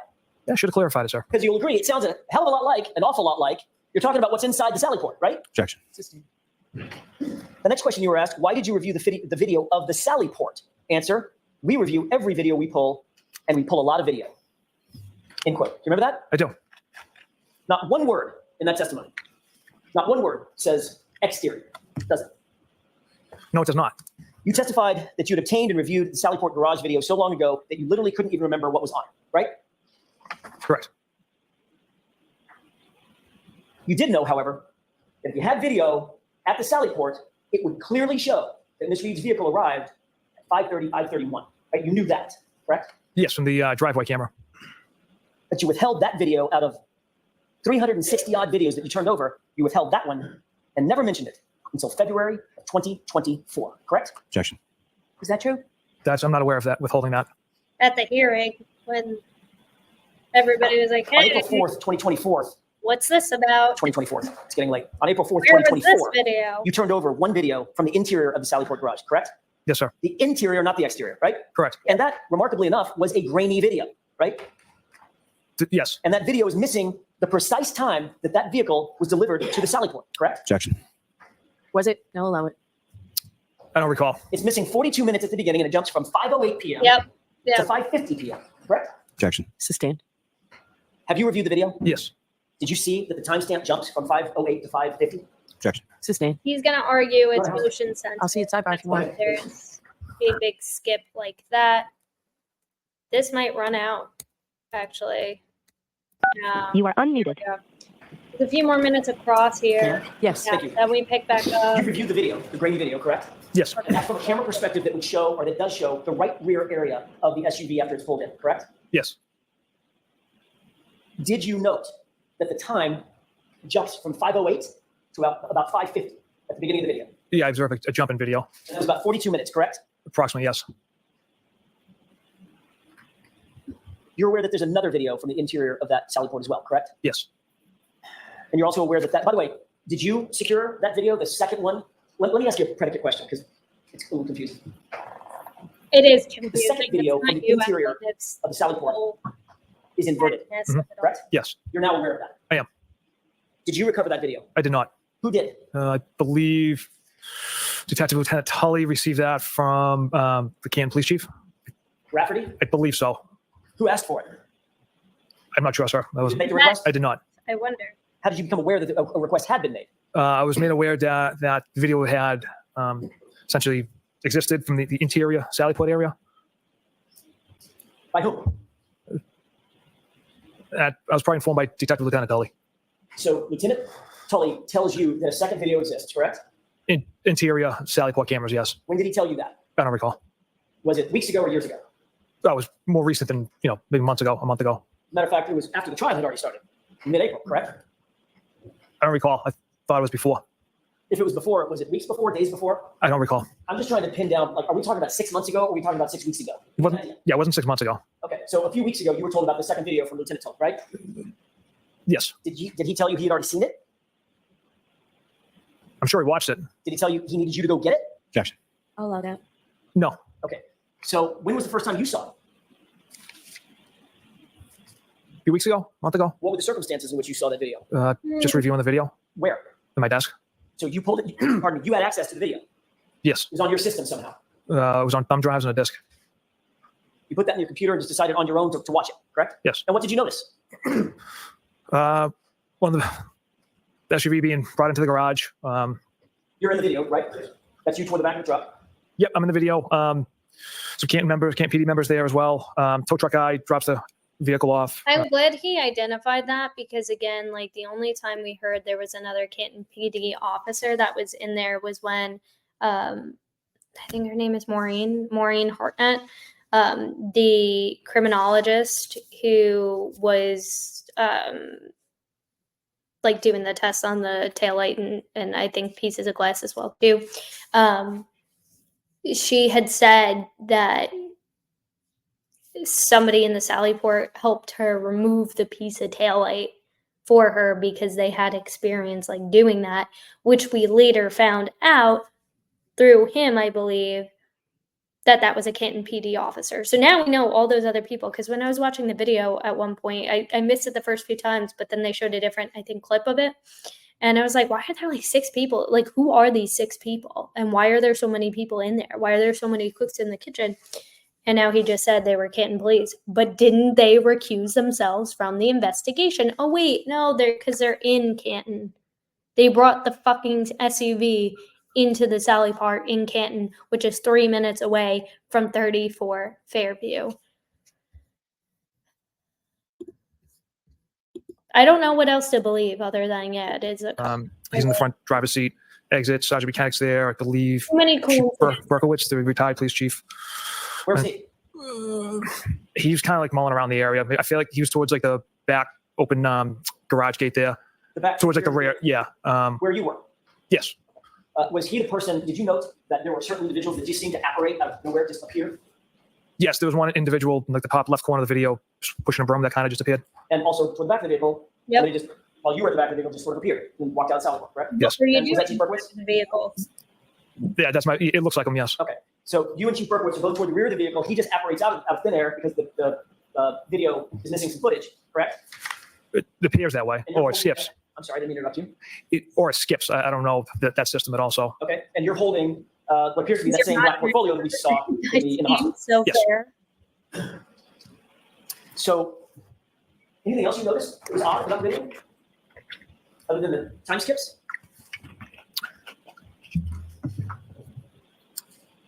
so the timestamp on the bottom was inverse.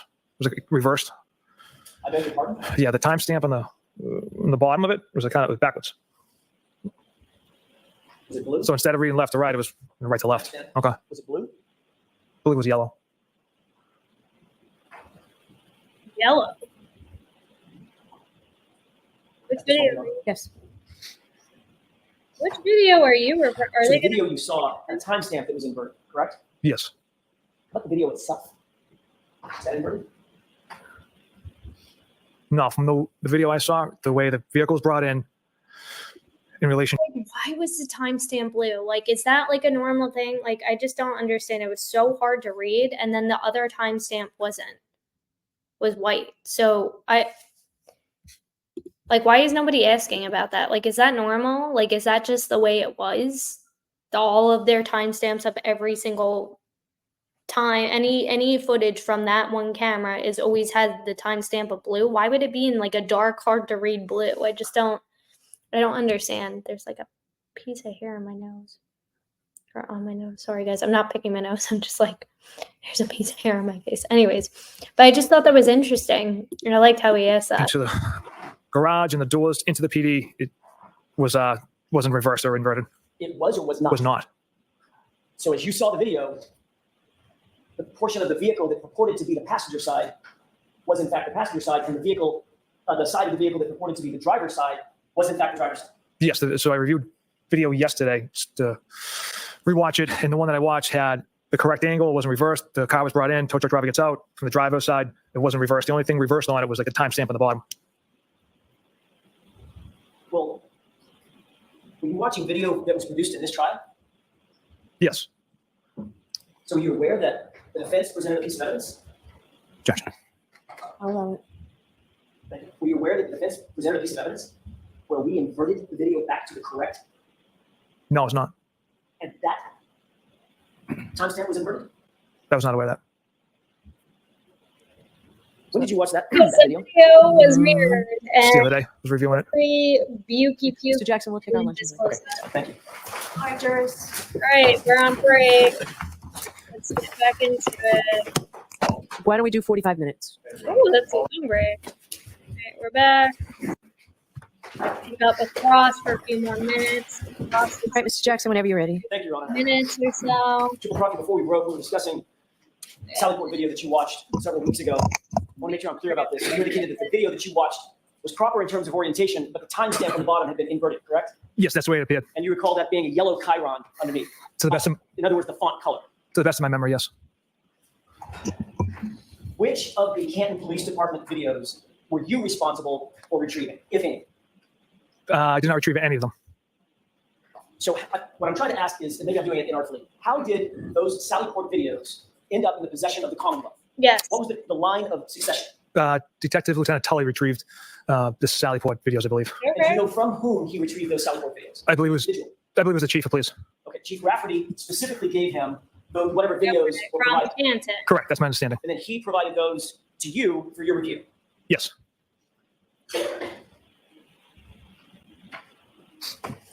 I want to stay on the subject of videos for a second, but shift gears to Ring video footage. You've already testified that there were several hundred Ring videos from One Meadows, from both facing the driveway and front door camera, correct? Yes. As the case officer, you obtained and controlled those Ring videos from One Meadows from the moment that they came into Massachusetts State Police custody until they were handed over to Commonwealth, correct? Yes, they were archived. You drafted the search warrant for the Ring video access records, correct? I did. You obtained the warrant returns once those search warrants were executed, correct? I did. You took possession of Mr. O'Keefe's cell phone physically, correct? Yes. You had access to Mr. O'Keefe's Ring account in that cell phone. Is that right? Correct. You indicated that you reviewed several of the videos on his Ring app on his cell phone. Is that right? Yes. So you obviously had not only possession of his cell phone, you had possession of his login account information to get into the app on his cell phone. Is that right? I don't believe we had the password. We had his email account associated with the Ring. Which means Yeah. somehow or another, you could get access to the Ring videos. Correct. And watch those Ring videos on his app on the phone. Yes. Which means you had full access to the app. You could keep videos, you could save for later, you could delete videos, you could do anything you wanted to within that app, correct? Yes, those are the capabilities within that app. So where Alan Jackson is getting with this, just to kind of like maybe fast forward a little bit,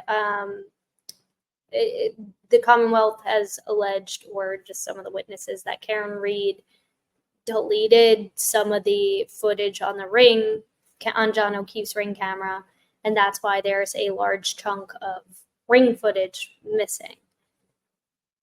Whereas Ring, if you guys are familiar, you have one, it's motion censored, and I really didn't know this. I just know that the notifications used to drive me nuts back when my wife and I lived with my in-laws, and everybody had a Ring app, and everybody had like that like glittery sounding thing, and it would go off what felt like every 30 minutes. But which she obviously, because I wasn't paying attention, and she's not a Ring expert, but in being a customer of Ring, she told me, like, yeah, it's motion censored, and like if there's no activity that's going on for a long period of time, like it might jump from like 3 a.m. to 4:30 a.m. if there's absolutely no activity, but certainly it's going to pick up a car, something large, it's going to pick up. So that's the fact that they want to play it off like, oh, well, it's motion censored, maybe it didn't pick it up. Well, then why was it triggered when Karen Reed's car was backing out of the driveway of John O'Keefe's house? Would it not trigger? And I think I think more so their theory is she deliberately deleted the video of her like coming back from the Albert house to John O'Keefe's house. So just to catch you up a little bit. Trooper Proctor, did you delete any of the Ring videos ever from John O'Keefe's phone? Absolutely not. Did you delete a video of Miss Reed arriving to One Meadows at approximately 12:41 a.m. on January 29th, 2022? Absolutely not. You will agree, Trooper Proctor, that the video of Miss Reed. Spoiler alert, there will be pings that are brought up, not in the next testimony, but in the when some of I think the data experts come in, where Karen Reed's cell phone was pinging, which is going to be big. Returning home from 34 Fairview at approximately 12:41 a.m. is not there. Correct. As the case officer, you're aware that Trooper DeChico also reviewed some or all of those videos, correct? Yes. And he did that at your request. Correct. He took notes of his review of those videos, correct? Yes. And then he provided those notes to you so that you could then memorialize those notes and your notes in a broader report that you then drafted in November of 2022, correct? From memory serves me, the report I wrote regarding the Ring camera was based off my observations of the videos that I had watched. But you certainly did have, as you just indicated, you did accumulate his notes and review his notes as well as your own notes, correct? Best of my recollection, I wrote that report off of my notes. Did you actually, at any point before writing your report, did you note or did you review his notes? I can't recall. You asked him, he reviewed the videos at your directions, correct? At Yes. your direction, correct? Yes. And obviously he would have wanted to provide you whatever insights he had into his review of those videos. Otherwise, what's the point, right? Correct. So when you reviewed his notes, did you see that they were on some sticky pads? You remember that? That sounds about right. Really professional. Sticky note. Do you recall exactly, as you sit here, exactly But what was no on law. one or more of those sticky pads that you Okay. reviewed from Trooper DeChico? I don't know. Would it refresh your recollection if you would take a look at a copy of those notes? Yes. Ma'am, Yes. Yes, you may, Ellen Jackson. Skip forward. the uppermost top note, ma'am. Yes. Keep If you forgetting. would mind taking a look at the top or the uppermost top note that's highlighted with a sticky note next to it.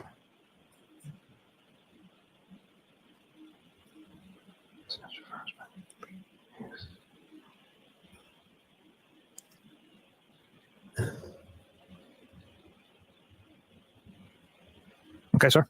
Thank you, Mayor. Approach. Yes.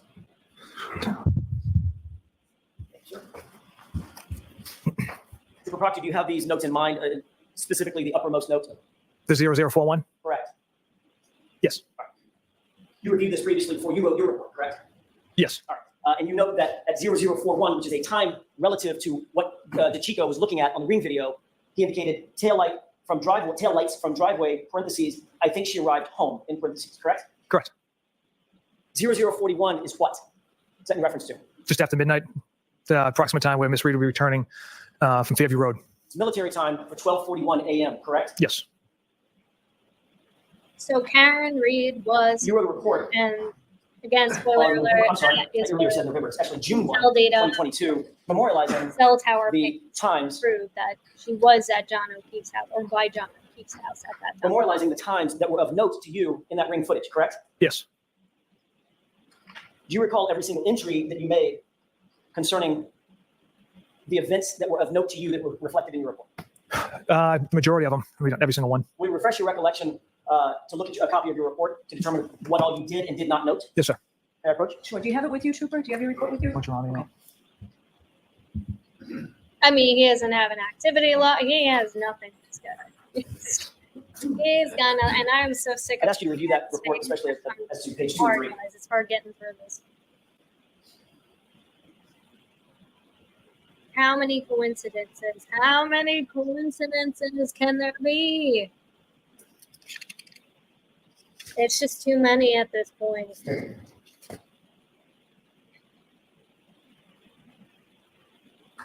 This in mind? May I approach? Yes. Thank you. It's like every time I skip Trooper, it. do you have those events in mind? I do.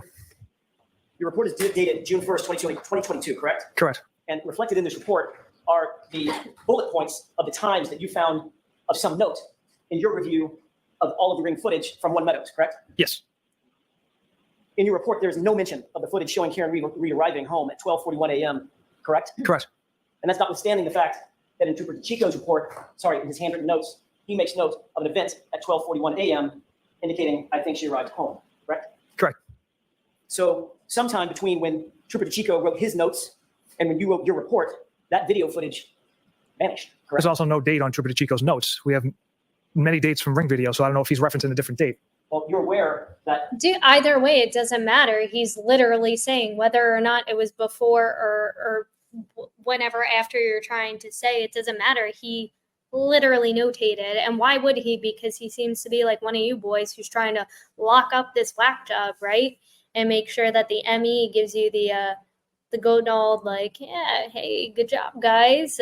We got ourselves a murder suspect. Like, this is a vehicular homicide, manslaughter, second degree, the whole shebang. Just charge her all with it, sure.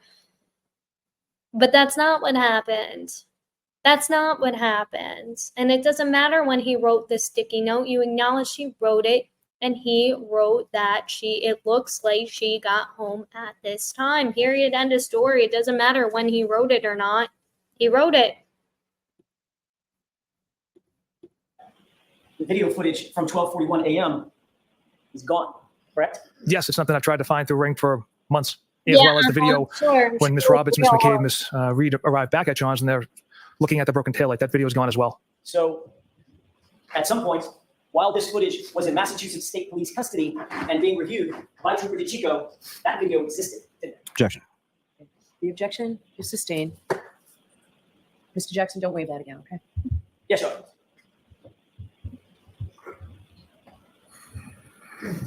The fact is, notwithstanding Trooper DeChico's handwritten notes,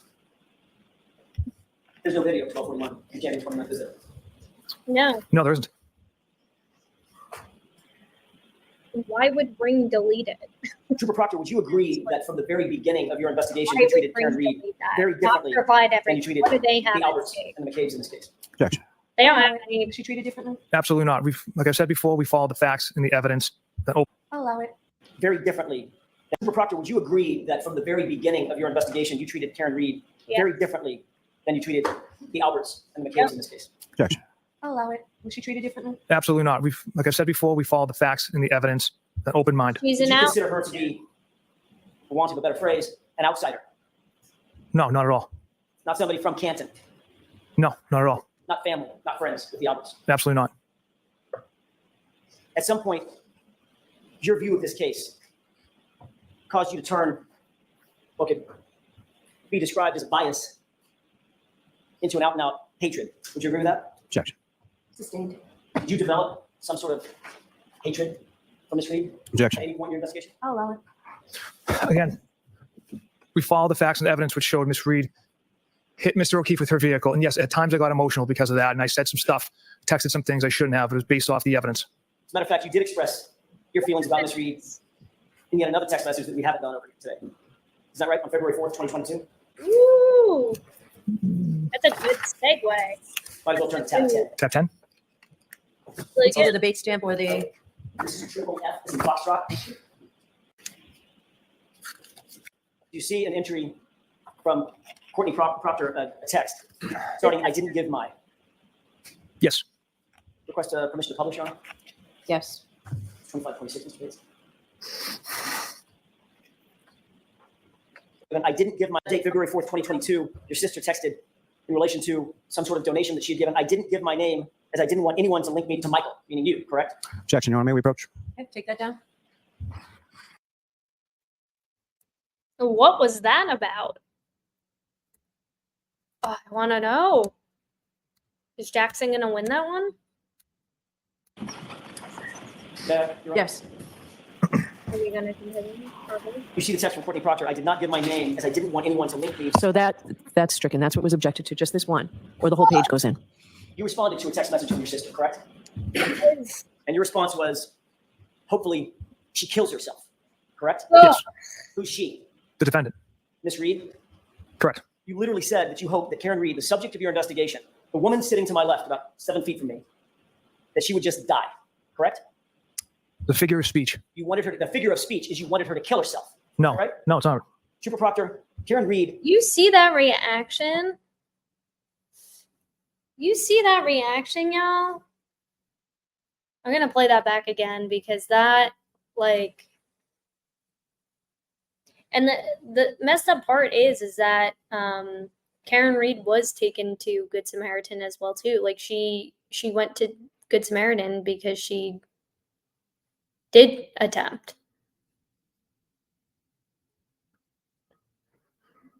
And the fact that you're saying that, like, I mean, does it get worse? Yeah, it does. It just, the more this guy opens his mouth, the more I just feel disappointed with the way that society has progressed. I thought we were better, but we're not. We're still growing, apparently. I'm going to play that back again because that reaction is just everything. Now, in fact, I'm going to even like slow that down because that is just like worth. feet from me, that she would just die, correct? The figure of speech. You wanted her to, the figure of speech is you wanted her to kill herself, No. right? No, it's not. Trooper Proctor, Karen Reed, in your investigation, had quickly become a very serious problem for you, hadn't she? Objection. Sustained. Did you believe that Karen Reed was a problem or an issue for your investigation? Objection. I'll allow it. No, absolutely not. In your words, quote, all the powers that be want answers ASAP. That's what you texted on January 29th, right? Yes. That put a lot of pressure on you, didn't it? In Trooper that Proctor. reaction, There's a lot of pressure in every case, sir. This case involves a so that Boston cop whose family you were actually connected to, correct? now we're back on Loosely. Chris L, loosely. Yes. Julie L, loosely. Yes. Colin Albert, loosely. Yes. Kevin Albert, loosely. Yes. Loose enough to leave his badge and his gun in your cruiser when after a night of drinking, right? Objection. Sustained. You agreed in your group chat that you needed to, quote, make this cut and dry because another cop was involved. Those are your words, right? Objection. Where is this? This was referred to in earlier text messages. So is that right? Did you say that, sir? I did text that. I don't know if it's in the exact context. But yes, those were my words. Group chat. Yes, that was in the group chat. Your friends wrote this whole thing in their words, stinks, correct? Yes, I interpret that as a joke. You believed, Trooper Proctor, that your life would be much easier if Karen Reed was just dead, didn't you? Objection. I'll allow it. No. Like I said, it was a figure of speech. My emotions got the best of me. If that is a figure of speech, then by God, sir, right back at you, because that is just utterly disgusting. Like, you're already like a disgusting, depraved human being that's just absolutely deplorable, but like, that's other level. Like, I didn't think it would get worse from you saying all of those things about Karen Reed's medical conditions, but now that you're literally saying this person that you don't know from Adam, this woman you just met, and you want her to die to make your job easier because you don't know how to do your job properly and do the right fucking thing. You are absolutely deplorable, and I can't wait for the reckoning because, man, it is going to be so sweet. And all of you and your little buddies are going down, man. I can just feel it. Based on, the fact that Miss Reed hit Mr. O'Keefe with her vehicle and left him to die on the side of the road. So my emotions got the best of me with that figure of speech. Well, let's talk about your figures of speech. During the course of your investigation, your figures of speech include the following. She's a bitch. Objection. Is that right? Yes. A whack job, correct? Yes. A retard, right? Yes. Her balloon knot leaks, right? Yes. No ass, correct? Yes. She's fucked, according to you, right? Yes. Ass leaker. That was the word you used, a figure of speech, right? Correct. A girl who shits herself, right? Correct. And then fuck her, correct? Correct. Again, Alan Jackson is loving just being able to like say whatever he wants in court. But do you guys see what he's doing? He's doing this intentionally because he wants to remind the jury from the beginning of Cross. If you remember, he started with the text and he kind of moved away from that. You got a little bit into the evidence and the video footage with the Sally Port, etc., and the chain of custody problems. But now he's kind of rounding it out. So now we know he's going to be ending Cross soon because he wants to remind the jurors, remember who this guy is. Like, do you want him talking about your daughter like that? Probably not. Probably not. Would you agree, Trooper Proctor, that you have dehumanized Karen Reed Yes. during the course of your investigation with comments and words like this? Objection. I'll give you this one, Mr. Jackson. Would you agree with that? I would say based off that language, Yeah. Yes. yes. And you admitted Wow. in your own words that the cop homeowner wasn't going to, quote, catch any shit, right? Correct. Because you were out to quote, make this cut and dry. Isn't that right? The homeowner wasn't going to catch any shit because Mr. Elliott had nothing to do with Mr. O'Keefe's death. Because you were going to make sure that the case was cut and dry. Those were your words, right? Objection. Sustained. And Trooper Proctor, it would be far easier for you to pin it on the girl who's just a whack job cunt, in your words, who you hope just kills herself, right? Objection. Sustained. Shame on you, sir. Oh, All right, so mic drop. Whoa. Oh my God. Mic drop, Mr. Jackson.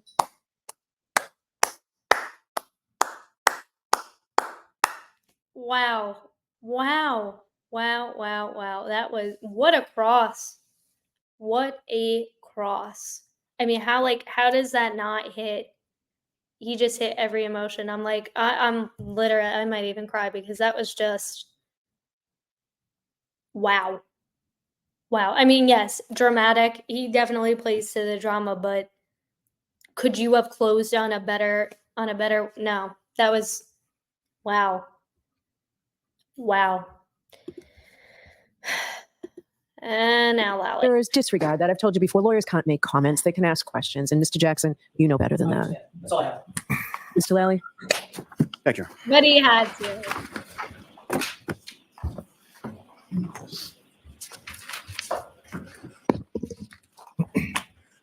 And you know that's a lawyer who cares about his client. Like, that's a lawyer who cares. That's a lawyer that you want as your defense attorney. Good afternoon, sir. Good afternoon, sir. How do you come back from that, Lally? I don't know. We're going to try and zoom past Lally because he is a Now, when you had started the cross-examination the other day, you were asked questions about whether or not in August of 2022, you disliked or did not like Mr. Yannetti, correct?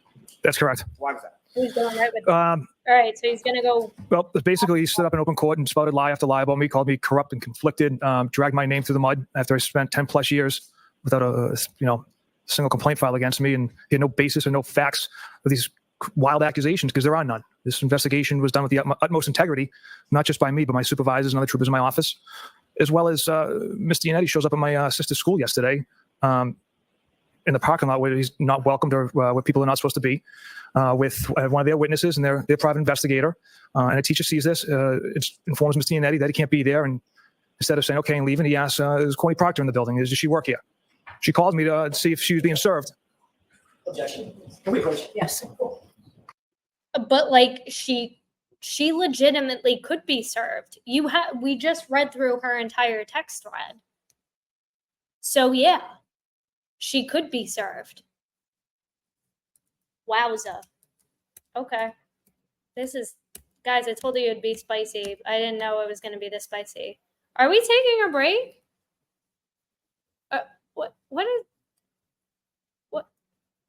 What on earth is happening?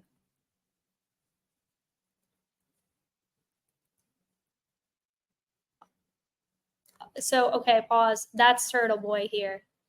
He's a journalist, Aiden Carney. Highly recommend checking him out. He's got probably the biggest, the biggest in terms of like his.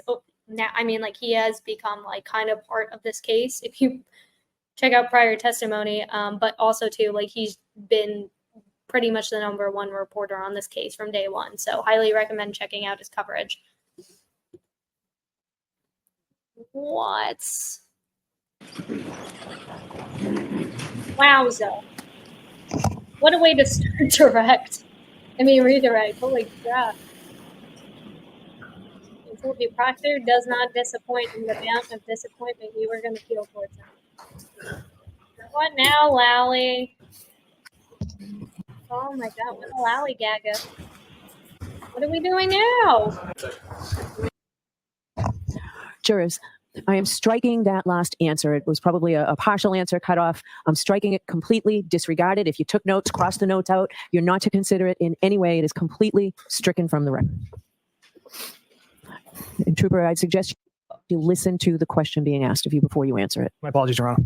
She is so over him, and also too, so pretty much just we didn't miss anything in skipping ahead, but pretty much Judge Bev just said that whole comment he just made about Mr. Yannetti going to the school, his sister calling him up, asking if she was going to get served, yada, yada, yada.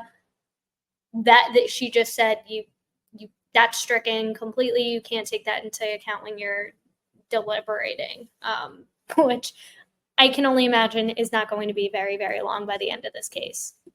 Keep your voice up, Mr. Lally. She is so done As far as with these shenanigans. And you were asked about text messages. he thought he pulled one over Yannetti, and it's like, no, you just look like an even bigger douchebag, dude. Like, nobody likes you. I'm sorry. What? Occurred in August of 2022, Sorry, but in which you indicated that I you did not don't like Mr. respect Yannetti, correct? people. Correct. And so at the time of that text message, it was sent in August of 2022. Why was that? In August of 2022. Why was that? Yes. The reasons I laid out, the false accusations of being conflicted and corrupt spouted in open court, which there's zero evidence of.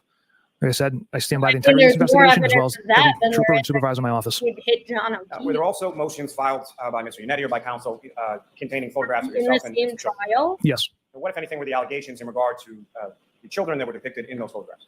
So the photograph was taken in my parents' backyard. Objections overruled. My parents' backyard at a pool party. There's some little kids in the photo.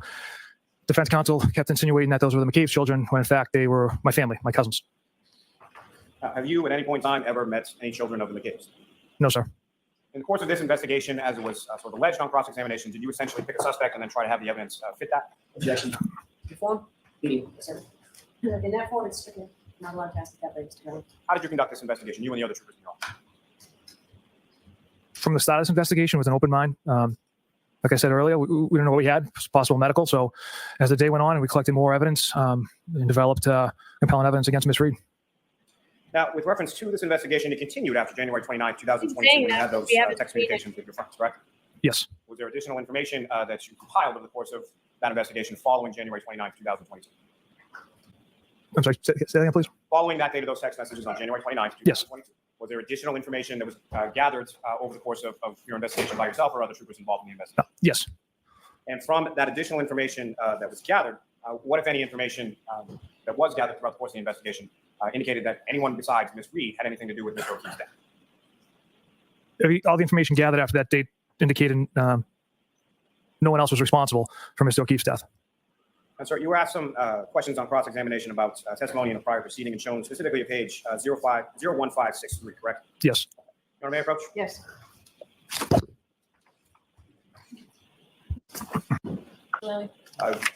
1562, 63, and 64. I believe.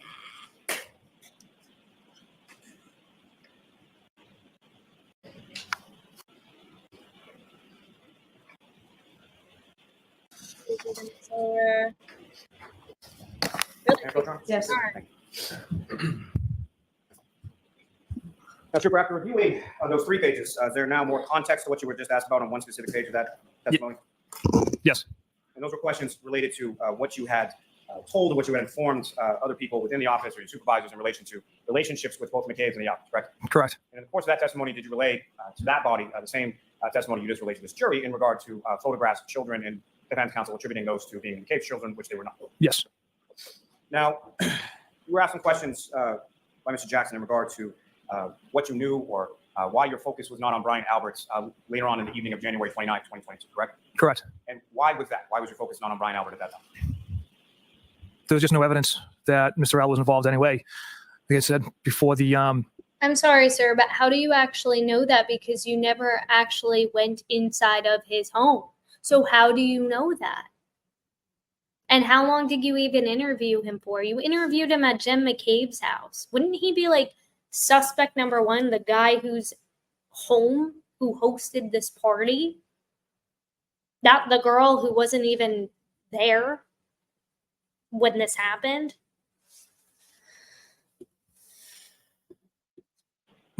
from witness interviews, the statements Ms. Reed provided to witnesses, the one shoe left at the scene, the taillight pieces found underneath the snow that were dug out by the CERT team, the injuries to Mr. O'Keefe, the one shoe at the hospital that was observed, her statements to us, Sergeant Mechanic and I, while we interviewed her, clearly the broken taillight, and the fact that leaving Brockton, instead of going to Dighton, she backtracked to go to Canton to retrieve her vehicle and then go double back to go to Dighton, which I found odd.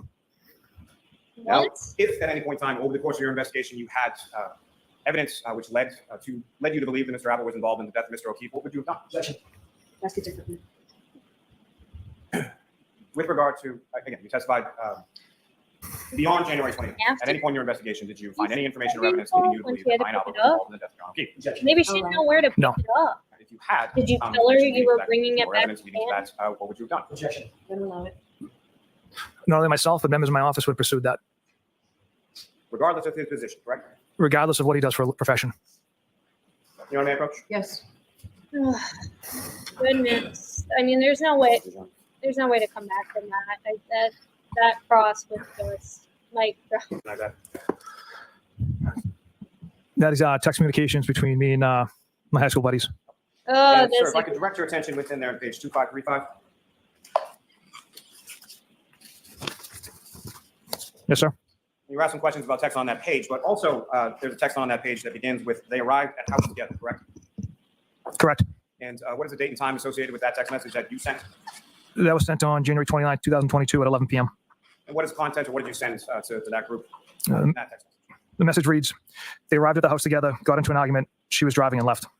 how do you know that? So that's also information that you had late in the evening of January 29, 2022, correct? Objection. Inform that, sustained. With respect to that information you conveyed in that text message, when did you learn it? During the course of the day on the 29th. From who? Yes. Retreat. From who? Who told you that? included Brian Albert. Now, you were asking questions about people that you spoke to on the 29th, correct? Yes. And that included Brian Albert, Jennifer McCabe, Matthew McCabe, Are you Terry going Roberts, to tell is us that correct? who told you? Trooper DeChico and Trooper Dunn interviewed Ms. Roberts. And my apologies. When I was saying you, I meant collectively. Yes. But you specifically yourself and Sergeant Mechanic, you also spoke with the defendant on January 29th, correct? Correct. And that would have been prior to any of the text communications that were contained within that chat with your friends, correct? Correct. He asked you something about charging decisions. Is that something that you make in this case or any case? I don't make any charging decisions. We're essentially fact finders. So as far as what Ms. Reed was charged with or when she was charged with it, that's not something that's within your purview, correct? No, not at all. Now, specifically, you were asking questions about some text messages between yourself and Trooper Chico in regard to his medical exam, correct? Correct. And those occurred in April 2022, is that correct? Talking about Yes. the medical Was exam. the defendant Ms. Reed charged with murder in April of 2022? Objection. I'll allow it. That wasn't until June of 2022, correct? That's correct. And that was at the conclusion of the grand jury, is that correct? Objection. Sustained. And you're aware that there was a grand jury in this case, correct? Objection. Hold trial. Yes.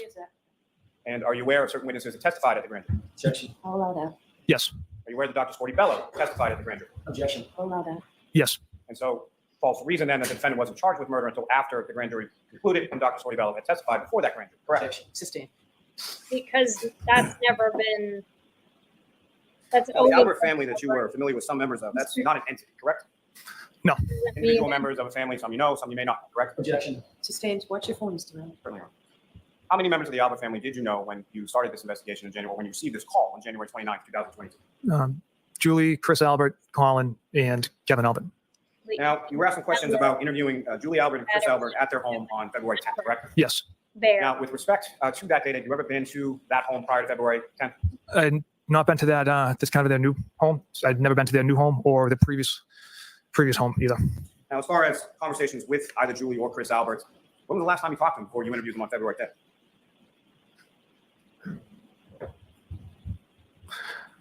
I believe I'd reached out to Julie to coordinate the interview, but prior to this case, there was that one random text message she sent me and my sister when I was going on a family ski trip. They weren't a part of it.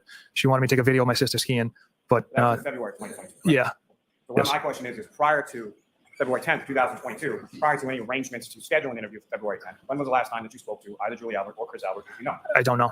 I can't remember. Even Now, like, with regard to that text message in regard to skiing in late February trying 2022, to help you. you were shown that text message, correct? Yes. Was there any response from you? No. Did you have any further communication with Julie Albert after that interview on January 29th, 2022, related to this investigation? I recall the serving her for grand jury. I know she wanted to kind of have an idea of what the process was like. So there's communications regarding that. And was that something that was solely done with Julie Albert or other witnesses or? All the witnesses that were called in the grand jury, it's unusual for, the majority of civilians to be called in the grand jury. So they obviously have questions about the process. Now, as far as babysitting for your children, is that something that Julie Albert ever did? No. And as far as those text communications between yourself and your sister regarding that, is that something that you would ask for or something that your sister had suggested? Yeah, my sister had suggested that. We no, never you can throw in followed up with sister. having Julie watch my kids. Now, you were asking He has questions no about problem throwing anybody text on. messages with your sister, Courtney, correct? Correct. And I believe a couple times you would use the terms, well, let me ask you this first. With regard to from January 29th throughout at least January, February 2022, this was this case became something that was on the news on a fairly regular basis, correct? News and social media, yes. And so when you were using the term in describing what you spoke to your sister about as far as newsworthy, what did you mean by that? Oh my My sister lives in Canton, so there's a lot of, as well on the news and social media stuff that was being discussed on those platforms. Now, as far as the discussion, Sally's trying to say like, oh well, it was in the news, therefore it was newsworthy. Like he's trying to play on his words. I get it. You're trying to do damage control, but you're really reaching for straws. No pun intended. Anyways, it's questions that you had with let's regard to your get sister, further from how would you describe or how would you characterize the type of information that you shared with her event? General information, nothing specific about the case. Now, you But also you asked a did. specific text from your sister But you on did. January 30th. It started out with, I believe it was Jesus Christ. Is that correct? Yes. Are That was we in the reference, same to trial? The body of Mr. O'Keefe being found on Brian Albert's lawn, correct? Correct. And so she's asking you about that on January 30th, correct? Yes. So fair to reason that wasn't something that you shared with her prior to January 30th, correct? Correct. And something that you hadn't shared with her at all at that point that you received that text communication, correct? Correct. Sustained is to inform. Watch how you ask these questions, Mr. Alley, as your witness. Yes, sir. With regard to that information, as far as who the homeowner was, what, if anything, had you shared with your sister Courtney prior to you receiving that text from her, indicating her knowledge? Yeah, I don't recall sharing anything in regards to the homeowner. Now, in regard to any issues of a gift or request for a gift How would you characterize that? Was that serious? Was that in jest? How would you characterize that? I didn't take I'll allow it.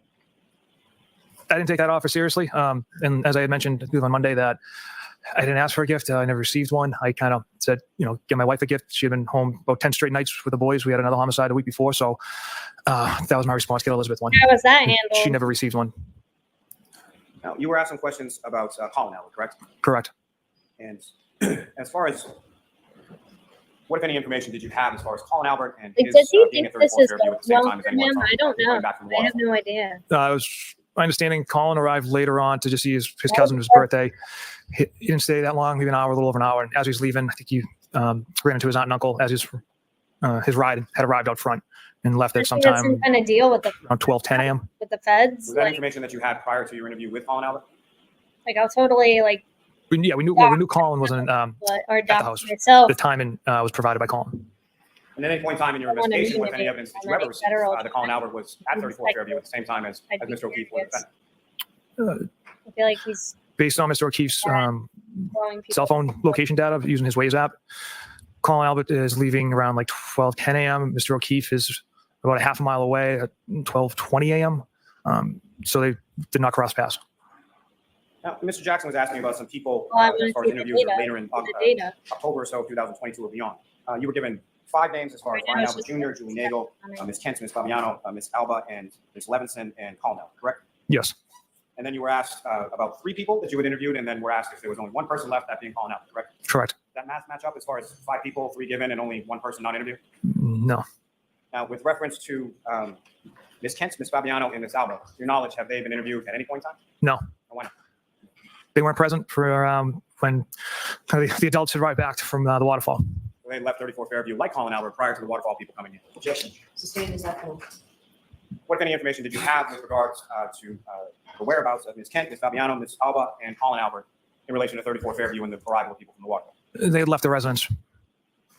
So, with respect to Colin Albert, why was it that he was interviewed and not Ms. Kent, Ms. Fabiano, and Ms. Alba?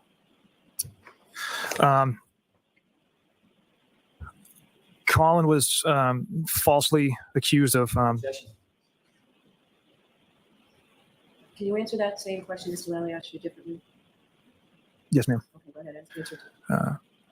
Colin was the subject of a third-party culprit that had no evidence to back that up. Objection. I'm going to allow that. That had no evidence to back that up, that he was involved whatsoever. My office and myself felt the need to interview Colin, sit him down, and get his story, his facts of that evening. So that's why we interviewed him at that date and time later on. And when you say we, do you recall who was present with you when you interviewed Colin That Albert? long. Trooper Zachary Clark. Are you aware of Sergeant Mechanic getting What is he screenshots from both from? Colin Albert and from Ms. Sally McCabe in relation to text communications they had about picking up Colin Albert from 34 Fairview on January 29th? Yes.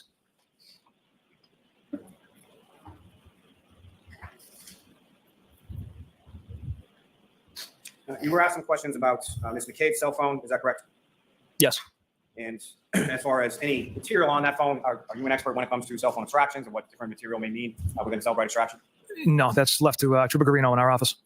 Are you aware of? But didn't you say you were certified in the very beginning of your testimony on direct that you had Celebrate, like you were Celebrate certified? You said that. Reports regarding those searches from Trooper Nicholas Garino and Ms. Jessica Hyde and Mr. Ian Whitman. You're I am aware of those, yes. And those are people who are experts, those are people who have special knowledge or specialized knowledge as it relates to Cellbrite technology that you do know, correct? Objection. Form of the question is sustained. What, if any, knowledge are you aware of Trooper Nicholas Garino, Ms. Jessica Hyde, and Mr. Ian Whitman having with respect to Cellbrite or cell phone technology that you do not? Objection. Allowing it in the building. Maybe a question. Sure. You are back.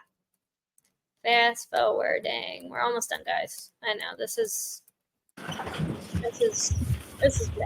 This is very but it's important. Yes. Let me rephrase that just a little. As far as you're aware that Trooper Nicholas Garino, Ms. Jessica Hyde, and Mr. Ian Whitman have all looked at Ms. McCabe's Cellbrite and extraction information, correct? Yes. And their knowledge, their specialized knowledge in regard to those areas exceeds your own, correct? Yes.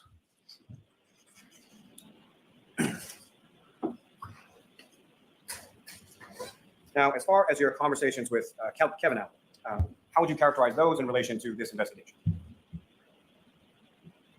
They had nothing to do with this investigation. Like I said, we were working a cold case together. We also work on other cases together that He has unattended nothing deaths to that do I'll with respond to a the potential. investigation except for the fact that his brother was the homeowner of where John O'Keefe was found. So yes, he does have something to do with this case. Shut the front fucking door. Suicide or an overdose in the town of Canton that I'll respond to, but the topic of our conversations were in regards to the cold case or unresolved case that we're working together. Madam Mayor Pro Tem. Yes. The documents the other day. You recognize that? Yes, I do. What do you recognize that? Text communication with Kevin Albert. And sir, if I could direct your attention to debate stamp pages of 2600 and 2601.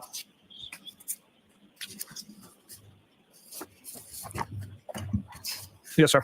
Now, in regards to activities on that particular date, you had indicated that you had conversations with Kevin Albert about working a cold case from the town of Kent, correct? Yes. And specifically on that date, where did the two of you go? I recall going down to the Cape to interview at least one person of interest. And that was down in the town of Sandwich, to be specific, is that correct? Yes, Now, in reference to Kevin Albert leaving his badge in your car, you recall that? I do. If I could direct your attention to page 2602. And what, if any, text communication is contained on that page as far as you asking Kevin Albert any questions about his address? After I informed Kevin Albert I had located his badge, I That was bad. follow up. What's your address? I will drop it off after the gym. You're asking his address because you don't know his address, correct? Correct. Sustained. Why are you asking for his address? I've never been to his house and I don't know where he lives. You're So they're trying to put distance between him and Kevin Albert, which is again like if you're a work buddy, I've had work buddies that I've never been over, whose houses I've never been over, and I didn't know where they live. So does that really prove anything? No, because you're clearly friendly enough where he's your boy and you go out to drinks with him and he drunkenly leaves his badge in your cruiser and he doesn't know where his gun is and he feels confident enough to say that to you because he knows you're not going to give him shit about it. So don't. I see what Lally's doing, but it's not going to make much of a difference. It's just not. The damage has been done. close with him that you don't know where his house is, correct? It's Sustained. over. May I approach this retrieve, Your Honor? Yes. I'm sure you were asking questions about ring videos from One Meadows Avenue, Mr. O'Keefe's home, is that correct? Yes. To be clear, did you delete any ring videos from Mr. O'Keefe's account, either on his Apple Of course I phone or did, from I know. the materials that you received pursuant to the search? I mean, Absolutely not. he didn't, but Now, when maybe you somebody saw else that did. there were ring videos missing from times that you expected videos to be, specifically what I'm asking about is Ms. Reed or the defendant's arrival at the home after leaving Fairview Road, and Ms. McCabe, Ms. Roberts, and the defendant's departure from One Meadows to Fairview Road later on that morning. What did you do? I reached out to Ring several different times. They informed me if the video is If that's through your phone, I want to see those call records and I want to hear from Ring because that would be huge. Did they actually reach out several times? Did they make an attempt? When did they reach out? deleted. There's no digital footprint of that. It's essentially kind of gone forever. And with respect to that time frame, what, if any, other additional steps did you take to try to retrieve that video? Was there a second search warrant, sir? Yes. You were looking for additional information from that But same. then how did DeChico also make that sticky note saying, hey, it looks like Karen Reed arrived at around 12:41 at John O'Keefe's house? How does that make sense? There's a sticky note of that, so that footage did exist. It did. And again, unless your Ring camera's broken or turned off or whatever, you didn't pay the plan, shut off, whatever, what have you, it's going to pick up motion sensor to a giant SUV pulling into a driveway. It is. So cut the crap. Cut the crap, dude. And ring it, correct? Objection sustained. What, if anything, were you looking for in that second search? Additional video. Now, you were asking questions about notes from Trooper DeChico, correct? Correct. As far as that 0041 note, do you know what that means? That just tells me it's a time. And do you know specifically whether or not that is something that Trooper DeChico saw or something that Trooper DeChico was looking for? That's something Trooper Chico could answer for. He's going to throw him right under the bus. Oh, boy. Are they going to call May I DeChico? have just a moment? Yes. If they didn't call him. So you were asking questions I about imagine Sally they Port video would at Canton call Police him Station, correct? after. Yes. And you arrived at the All these Sally Port cameras. garage of Canton Police Station sometime around or shortly after 5:30 p.m., Coming correct? apart. Yes. Now, that 5:30 p.m. time, is that before or after 5:07 a.m.? It's after. And 5:07 a.m. is when the Exhibit 6, video number, I believe, 153, with the defendant backing out of the garage, where you testified on Monday you observed some damage to the taillight, correct? Correct.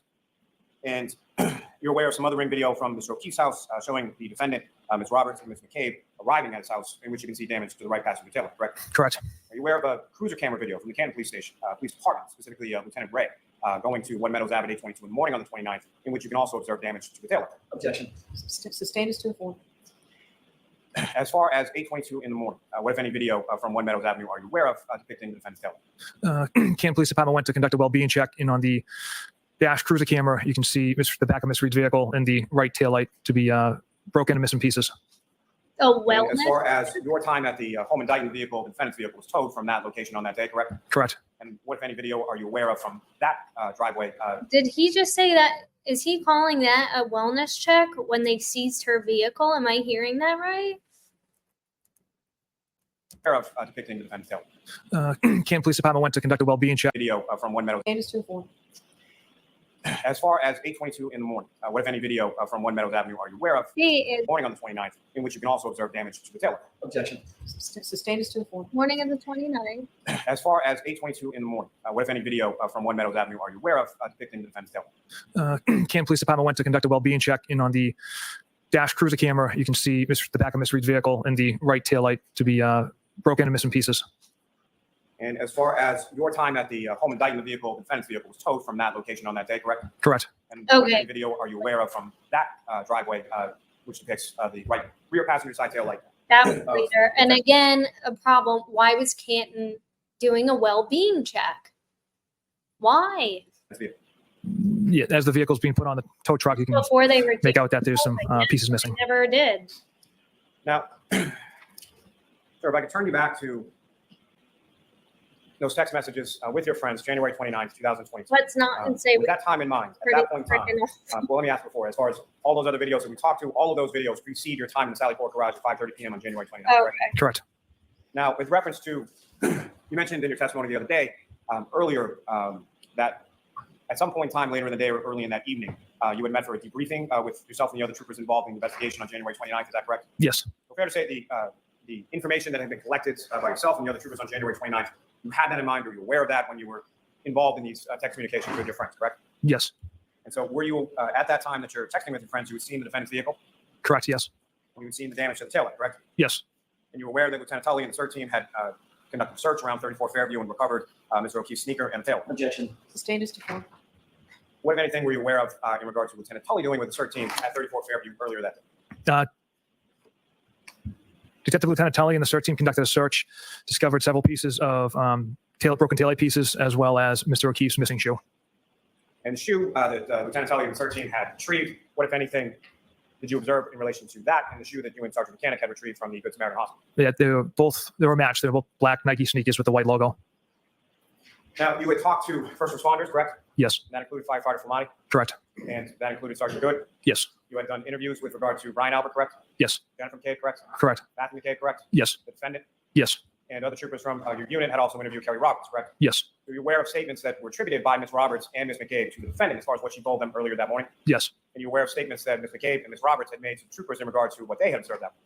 Yes. Now, were you aware that both Ms. McCabe and Ms. Roberts indicated in interviews on January 29th that when they had got to 34 Fairview Road, they could not see Mr. O'Keefe's body? However, the defendant sort of bolted out of the backseat of the vehicle directly over to Mr. O'Keefe's body. Objection. You can ask that differently, Mr. Lally.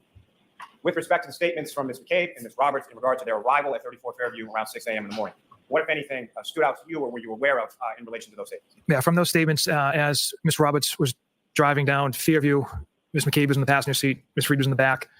Obviously, whiteout conditions as they're coming down like that slight hill, getting just before the left side of the property.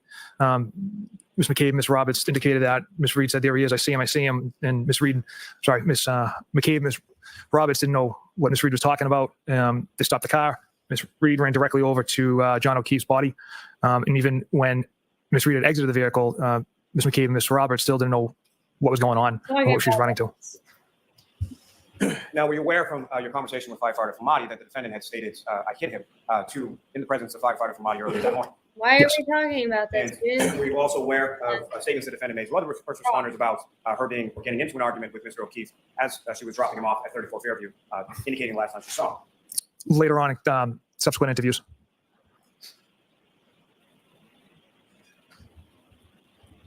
So at the time that you're sending these text communications within this group chat in the later part of the evening, January 29th, 2022, what is it that you did know in relation to your investigation with regard to Ms. Reed, the defendant, and or Oh, God. anyone else?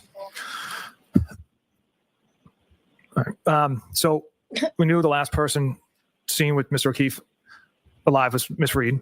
We knew they were traveling to Fairview Road. How do you even Witnesses know stated they that? saw a SUV out front of the house. You We know went from one side to the other. Miss McCabe was texting John, parked behind me, things of that nature. John never went into the house. And then the following morning, Miss Reed, Miss Roberts, and Miss McCabe located Mr. O'Keefe in the front lawn. I observed those injuries at the hospital. The one sneaker.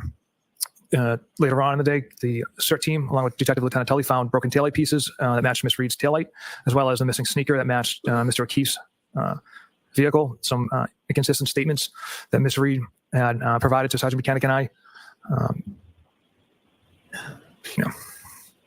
So at the time that you made those comments, disparaging comments in regard to Ms. Reed in the context of those communications with your friends, as inexcusable, as unprofessional as those comments are, the information you had was that Ms. Reed had struck Mr. O'Keefe with her vehicle. Yeah, you've got to watch the form, Mr. Lally. It's a statement. Yeah. At the time that you made those inexcusable and unprofessional comments, Witness, dude. what did you believe the defendant had done to Mr. O'Keefe? I believe, based on all the physical evidence and facts, Mr. O'Keefe got out of that vehicle holding that cocktail glass. He walked out of the waterfall bar with. Miss Reed pulled ahead and then backed into him, struck him with her vehicle, and then left. And then came back 5.5 hours later, correct? Correct.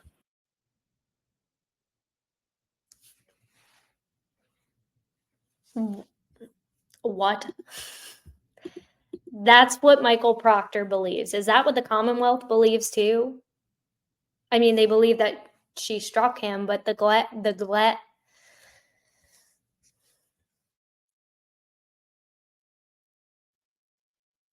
make it make sense. Make it make sense. I have no words. I think, Nothing further. Jackson? Very briefly, Your Honor. yeah, So you think it's not good. that your assessment, personal assessment, that Karen Reed had struck this officer with a car, gave you license to call her a cunt, Objection.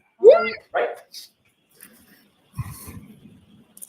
Based on the evidence, sir, my motions got the best of me. So it was in poor taste. Yes, it was important. It was inappropriate, juvenile, but it was my motions that gotten the best of me. And you called her a whack job. Gave you license to call her that too. Yes, Gave you license to say to your friends, oh, no. She's fucked, right? that's what I wrote. Gave you license to say that she's a retard. Again, another disgusting comment. Sir, you had an agenda from moment one, did you not? Objection. Sustain. Did you have an agenda? Objection. Sustain. Same question. That was a good one the first time. So the fact that you believe personally that your narrative was that she hit him with a car, you get to talk about her leaky balloon knot, right? Objection. Sustain. You indicated on cross-examination that you saw a video at 8:22 a.m. with some damage to Ms. Reed's right rear tail, correct? Yes, 8:22 before or after 5:07 a.m.? after. You also said that you had no idea where Kevin Albert lived, right? Correct. But you did say about getting his badge to him after that drunken night with him, that you just leave it in your mailbox, right? Objection. I'll allow it. Yes, my mailbox. Yeah. So he obviously knew where you lived. Yes. And then you said there's no evidence whatsoever. Wait, where Kevin Albert lived, right? Correct. so wait. You also said that you had no idea where Kevin Albert lived, right? Correct. But you did say about getting his badge to him after that drunken night with him, that you just leave it in your mailbox, right? Objection. I'll allow it. Yes, my mailbox. Yeah. So he obviously knew where you lived. Yes. I love the expressions because it is so true. So he knows where you live, but you don't know where he lives. Okay. And then you said there's no evidence whatsoever, your words, no evidence whatsoever. You talked about Brian Albert, Brian Higgins, Colin Albert, no evidence whatsoever that they were involved in the death of John O'Keefe, right? Correct. Trooper Proctor, you're the one responsible for gathering the evidence, correct? Objection. I'll allow it. Right? Yeah. I am one part of a greater group of detectives that gathers evidence. I'm just one part of that unit. You're the pointy end of the spear, aren't you? Objection. Sustain. You're the case officer, the lead detective, correct? Yes. Sort of like the fox guarding the hen house, isn't it? Yes. That's sustained, Mr. Jackson. Do you have anything else?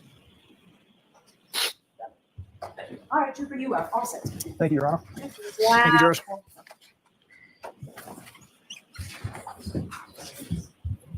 I mean, I know that was like in, Yes, Your Honor. Commonwealth call Lieutenant Brian Tully to the stand. I mean, y'all, what a day, what a day. And now you understand why I needed to split this up into multiple videos, just because there was so much stuff to cover and you really don't want to miss any of it. Yes, you can catch certain highlight reels of certain things, but then you miss those little nuggets where you're like, okay, you can zoom past it all you want, but I think it's really important. So that's why I'm so happy that you guys, any of you who stayed throughout this 5 hours or 4.5 hours, whenever I edit it down. But thank you so much for watching this with me. I hope you, I don't want to say enjoyed, that's weird, but I hope you learned something from this. I hope you are just as fascinated as I am in just continuing to learn more and more about how this case continues to unravel. Based on my commentary throughout this trial, I'm sure you pieced together already where I stand, but I would love to know where you stand in all of this too. I'm always open to respectful discussions. So feel free to drop your thoughts, opinions, feedback in the comment section below. I would love to hear from you. And if you liked today's video, if you want to see more trial coverage of the Karen Read trial, aside from just the other coverage, that's been great coverage that's been going on throughout the YouTube community as well too, and the alternative media streams. Feel free to stop on by here as well too if you're looking for a fresh take or you just want to catch up and focus in, zoom in on certain testimony. That's what we're here to do. Again, I'm not an expert in any way, shape, or form in the legal sense, in the police sense, in the medical sense, in any sense. I'm just somebody who's deeply fascinated with how the law works, and I want to continue learning so that I can make this community, my community, a safer and better place to live in and be a more productive citizen in society, so that if anything should happen to me or somebody else I know, or I happen to be sitting on the jury box one day, then I know how to understand certain things about how everything works. Sorry, my brain is totally farting at the end. But thank you so much again for watching, and I will see you in the next video. Next video is going to be all focused around Tully's testimony, so stay tuned for that. All right, guys, thanks so much for watching, and I'll see you in the next one.